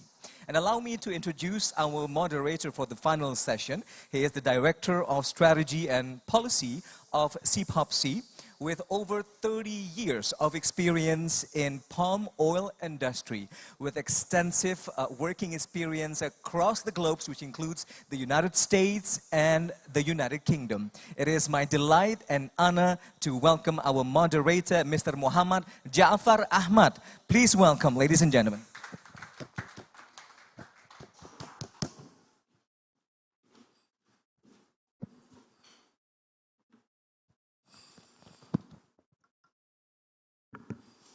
Assalamualaikum warahmatullah. Thank you, Mr. MC, for your kind introduction for me to moderate this session number 3. Selamat siang and good afternoon, bapak-bapak dan ibu-ibu yang saya hormati, ladies and gentlemen. This is going to be a difficult session because right after lunch, so I hope I could entertain you, and I think we have a good panel of speakers. As mentioned this morning, ladies and gentlemen, this session on the development of downstream product is a new subject matter that the conference would like to focus. The biodiesel industry needs to explore new opportunities and challenges that can add new market dimension for the palm oil industry. I think this session will be interesting to see the potential and prospect of palm oil-based biodiesel and its downstream product. As I mentioned, we have 5 prominent speakers at this session. They have very impressive qualification and experience to talk on each topic. I may not be able to read all their achievement. They have about 15 minutes each to present their topic, and there'll be a question and answers at the end of the session. So I'm not going to invite them all at the stage right now because I think the space is quite tight. So what I'll do, I will invite one by one to the stage. Without much ado, I think let me invite the first speaker, Dr. Tatang Hernas Surawijaya. I hope I pronounced it right. Yeah? He is a senior scientist at Bandung Institute of Technology, ITB. Dr. Tatang is currently serving as the president of the Indonesian Association of Bioenergy Scientists and Technologists. He is the recipient of many prestigious awards, as you can see on the screen. Last year, he was named as one of the eminent person of the Indonesian palm oil industry from Sawit Indonesian magazine. Dr. Tatang will talk on research and development on biodiesel and new application, namely on bio-hydrocarbon diesel and bio-after. The floor is yours, Dr. Tatang.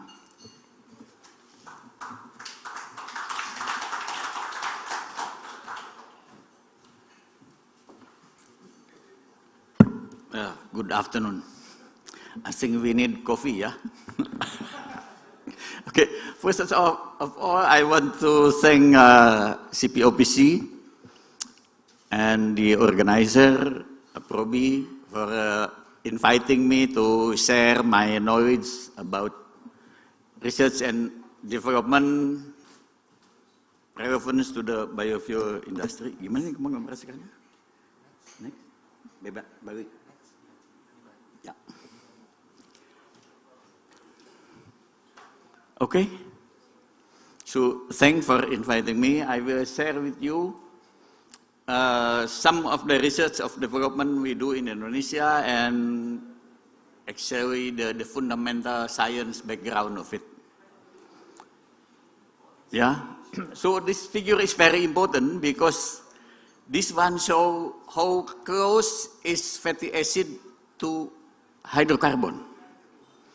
Yeah, you see there the palmitic acid, and below it is pentadecane, hydrocarbon, which is key component of diesel fuel.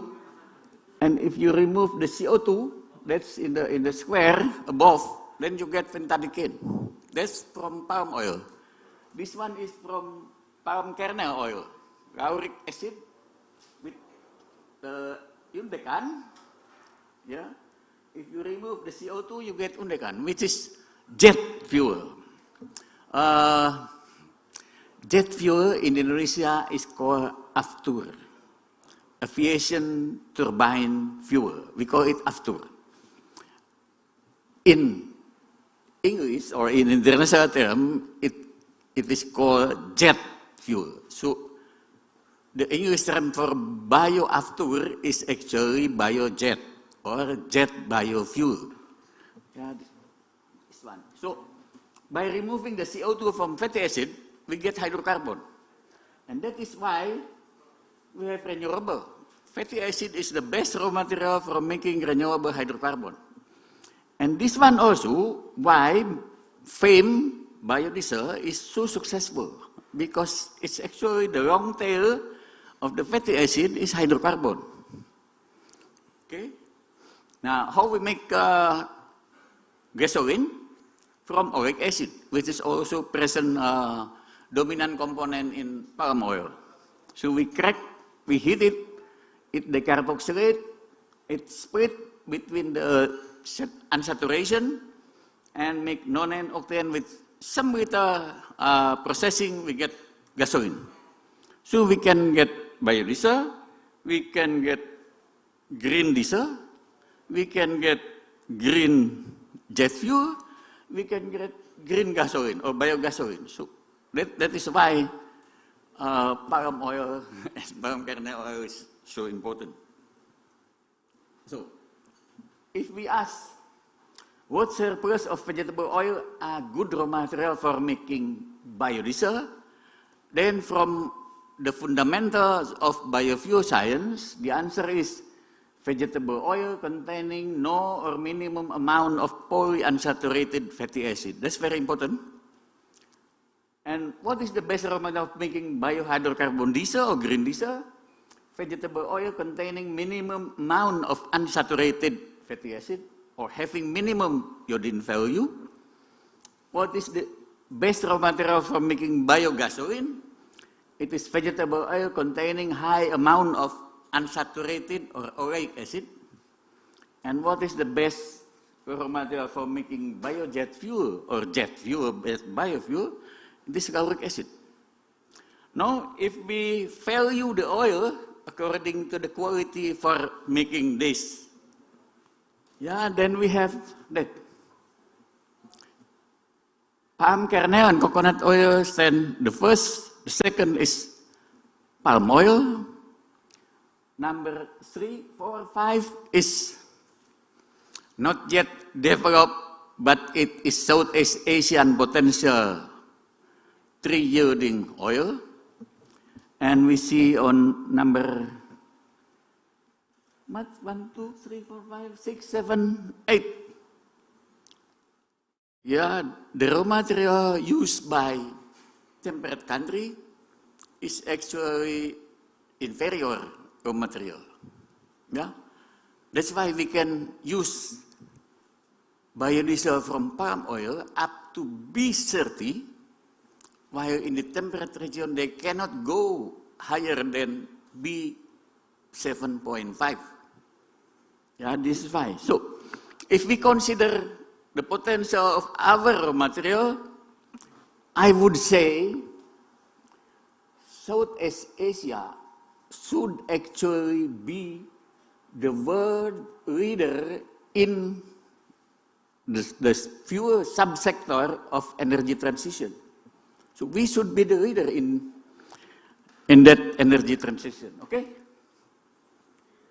Now, this is the idea biodiesel, considered from the fundamental of biofuel science. First, contain no methyl ester of polyunsaturated fatty acid. We know that and we know that. You see that biodiesel from palm oil is the smallest containing that material. And this consists mainly of methyl ester of saturated and monounsaturated or oleic acid. Yeah, because it will have excellent oxidation stability. And then the saturated alkyl chain is desirably not normally linear, but contain some branch, methyl branch, because it will result in much lower crowd point. Yeah, it will not easily, what is that? Yeah, the crowd point. We have, with palm oil, we have crowd point around 15. Yeah, because if we have some branch, then we can make the crowd point deeper than, say, 0 degree. And preferably contain some percentage of lauric oil methyl ester. Yeah, why? Is to make the boiling rinse mimics closely the diesel fuel. Yeah, most biodiesel have rather flat boiling point. But if you add some lauric methyl ester, then the boiling point mimic closely the diesel fuel. Okay? Now, this is one of our research also. We try to remove methyl ester of polyunsaturated fatty acid through partial hydrogenation. But what we do is, first we refer to natural law. The science of thermodynamics tell us that if a suitable catalyst could be found, then the polyunsaturated methyl ester could be hydrogenated using glycerol. The co-product of biodiesel production. And it will become methyl oleic plus dihydroxyacetone. Do you know what is dihydroxyacetone? Okay. It is some, what is that? It's used in some lotion in the West to make ladies' skin somewhat brown. Yeah. So we want our skin somewhat white. They want their skin somewhat brown. Yeah, that's dihydroxyacetone. So we are investigating. So we are investigating.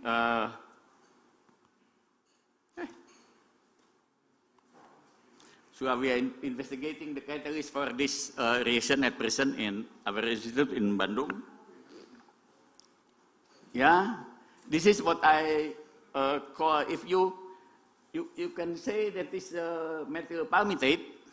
Yeah, if you mix some brands that in the middle, yeah, then the melting point will be about 50 degrees lower. That will make our biodiesel has even stay liquid even below 0. Yeah, so that is very good. Not only for cold region in our country, but also it is good for temperate region. Okay, so we are also searching catalysts for this reaction. Yeah, now I will speak progress in biohydrocarbon fuel development. So this one is biohydrocarbon diesel and biojet fuel. That's bioafur, mentioned by many Indonesian.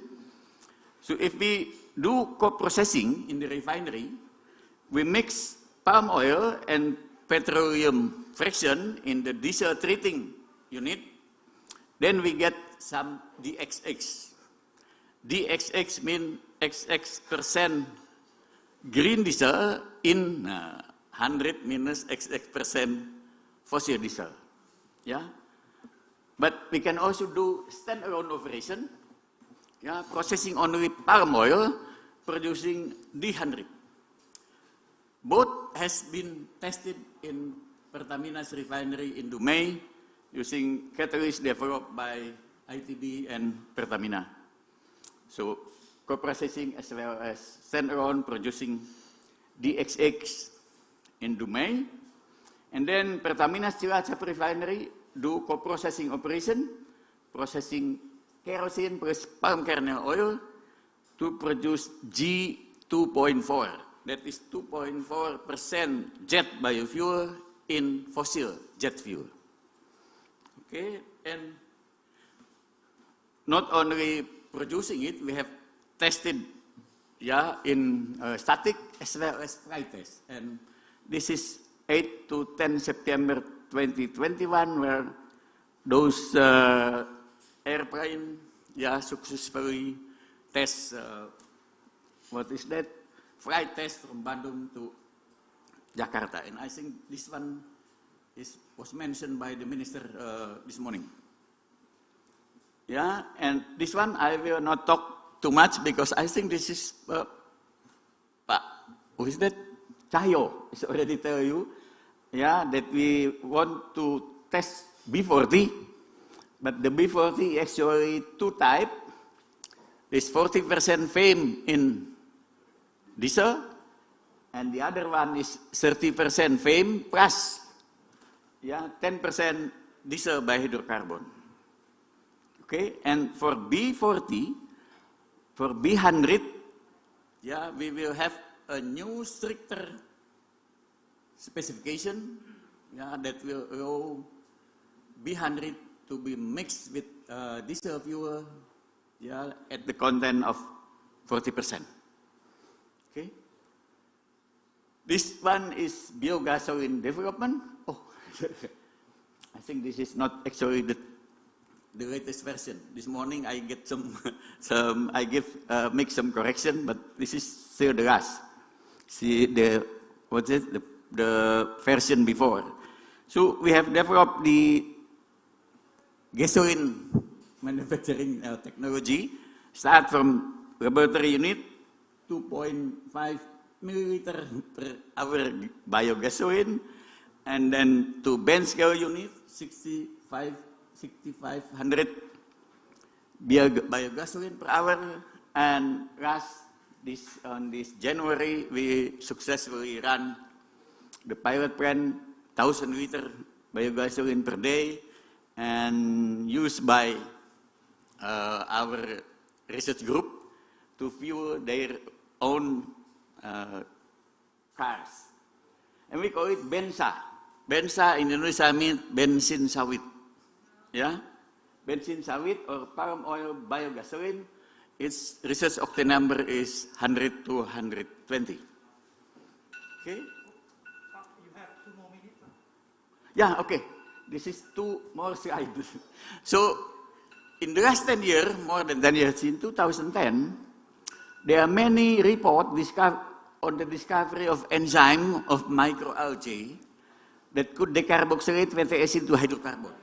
So we are also doing these 2 research. Research on utilizing fatty acid photodecarboxylase enzyme to convert palmitic acid into pentadecan. It is now being carried out in Bogor, in former Pak Gede Wibawa office in Industrial Biotechnology Laboratory in Bogor, and this one is in our laboratory in Bandung. And I think this one is the last research what we are doing in Bandung. We remember that glucose is actually the 4th most abundant organic natural resource after coal, petroleum, and natural gas. It is produced globally. Not this one. It is actually 86. 86. This one is lignocellulose. 86 is glucose. So this is previous version. It's produced globally at a rate about 86 billion ton per annum by photosynthesis. It is renewable. So we said, if we could convert this from glucose mixing hexane, branch dodecane, branch octadecane, then we can make hydrocarbon. Especially if we could mix glucose, cellulose, glycerol, etc. Then we can make the whole range of hydrocarbon. That's why we do this research. So That's all what we do.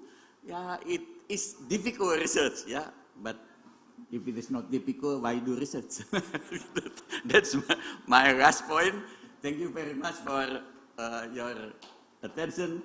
If you have questions, then I will be happy to try to answer. Thank you very much.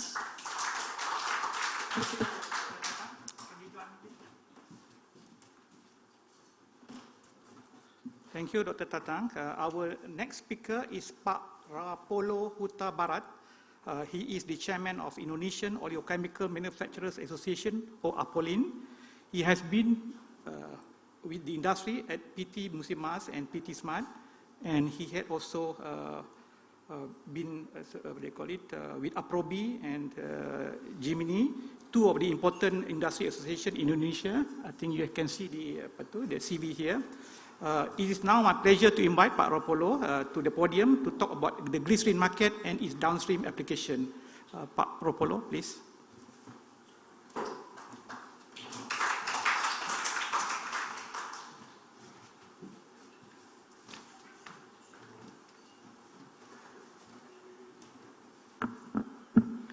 Good afternoon, ladies and gentlemen. First of all, thank you to Tan Sri Dr. Yusuf Basiron from Executive Director of CPOPC, Pak Paulus Chakrawan, Vice Chairperson of APROBI, all of participants online and offline, and of course to all my senior in this industry. My presentation today from Indonesian Oleochemical Manufacturers Association, or in Bahasa, Asosiasi Produsen Oleochemicals Indonesia. Our topic today is glycerin market and downstream application of glycerin. This is our outline. First, APOLIN milestone, oleochemical Indonesian capacity, oleochemical export, the destination export of oleochemicals from Indonesia to the world market, users of industry, basis of glycerin's application, and the last one, glycerin market.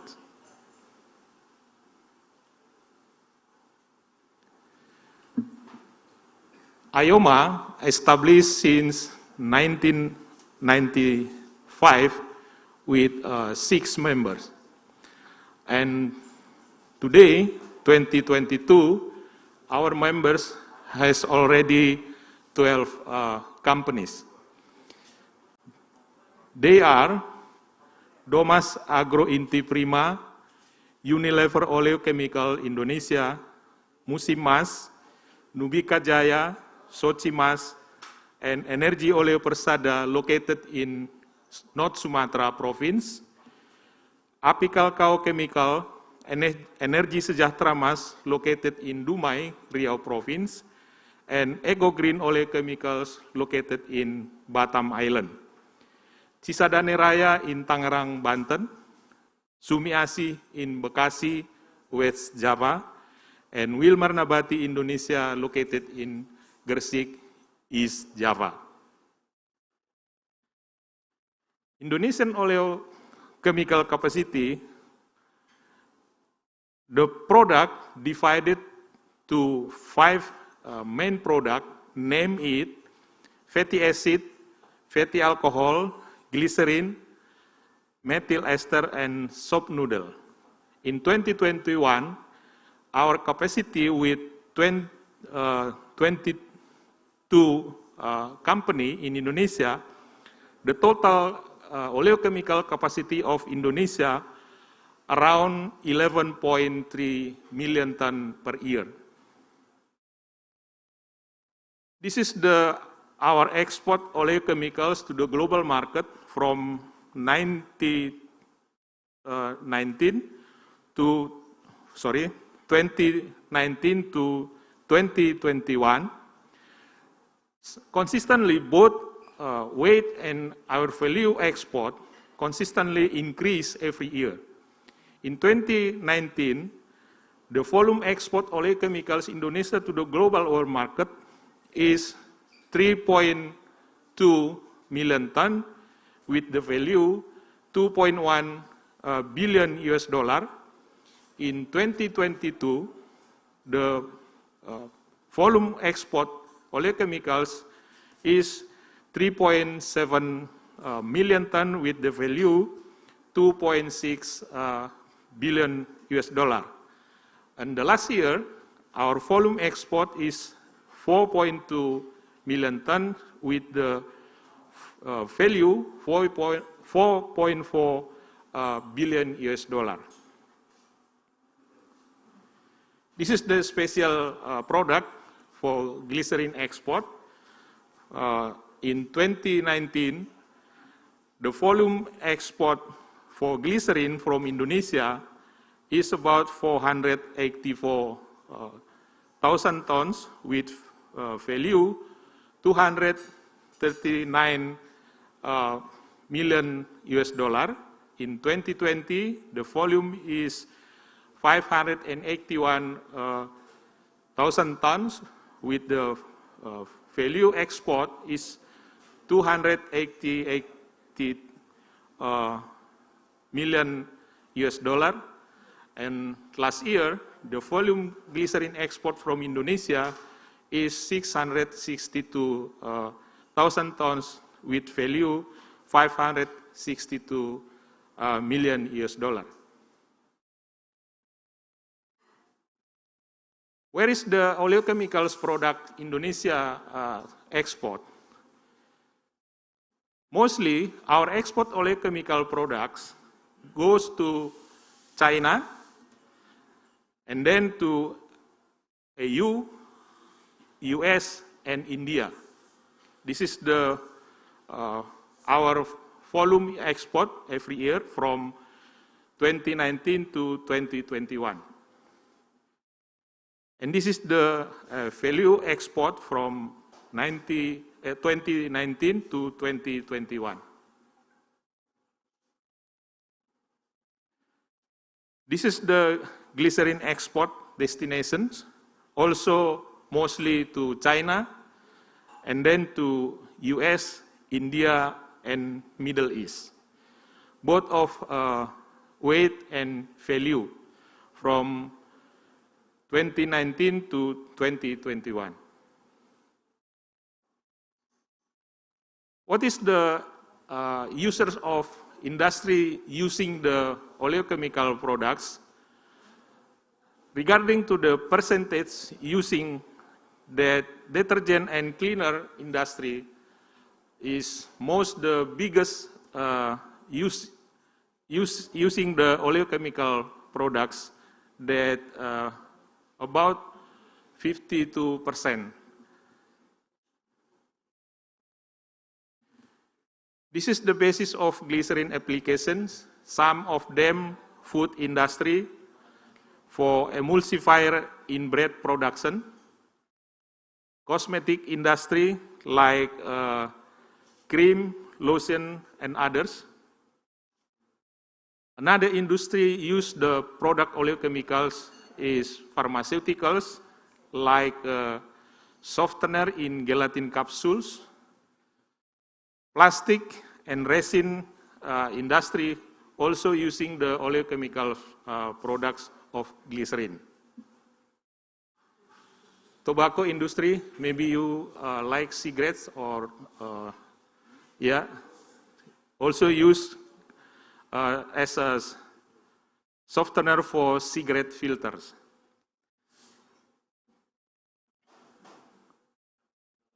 Of course, glycerin have a future in the global market. The future application of glycerin for propylene glycol, like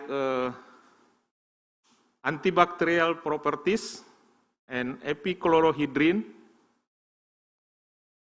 acrolein, and for renewable fuel and eicosapentaenoic acid or EPA and omega-3. This is the percentage of used glycerin for each industry, mostly for soap, cosmetic, and pharmaceutical, about 37%. Alkyd resin have 13%, for food industry 12%, and polyurethanes about 11%. This is the supply and consumption of glycerin in the world market.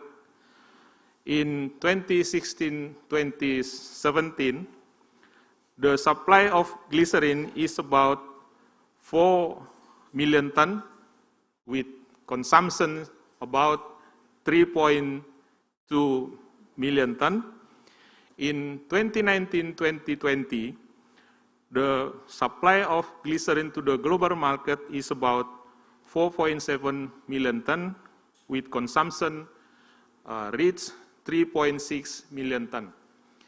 In 2022 and 2023, we expect that glycerin supply to the global market is about 5.6 million tons, and the consumptions may be 4.2 million tons. And the market glycerins in 2021 reached about 3.2 billion ton US dollar, and in 2030 we projected that market value for glycerin products is around 7.2 billion US dollar. Thank you very much for your attention.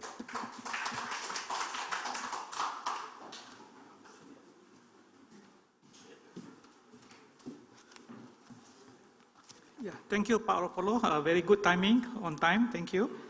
Next, we will invite Professor Dr. Aliza Hambali. She is the founder of the Surfactant and Bioenergy Research Center at IPB University. Yeah. She is a very prolific researcher, writer, innovator, and have received many recognition for her works and achievement. Professor Dr. Aliza will talk on the subject of surfactants, washing liquids, and their opportunities in the future. The podium is yours, Prof.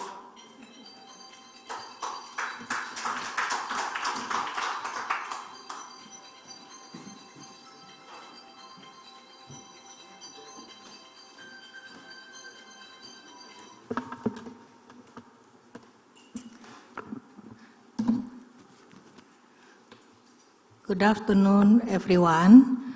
Thank you for inviting me to this event.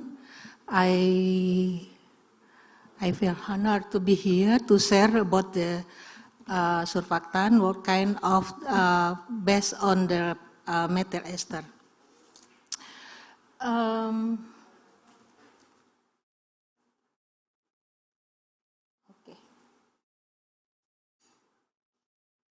Okay, as the committee asked me to present with the topic of the production of C16 methyl ester for detergent and washing liquid and opportunities ahead.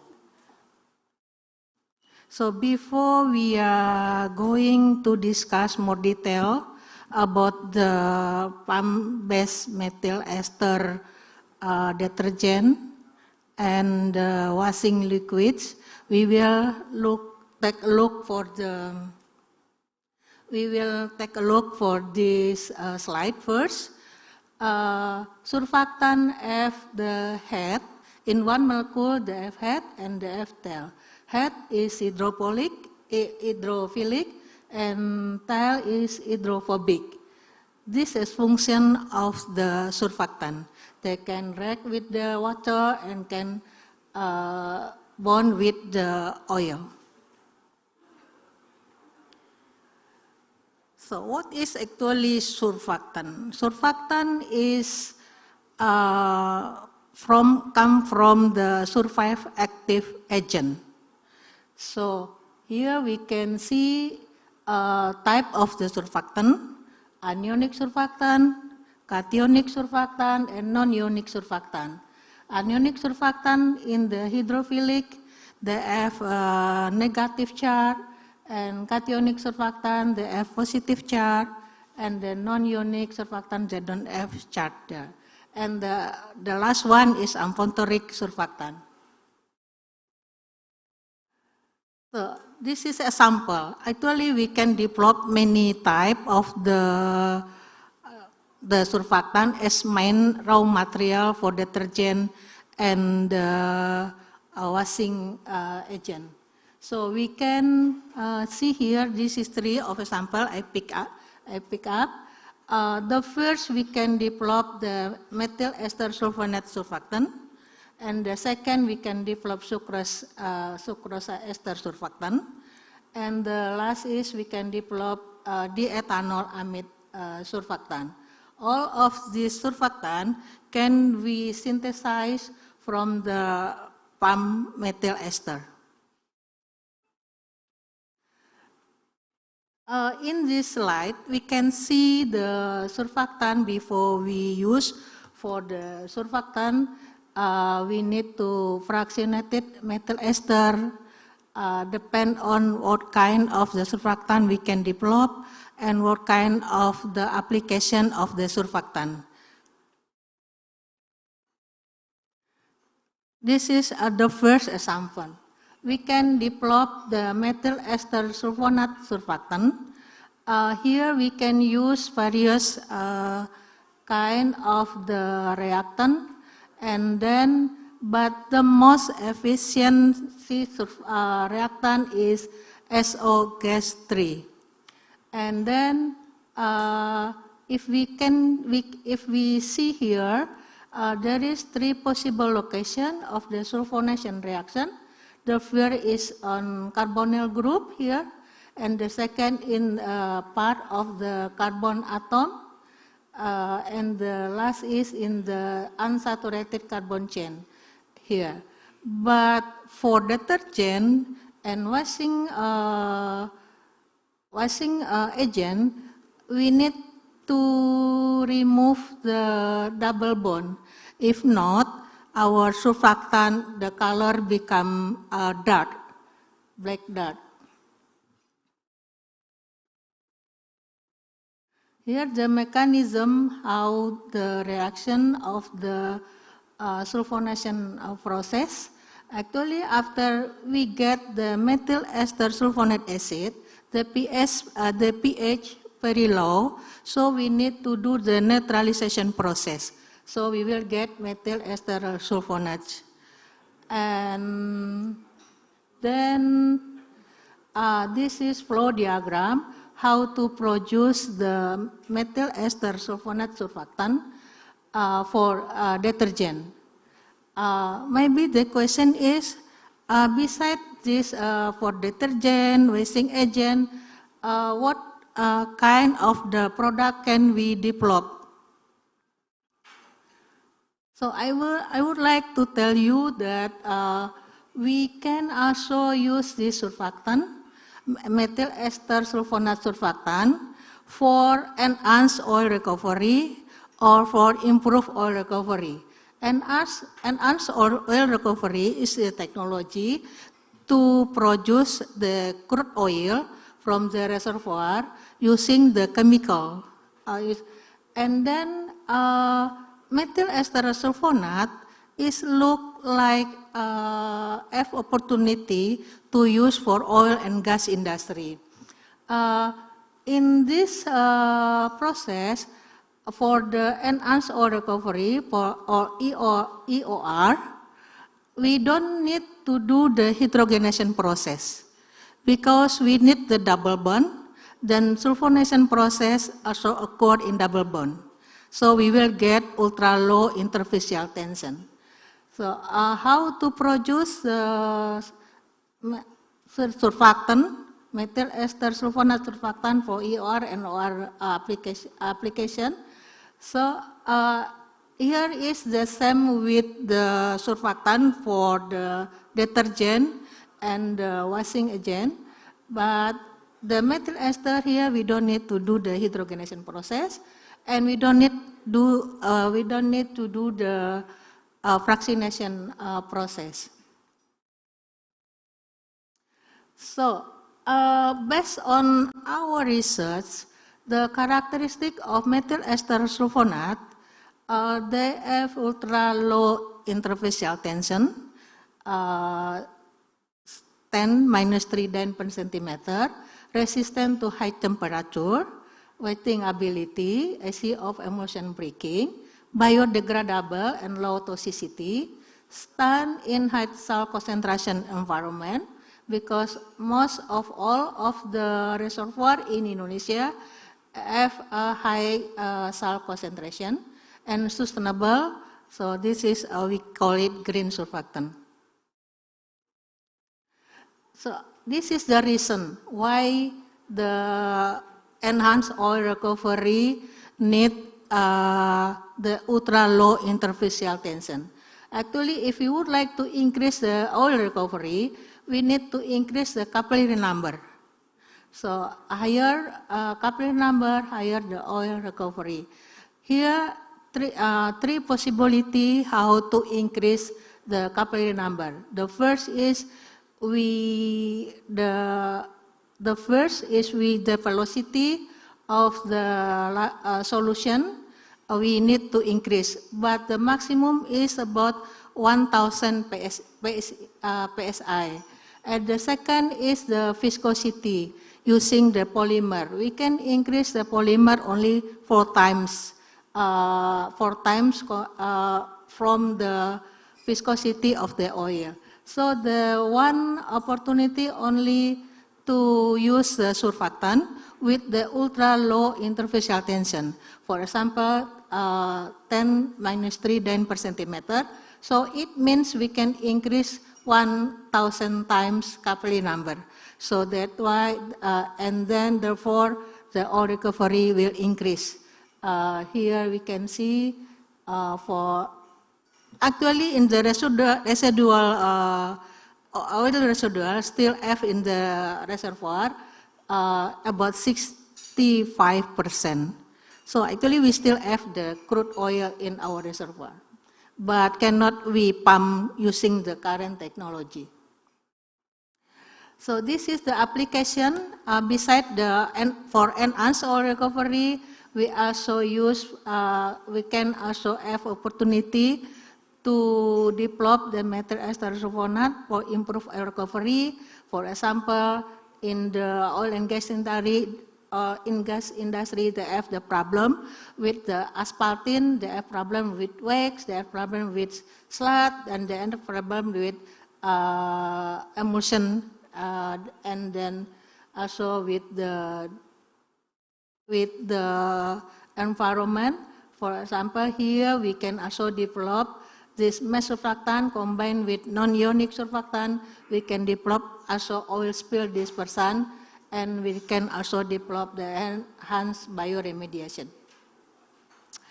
So pump-based mesh surfactant, this is possibility. We can use the pump-based surfactant for various type of the industry. So the second is the diethanol amide surfactant. So we can also develop this surfactant through the methyl ester. We can use the C16 or combine with C16 is in actin for non-ionic surfactant. And the interesting is this is the process how to produce the diethanol amide surfactant. Actually not so difficult, but I don't understand why in Indonesia we don't have this factory until now. If we look the research in the laboratory, in the pilot plant projects, not so difficult. But why don't industry don't come jumping to this business? This is the application of diethanol amide surfactant, mostly for cosmetic, personal care product, and as co-surfactant for cleaning product, and also for environment combined with the anionic surfactant for oil spill dispersant, and also for agriculture. we need surfactant for the pesticide because the active compound of the pesticide is from the oil. So the last is sucrolysis sucrolysis reaction. If we will produce a sucrose ester. So also this is also promising surfactant. Can we develop from the methyl ester?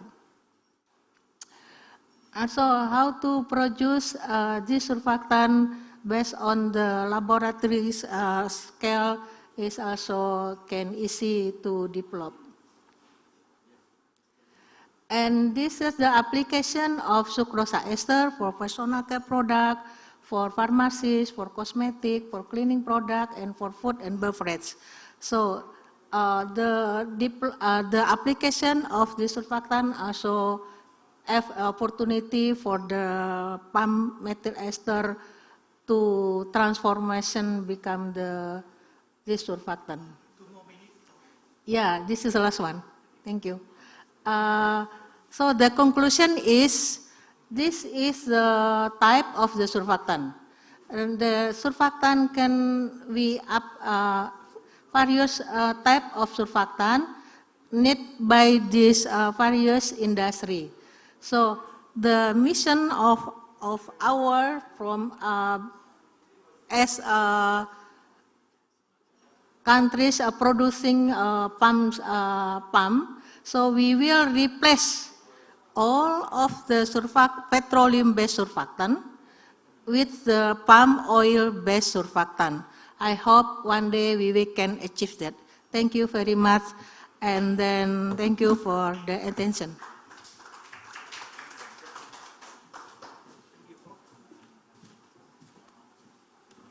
Thank you, Prof.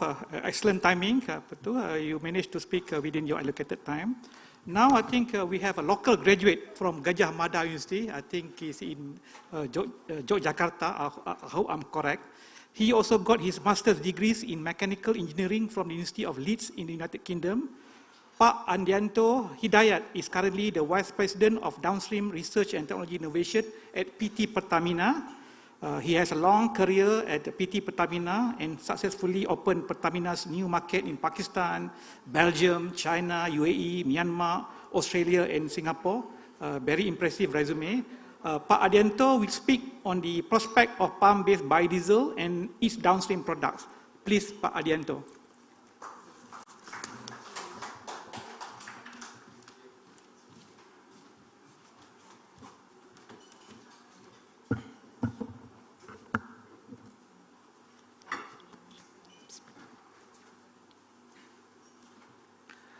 Good afternoon, ladies and gentlemen who present here offline and also participant on the online. Dr. Yusuf Basiron from CPOPC, Pak Paulus Chakrawan from Aprobi. Good afternoon. Allow me to speak on behalf of Pertamina, trying to explain what we are doing and what kind of activities and research we have been doing over the last 20 years together with researchers from many universities and institutions like ITB, IPB, Prof. Erliza, and other institutions.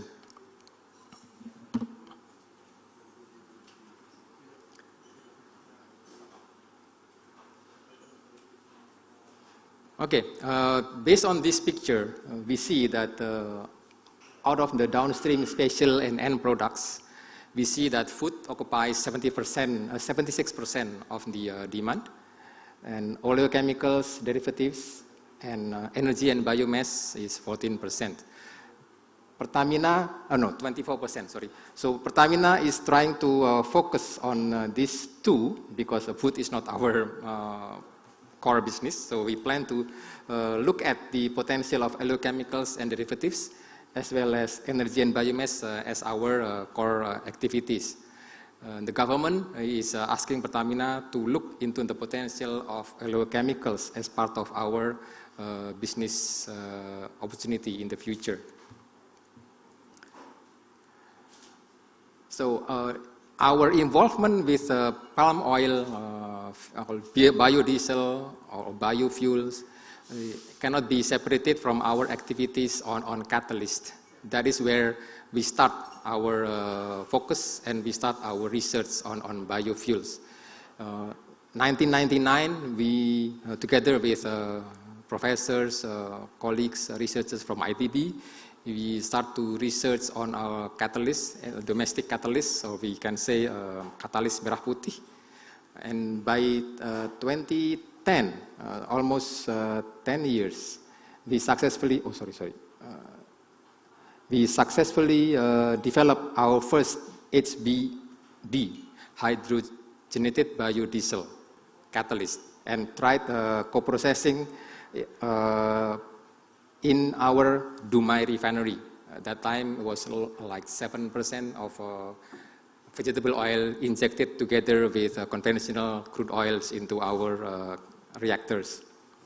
Followed by the successful building capabilities of internal team, we expand our activities towards other catalysts, mainly for our internal oil and gas purpose, but also we try to improve the quality and also the spec of the biodiesels, including as well the blending percentage of the vegetable oils. So we successfully implement the second generation HBD in 2016. And then, as already mentioned by Pak Tatang, we have successfully done D100 at Dumai and also at Cilacap refinery last year, and also the jet fuel 2.4 from our Cilacap refinery. And then 2025, we plan to improve the cold flow properties of our catalysts, because at the moment we need to process isomerization process for our HVO to meet the winter specifications for export purpose. So that's why we are still doing research on how to combine the isomerization catalyst and also the HBD catalyst. It's hydrobiodiesel or hydrodeoxidations together in one reactor, because in the HBD or HDO, the catalyst should need to be activated by sulfur, while the sulfur actually poisoning the isomerization catalyst. So now we are trying to find a way that this catalyst can be used in together in one reactor. So talking about green fuel technology, already spoken by other speakers. I think we can skip this, but Pertamina is also now trying to looking for this process, yeah, the metal soup, still under extensive research. We are now here. Pertamina does not do any activities here, but we just off-take from our friend in Aprobi.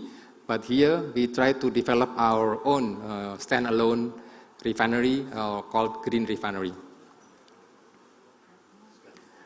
I think we can skip this due to the time. This is our to show our activities, our successful activities using pilot scale fuels, which reached calculated Citan index around 91, and also very clear products. So we produce and run the test from Jakarta to Indramayu in 2018. On the B30 implementations, as maybe already spoken by several speakers before, Pertamina is an off-taker. We off-take the biofuel, the biodiesels, the FAME, and then blend it into our diesel fuels at our 30 terminals across the archipelago. So this is quite extensive distribution system, and sometimes we need to arrange carefully due to the limitation of the storage as well as the limitation of the jetty occupancy. So this is quite complex distribution system combining the fuel, the various fuel of gasoline, diesels, and also we try to take the farming into our system. Okay, we can skip this. Already mentioned that biodiesel against green diesels, the quality and how different.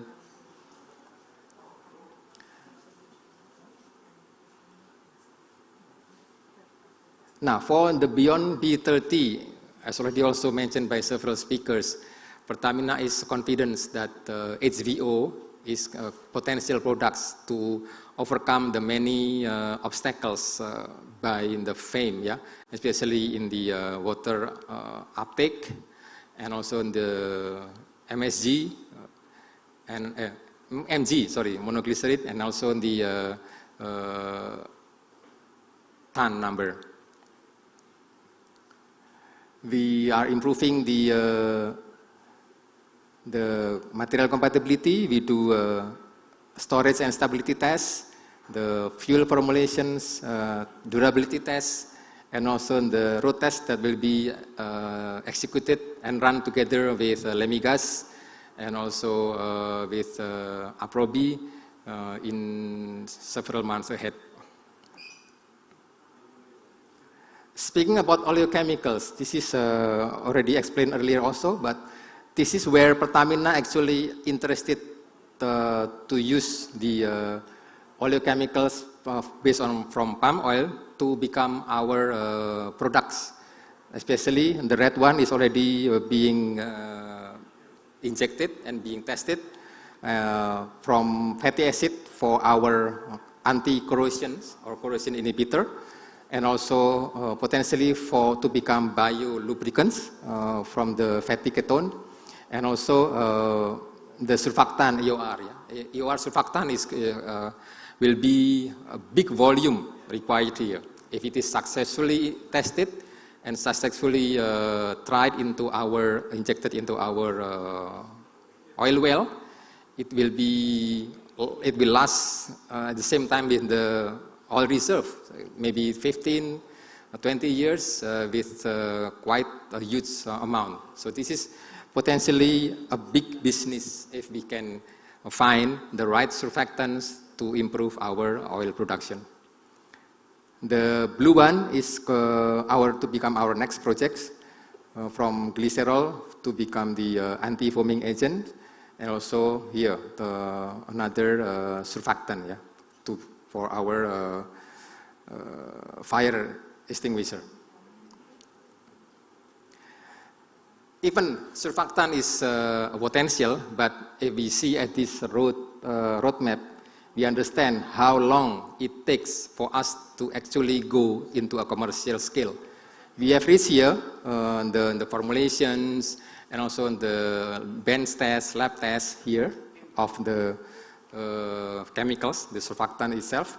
But then we need to try to design the injection scheme and also to find the well that is potential for our formulations. And this involves many different institutions like SKK Migas, our upstream subsidiary, and also legal aspects, because oil well is a government property. And then there is a pre-feasibility studies, and then this we also need to set up the pilot scale production on the surfactant. So approximately it needs around 6 to 7 years for one surfactant to be able to be implemented in our oil well. Okay, we can skip this. This is another process for our study, yeah, from lab scale to become commercial, approximately taking around 4 to 5 years to develop.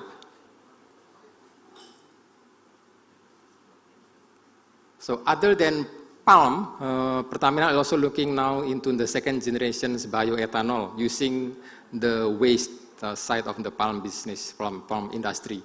Here we are processing empty fruit bunch to become a lignocellulosic second generation bioethanol, which may be blended into our gasoline as already mandated by the government here in Indonesia today. It should be already E5, but due to the economic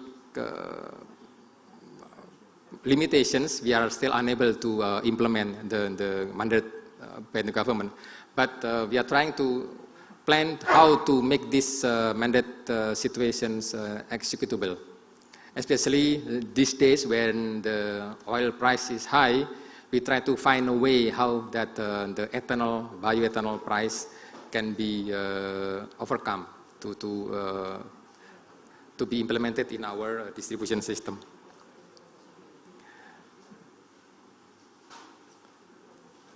Again, this is bio-crude from the biomass, from empty fruit bunches or from the palm trunk or from the midrib. We can convert into bio-crude, and the bio-crude then can be processed into our refinery to become conventional hydrocarbons product like gasoline, diesels, or maybe other meat distillate. Okay. I think that is all. Pertamina is trying to incorporate many stakeholders and bring the research results into a commercial scale. So if there's any potential that can be contributed from Pertamina to your business, welcome, and we are ready to collaborate. Thank you, and have a good day.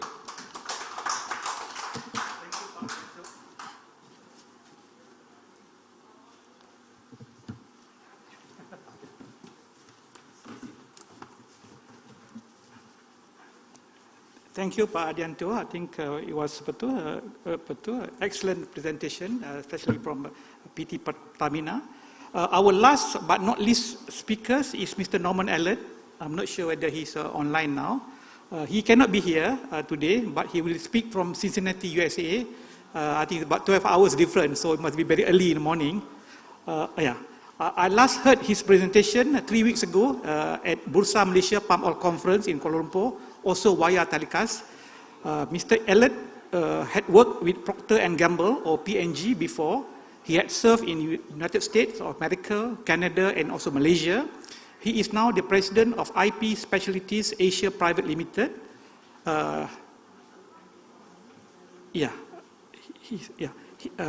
Now it is my pleasure to invite Mr. Elliott to make his presentation. Thank you.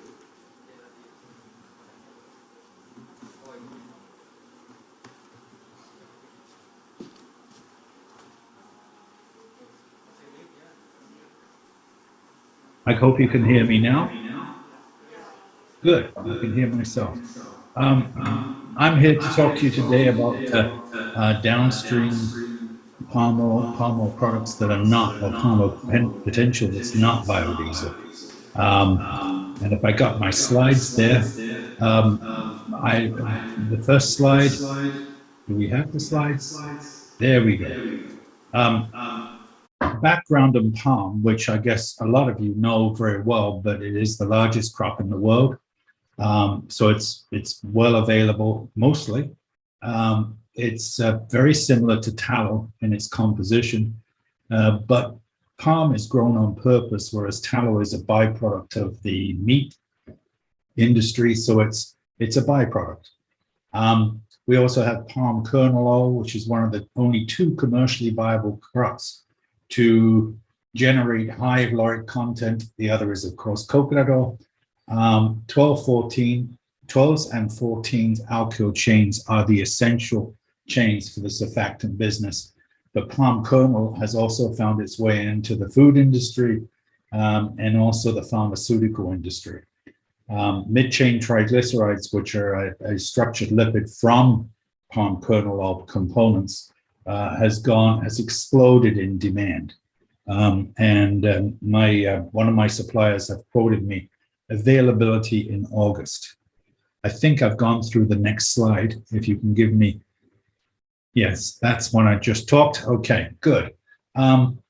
The positive and negatives of palm, as I've already said, it's a strong base of availability. Palm is natural, and natural is important in consumer products today. I'm on the next slide, pardon me. Okay, yeah. It has well-defined high quality. It's a good standard quality. Some raw materials are not. There's a well-developed downstream oleochemical industry as it stands today. Many assets, most of them in Southeast Asia. There is a lack of alternative oils for PKO, so PKO is really the main player in the lorry cars. The negatives we have today is that palm is seen as environmentally friendly. I said perception. I know there's many arguments that I've heard in this conference that says it is environmentally acceptable, and I frankly believe that. But it's unfortunately in the West, it's got a reputation for being not environmentally friendly. So we get many requests today for palm-free products, unfortunately, or at least RSPO mass balance products. Currently, the situation today is it's tight, very expensive, if it were POC, I mean, the issue is, will there be enough palm to go around to even oleochemicals? The priority is obviously going to be on food and fuel, and are we into the new food versus fuel argument? Next page, please. Surfactants are, we've already talked a little bit about them, but they are the major use of palm and palm kernel oil. It's a $45 billion global industry. And of course, with the advent of the pandemic, cleaning has become extremely important, sanitization, it's a very important area that as most oleochemical plants have been designated as essential for that very reason. 16-18 chains, as we've already heard, are actually very effective at cleaning. So some of that could get into palm, for example, the methyl ester sulfonates we've just talked about. But in fact, they moved away to the 12-14 because people went to cold water washing, and 16-18s tend to solubilize out in cold water. Most surfactant technologies are formulated around fatty alcohols using sulfate technology, which is the technology that came out of the 40s. Sulfates are now becoming out of favor because of the safety issue and the fact that there's some nasty co-products usually generated in the sulfation. And newer surfactants are coming out now, and a lot of them are based on the fatty acids. Surfactant potential growth areas, I would start with the common bar soap. It seems silly, and we've got a lot of capacity on soap, but I always think there's an increasing need for the bar soap versus some of these body washes we have. I always felt that the bar soap cleaning was more effective against COVID than other cleaners. Also the fact that liquid formulations require a lot of water. Water is now getting tight, and also it's expensive to ship. So I'm an old-fashioned bar soap guy, and I think there's a lot of legs left in that particular product, and you have a lot of capacity here in Asia. We've already talked methyl ester sulfonate a bit. It's good surfactant. I've worked with this surfactant on and off over the last 40 years with my role in Procter & Gamble. The issue with it has been that the cleaning products, especially detergents, are using what they call mixed surfactant systems today to treat many different kinds of problems in cleaning, many different kinds of stains in clothes. And MES sometimes does not act well with a lot of these other surfactants, and that's been a major issue with it. It also doesn't work extremely well in liquids, and most of the world's laundry has turned to liquids now and away from powders. But it certainly has some viability as a good surfactant, and I was intrigued listening to the presentation about using it for enhanced oil recovery. Next page. Next page.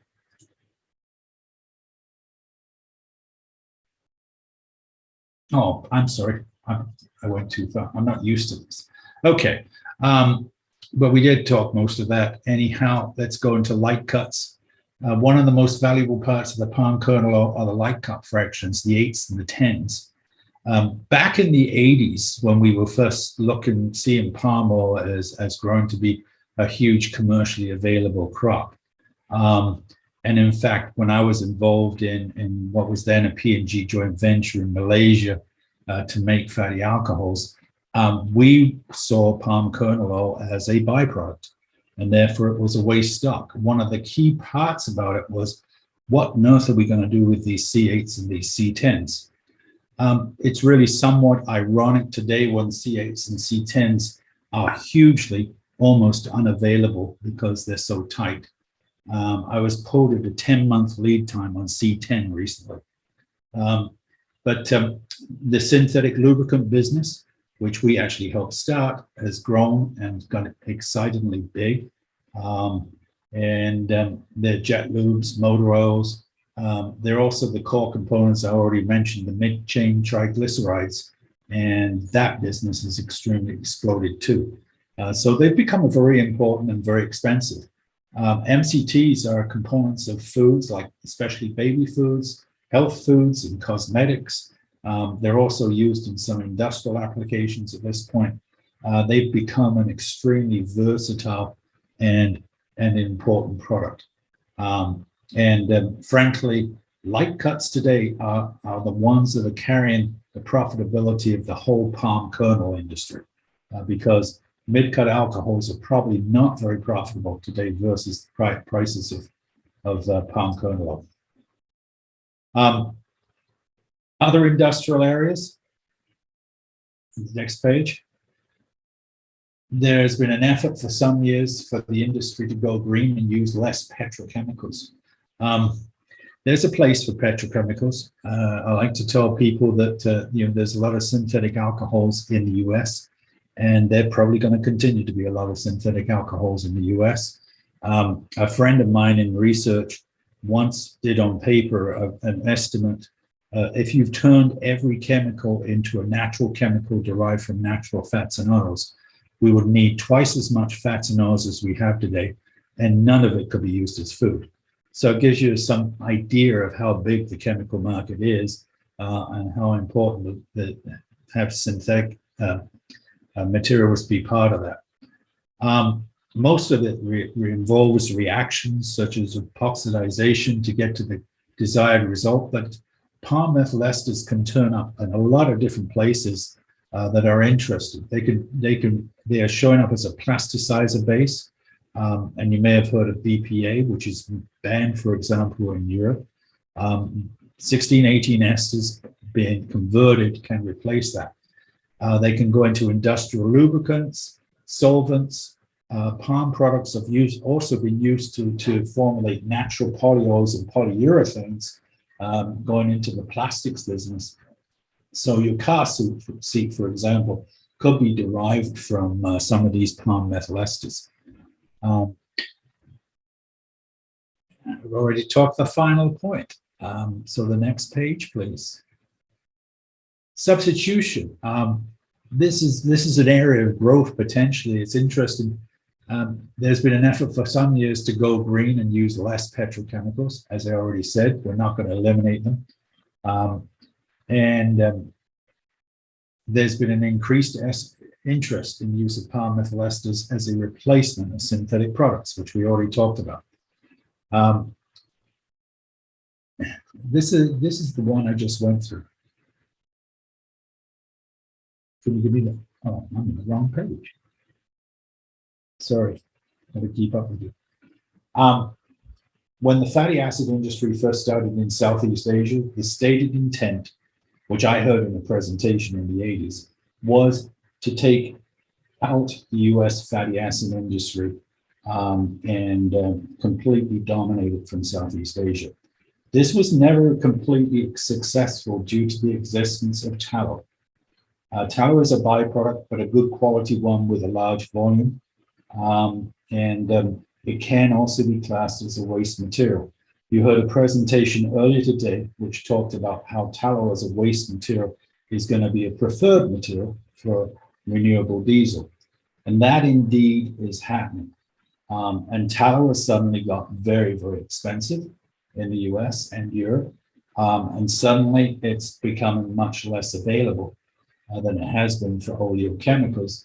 And from what I heard through this convention, it sounds like it could get even less available. So in fact, that whole movement may do what the industry in Southeast Asia has failed to do, is take the US fatty acid business out of play somewhat.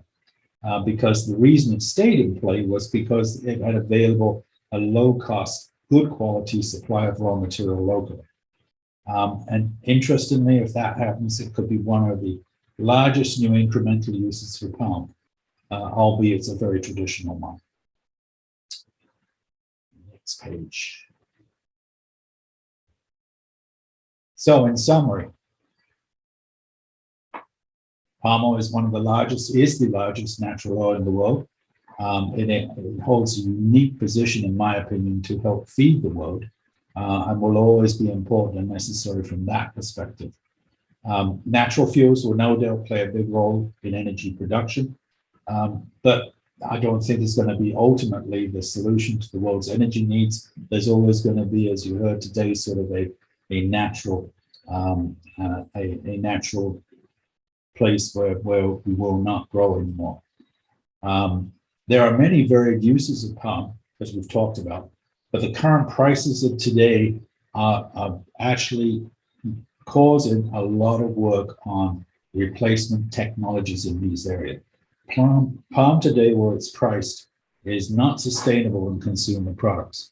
Consumer products do not have a lot of elasticity with the consumer to reflect some of the high prices we have today. There's also a high freight cost getting to some of the established Western markets, which is also causing a concern. So there's a drive to find, how do we get alkyl chains from things that are not palm and things that are local? And there's a lot of activity around new surfactants coming, a lot of them coming out of fermentation. And I think that's going to be an impactful thing in terms of the surfactant area for the next few years.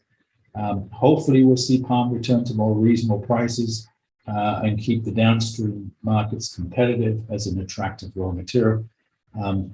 If not, it's going to be a challenge. Thank you very much. I apologize for my errors. I'm not used to speaking with somebody else operating my presentation, but I hope you got it, and I hope it's okay.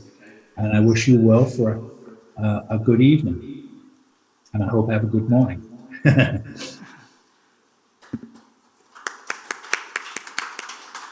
Thank you, Mr. Allet. Please join us now for the online, for the question and answers.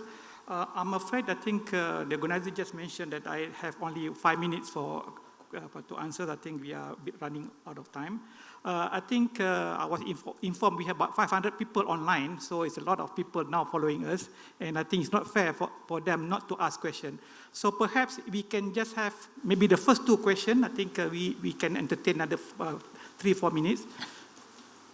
Okay, yeah, I think with your permission, I think we just focus on the first 2 questions because of the time. This question is to Dr. Tatang, yeah? Okay. I am interested in biohydrocarbon from cellulosic glucose. I presume it could be sourced from palm oil cellulose parts. When will this technology be technically ready and commercialized? Pak Tatang, Dr. Tatang?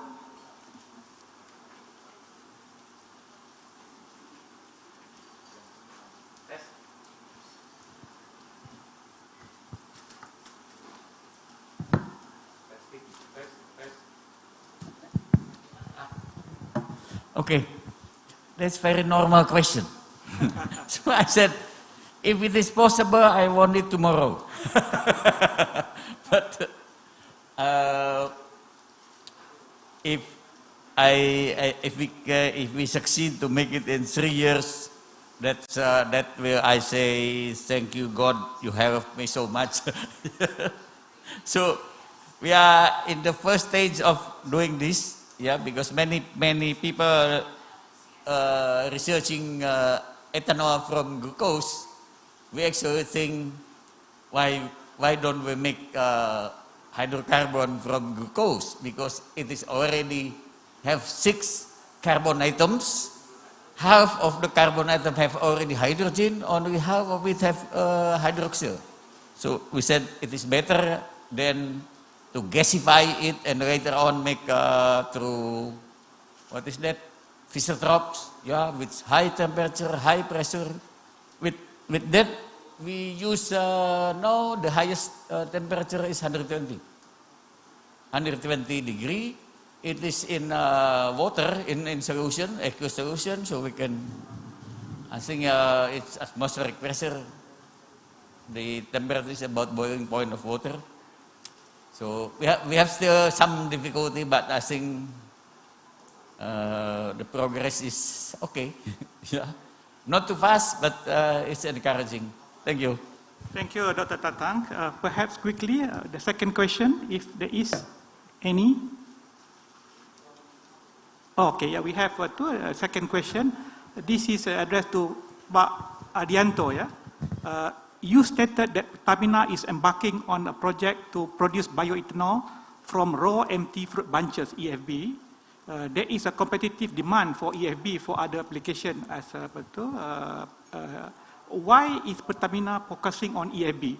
What is the next best after EFB, economic and technological wise? Please, Pak Adianto. Okay, thank you. So, yeah, because we are looking at the waste side of the palm industry. At that time, we think that empty fruit bunch is a potential feedstock, and we are not aware of any competition from EFB at that time.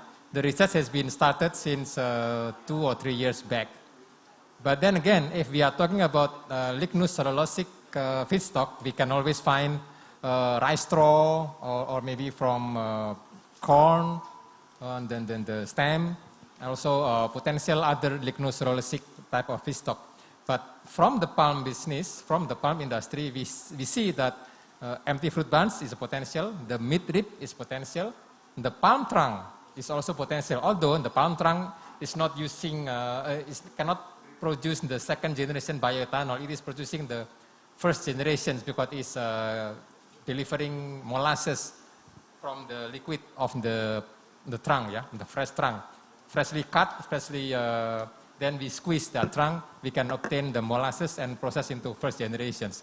But from the lignocellulosic, we see that empty fruit bunch is the most potential, but if we are unable to find the continuous or sustainable feedstock, we have to try other type of feedstock out of palm business, palm industry. Yeah, maybe we can have to try other smaller lignocellulosic feedstock. I hope that answers the questions. Yeah, thank you, Pak Adianto. I think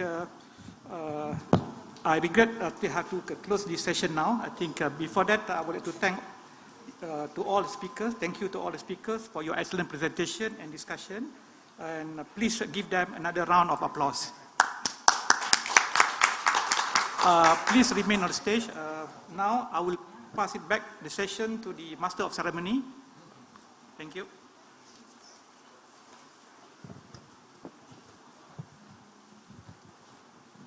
Thank you very much indeed, our moderator and speakers for the day, for the insightful discussions on the topic.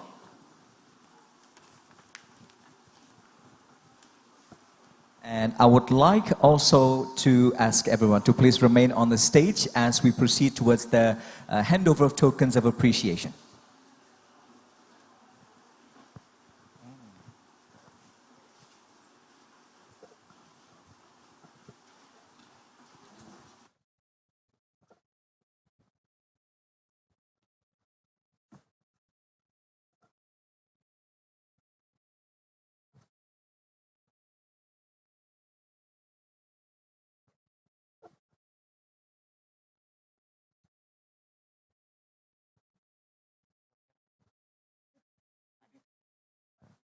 May we invite Mr. Dupito, please, to kindly hand over the tokens of appreciations to our moderator and speakers of the day.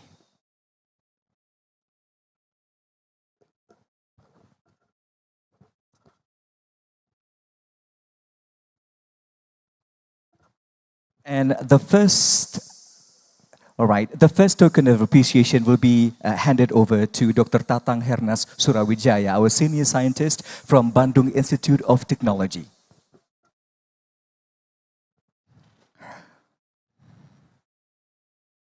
Thank you very much indeed for your contribution, Dr. Tatang Hernas Surawijaya.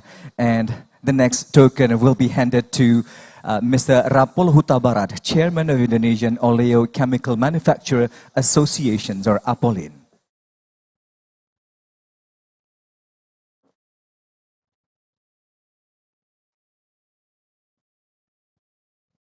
And next up, may we have Professor Erliza Hambali, founder of the Surfactant and Bioenergy Research Center of IPB. Thank you very much. And last but definitely not least is to Mr. Andianto Hidayat, Vice President, Downstream Research and Technology Innovations, PT Pertamina Persero. Thank you very much indeed for your contributions to the dialogue. And last but definitely not least to Mr. Muhammad Ja'far Ahmad as the moderator for this session. Thank you very much indeed, Mr. Moderator. And may we have everyone at the center of the stage for a group photo, please.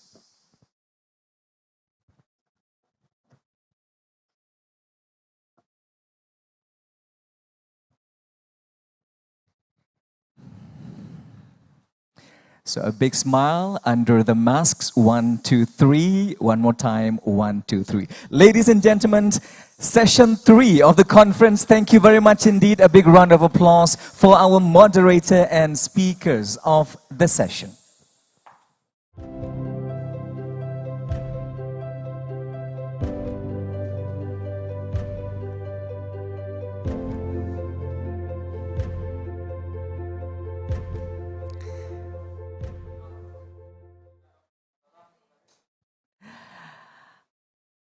Distinguished speakers, delegates, ladies and gentlemen, we have now come to the final sessions, the concluding sessions of our conference. And this is the final sessions of the conference.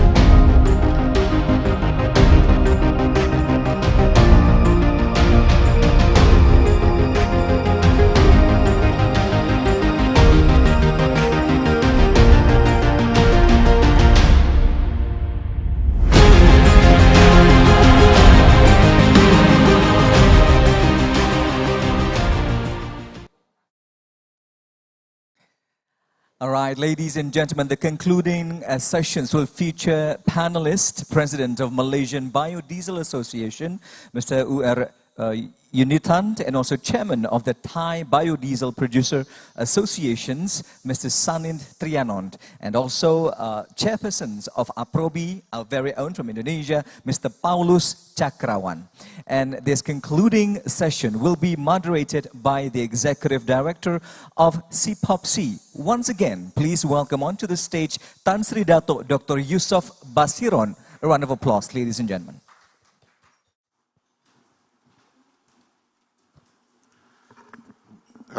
Ladies and gentlemen, there will be the shorter session today. For now, I would like to invite Paulus to be on stage.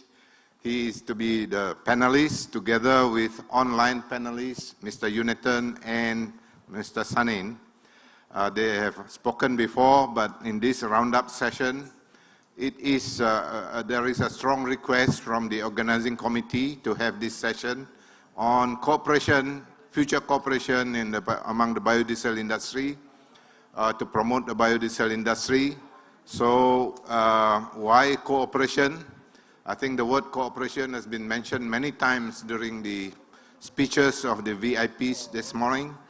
And it means that we need to seek the necessary cooperation to make sure the palm oil industry will continue, palm biodiesel industry will continue to prosper and grow well into the future. So I'll invite the panelists to speak for 5 minutes or so because we are short of time. And they can speak on any angles or any aspect of cooperation that they feel critical to the future development of this biodiesel industry from now on. So without further ado, I would like to ask Paulus to take the lead, give his view, 5 minutes or so, and then after the other two panelists have also given their 5-minute speeches, we will open up to the floor for question and answer or any suggestions about cooperation that you feel vital for continuing development of this biodiesel industry. So with that, Paulus, the floor is yours.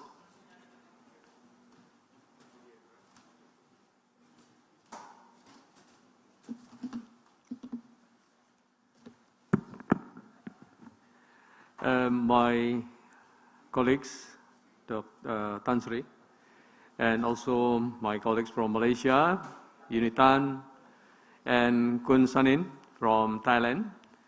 And now our conference will be end soon. So this is my ideas, my thinking about the future cooperation in palm biofuels, biodiesel industries. Almost all the countries in the world are committed to taking action to reduce the emission due to the Paris Agreement further action. And we must accelerate the energy transition toward to the net zero emission. This is the fact that we are facing now. Definitely, the tropical countries, have a big opportunity to take advantage to our superiority in the tropical plan to reduce the emission in the form of sustainable biofuel, biodiesel, also to maximize the oil palm into the energy. So developing the biodiesel downstream product is necessary. So to bolster and energize the sustainable palm biodiesel biofuels, we must work together to make synergies among us. So we, from Indonesia, APROBI, propose to strengthen the communication by holding twice-a-year meeting, the Palm Biofuel Biodiesel Meeting Working Group under the CPOPC. This is also we inviting not only from Malaysia and Thailand, also for the Peru and Nigeria, and also the Papua New Guinea, and also the Colombia. We, Indonesia, are ready to host the first meeting in the 2022. This is the real action that we propose, Dato' Tan Sri. I think it is our proposal to develop the cooperation between us. Thank you so much.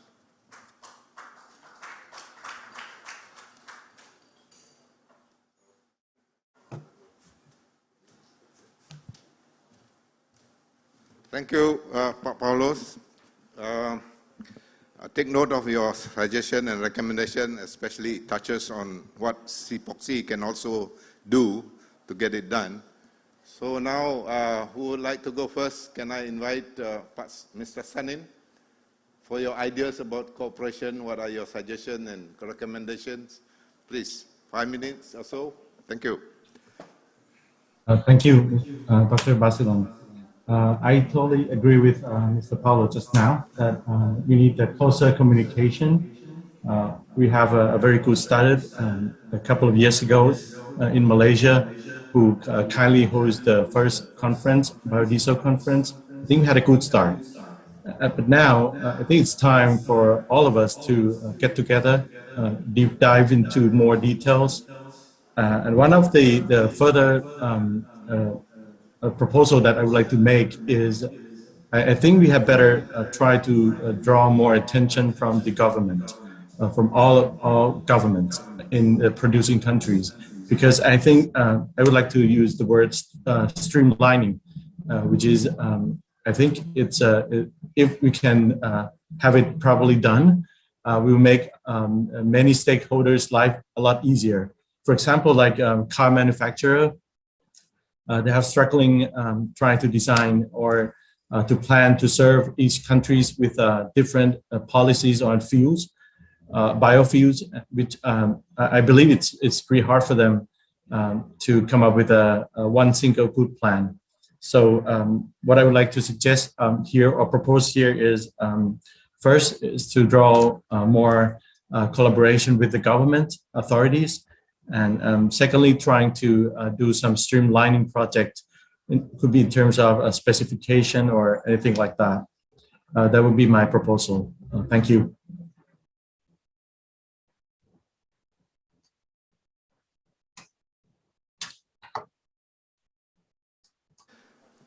Government always play an important role, especially when it comes to biofuel or biodiesel industry, because sometimes it needs subsidy or some kind of assistance, financial assistance, to make the industry sustainable. Okay, Mr. Unitton, your turn for your recommendations. Thank you. Thank you, Tan. Thank you, Tan Sri. I'd like to share a few slides. I promise I will be within time. So I think is everyone able to see the slide? Yeah, put it on. Not yet. Yes. Are you able to see? Yeah. Yes. Yeah. So I think my suggestions are going to be around the EU RED2 and its implications. I think there was extended deliberation about this, so I won't get into it, but we are facing a threat in one of our key export markets, and therefore there needs to be cooperation between all palm biodiesel producers. And we are facing a situation that palm biodiesel exports could be phased out well before 2030. The projections are that it is going to be more waste oil based and less palm oil based. And there is immense media publicity against fuel and sustainability issues coming from US, EU and UK. So really, when we are faced with such a declining export market, we as biodiesel players in the respective producing countries need to maximize our use. And one way we can do this is to share all of the technical and commercial details that we get out of trials, both at the lab research as well as commercial field trials. And this needs to be promoted to all the auto industries, or we should come up with a common statement of techno-commercial viability for palm-based biodiesel as one single statement. That is one suggestion I would like to make. The second is we should have a mutual recognition about our sustainability schemes. Malaysia has got MSPO, Indonesia has got ISPO. The default standard for biodiesel sustainability is ISCC. And we need to adopt a credible authentication system that suits our markets and yet can stand the scrutiny of NGOs and global bodies. So this is again a work that we need to do together. We should have a good balance between palm oil being used for food. At the same time, we generate a lot of waste within our industry. How can we also channel that together with the biodiesel industry? In my presentation, I already mentioned working with governments. One common theme that we all could work is carbon tax, a mechanism that the world is going towards in terms of reducing greenhouse gas emissions. And when it comes to utilization of waste oil, there is so many issues together. We need a policy framework on how production, domestic utilization of these waste oils can be done. Last but not the least, there's a huge opportunity for hydro-treated vegetable oil as a B100, a drop-in fuel, and both first generation biofuel players and the new generation HVO players should be allowed an opportunity to participate in this new frontier. And in all these areas, all of us who are in the palm biodiesel business globally can work together, because not everything we do in palm is the same as it applies to other oils. So on that note, thank you very much for your attention. Thank you, Mr. Jonathan. I think from what you have heard, there is a very strong need for cooperation suggested by the leaders of the Biodiesel Association of Thailand, Malaysia, and also Indonesia. And they know better how to promote the continuing prosperity of the biodiesel industry, because they are the stakeholders, they are in it to improve the business. So we take note of their recommendation or suggestions for further cooperation. Now you have 5 minutes of floor time, question or suggestion of other form of cooperation or whatever form of cooperation that you wish to suggest, or to ask them questions. So anyone from the floor or from the online questions? We do want to interact. Anyone, any questions coming from the online question? Well, it looks like we are all very exhausted, and and I think the panelists have actually given a very broad-based recommendation about future cooperation in this industry, and I think those would be very strong ammunition for us to move forward, taking note of what they have recommended. I know I'm passing back to our MC. You have to invite, I think, Paulus to do the closing remarks. Yeah, Paulus. So thank you very much. Please. Thank you very much, Moderator Tan Sri Dato Dr. Yusof Basiron. A round of applause, ladies and gentlemen, for a session, the concluding sessions that will further cement cooperations between the participating countries. And now we would like to use these opportunities for an exchange of tokens of appreciation. Please remain on the stage, Pak Paulus and Tan Sri. The exchange of appreciation, tokens of appreciations, will take place between the Executive Director of CPOPC, Tan Sri Dato Dr. Yusof Basiron, and also Chairperson of APROBI, Bapak Paulus Chakrawan. Bapak Paulus will commence first with the tokens of appreciations to Executive Director of CPOPC, Tan Sri Dato Dr. Yusof Basiron. For the cooperation, we thank you so much. We hope for a further cooperations in between the institutions. And in return, Tan Sri Dato Dr. Yusof Basiron will also present a token of appreciation to our very own Mr. Paulus Chakrawan of the Indonesian APROBI for a long-lasting cooperation into the future. Thank you very much indeed. May we also request Tan Sri Dato to please remain on the stage, Tan Sri, as we give time for Mr. Paulus Chakrawan for the closing remarks of the conference. The floor is yours, Mr. Paulus, please.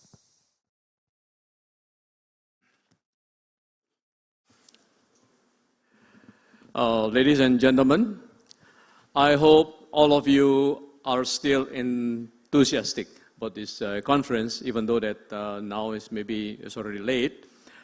But the time has come for us to end the third Palm Biodiesel Conference, which we are holding in Yogyakarta in this historic city. So what do we get from this conference? First, we get the information about the status of biodiesel development in palm oil producing countries and the potential development of the biodiesel industry. The second, we also conclude that the palm oil producing country must maximize the palm oil for energy to accelerate the energy transition to net zero emission and the development of biodiesel product. Third, for that, we must always make exchange information, communication, and cooperation. I hope that the Palm Biodiesel Industry Association can meet in Indonesia soon. Ladies and gentlemen, finally, on behalf of Indonesian Biofuel Producer Association and the Council of the Palm Oil Production Countries, POPC, I appreciate and thank you to Coordinating Minister of Economy, Bapak Erlangga, Honorable Datu Zureda Kamarudin, Minister of Primary Industry and Commodities Malaysia, Minister of Energy, Bapak Arifin Tasrif, Deputy Coordinating Minister of Economy, Ibu Musdalifah Mahmud, Pak Yudo, SAM, Staf Ahli Menteri, Bapak Dadan Kusdiana, Director General Renewable Energy and Energy Conservation, Moderator, Bapak Profesor Dr. Bustani Arifin, Mbak Sabrina, Pak Jafar, Pak Tansri, Datuk Dr. Yusuf Bosiron, and all speakers, all sponsors, virtual exhibition participants, all participants, both physically and virtually. Also to all committees from APROBI and CPOPSI, Pak Dapito, MC, and media partners. Give a big hand for them. Thank you. Again, thank you so much and have a nice day.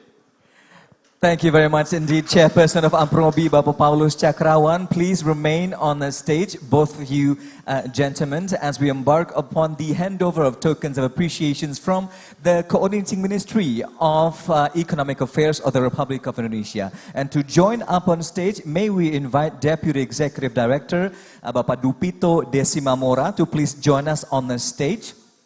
And now we invite Assistant to Deputy Minister for Estate Crops Agribusiness Development from the Coordinating Ministry for Economic Affairs, Bapak Muhammad Edi Yusuf, to present coffee and tea from PT Perkebunan Nusantara, the 9th, as a token of appreciation to the stakeholders. First to Mr. Paulus Chakrawan, Chairperson of APROBI, coffee and tea from PT Perkebunan Nusantara, the 9th, and next to Tan Sri Dato Dr. Yusuf Basiron, and last but definitely not least to Mr. Dupito Desimamora, signifying a long-lasting cooperations and a bright future for palm oil industry moving ahead. Let's get together for a final round of group photos. Ladies and gentlemen, this is a moment of cooperation of APROBI, CPOPSI, and the Coordinating Ministry for Economic Affairs of the Republic of Indonesia. A final round of applause. Ladies and gentlemen, thank you very much indeed. Our guest of honor this afternoon for concluding such a remarkable achievement of deliberations for the third Palm Biodiesel Conference taking place here in the beautiful and historical Yogyakarta Special Region. Participants, ladies and gentlemen, as the saying goes, to every beginning there is an ending, and this applies now. The third Palm Biodiesel Conference has come to an end. On behalf of the organizing committee, once again, we thank everyone for gracing us with your presence and showing us your enthusiasm, both here in person and also virtually out there from different parts of the globe, from different time zones. Thank you very much indeed. And please accept our apologies for any shortcomings you might find throughout the deliberation today. And allow me to finally express our gratitude to our sponsors, to the platinum sponsors, Malaysian Biodiesel Association, Thai Biodiesel Producer Association, PT Holding Perkebunan Nusantara, Riset Perkebunan Nusantara, and PT Smart TBK. Also, our gold sponsors, Togar Podcast and Wilmar. And to the media partners as well, Sawit Indonesia, Asian Palm Oil Magazine, Oils and Fats International, Eloise.co, Metro TV, Media Indonesia, and Medcom. See you at the 4th Palm Biodiesel Conference. I'm Rahmat Idris. Good afternoon. Wassalamualaikum warahmatullahi wabarakatuh.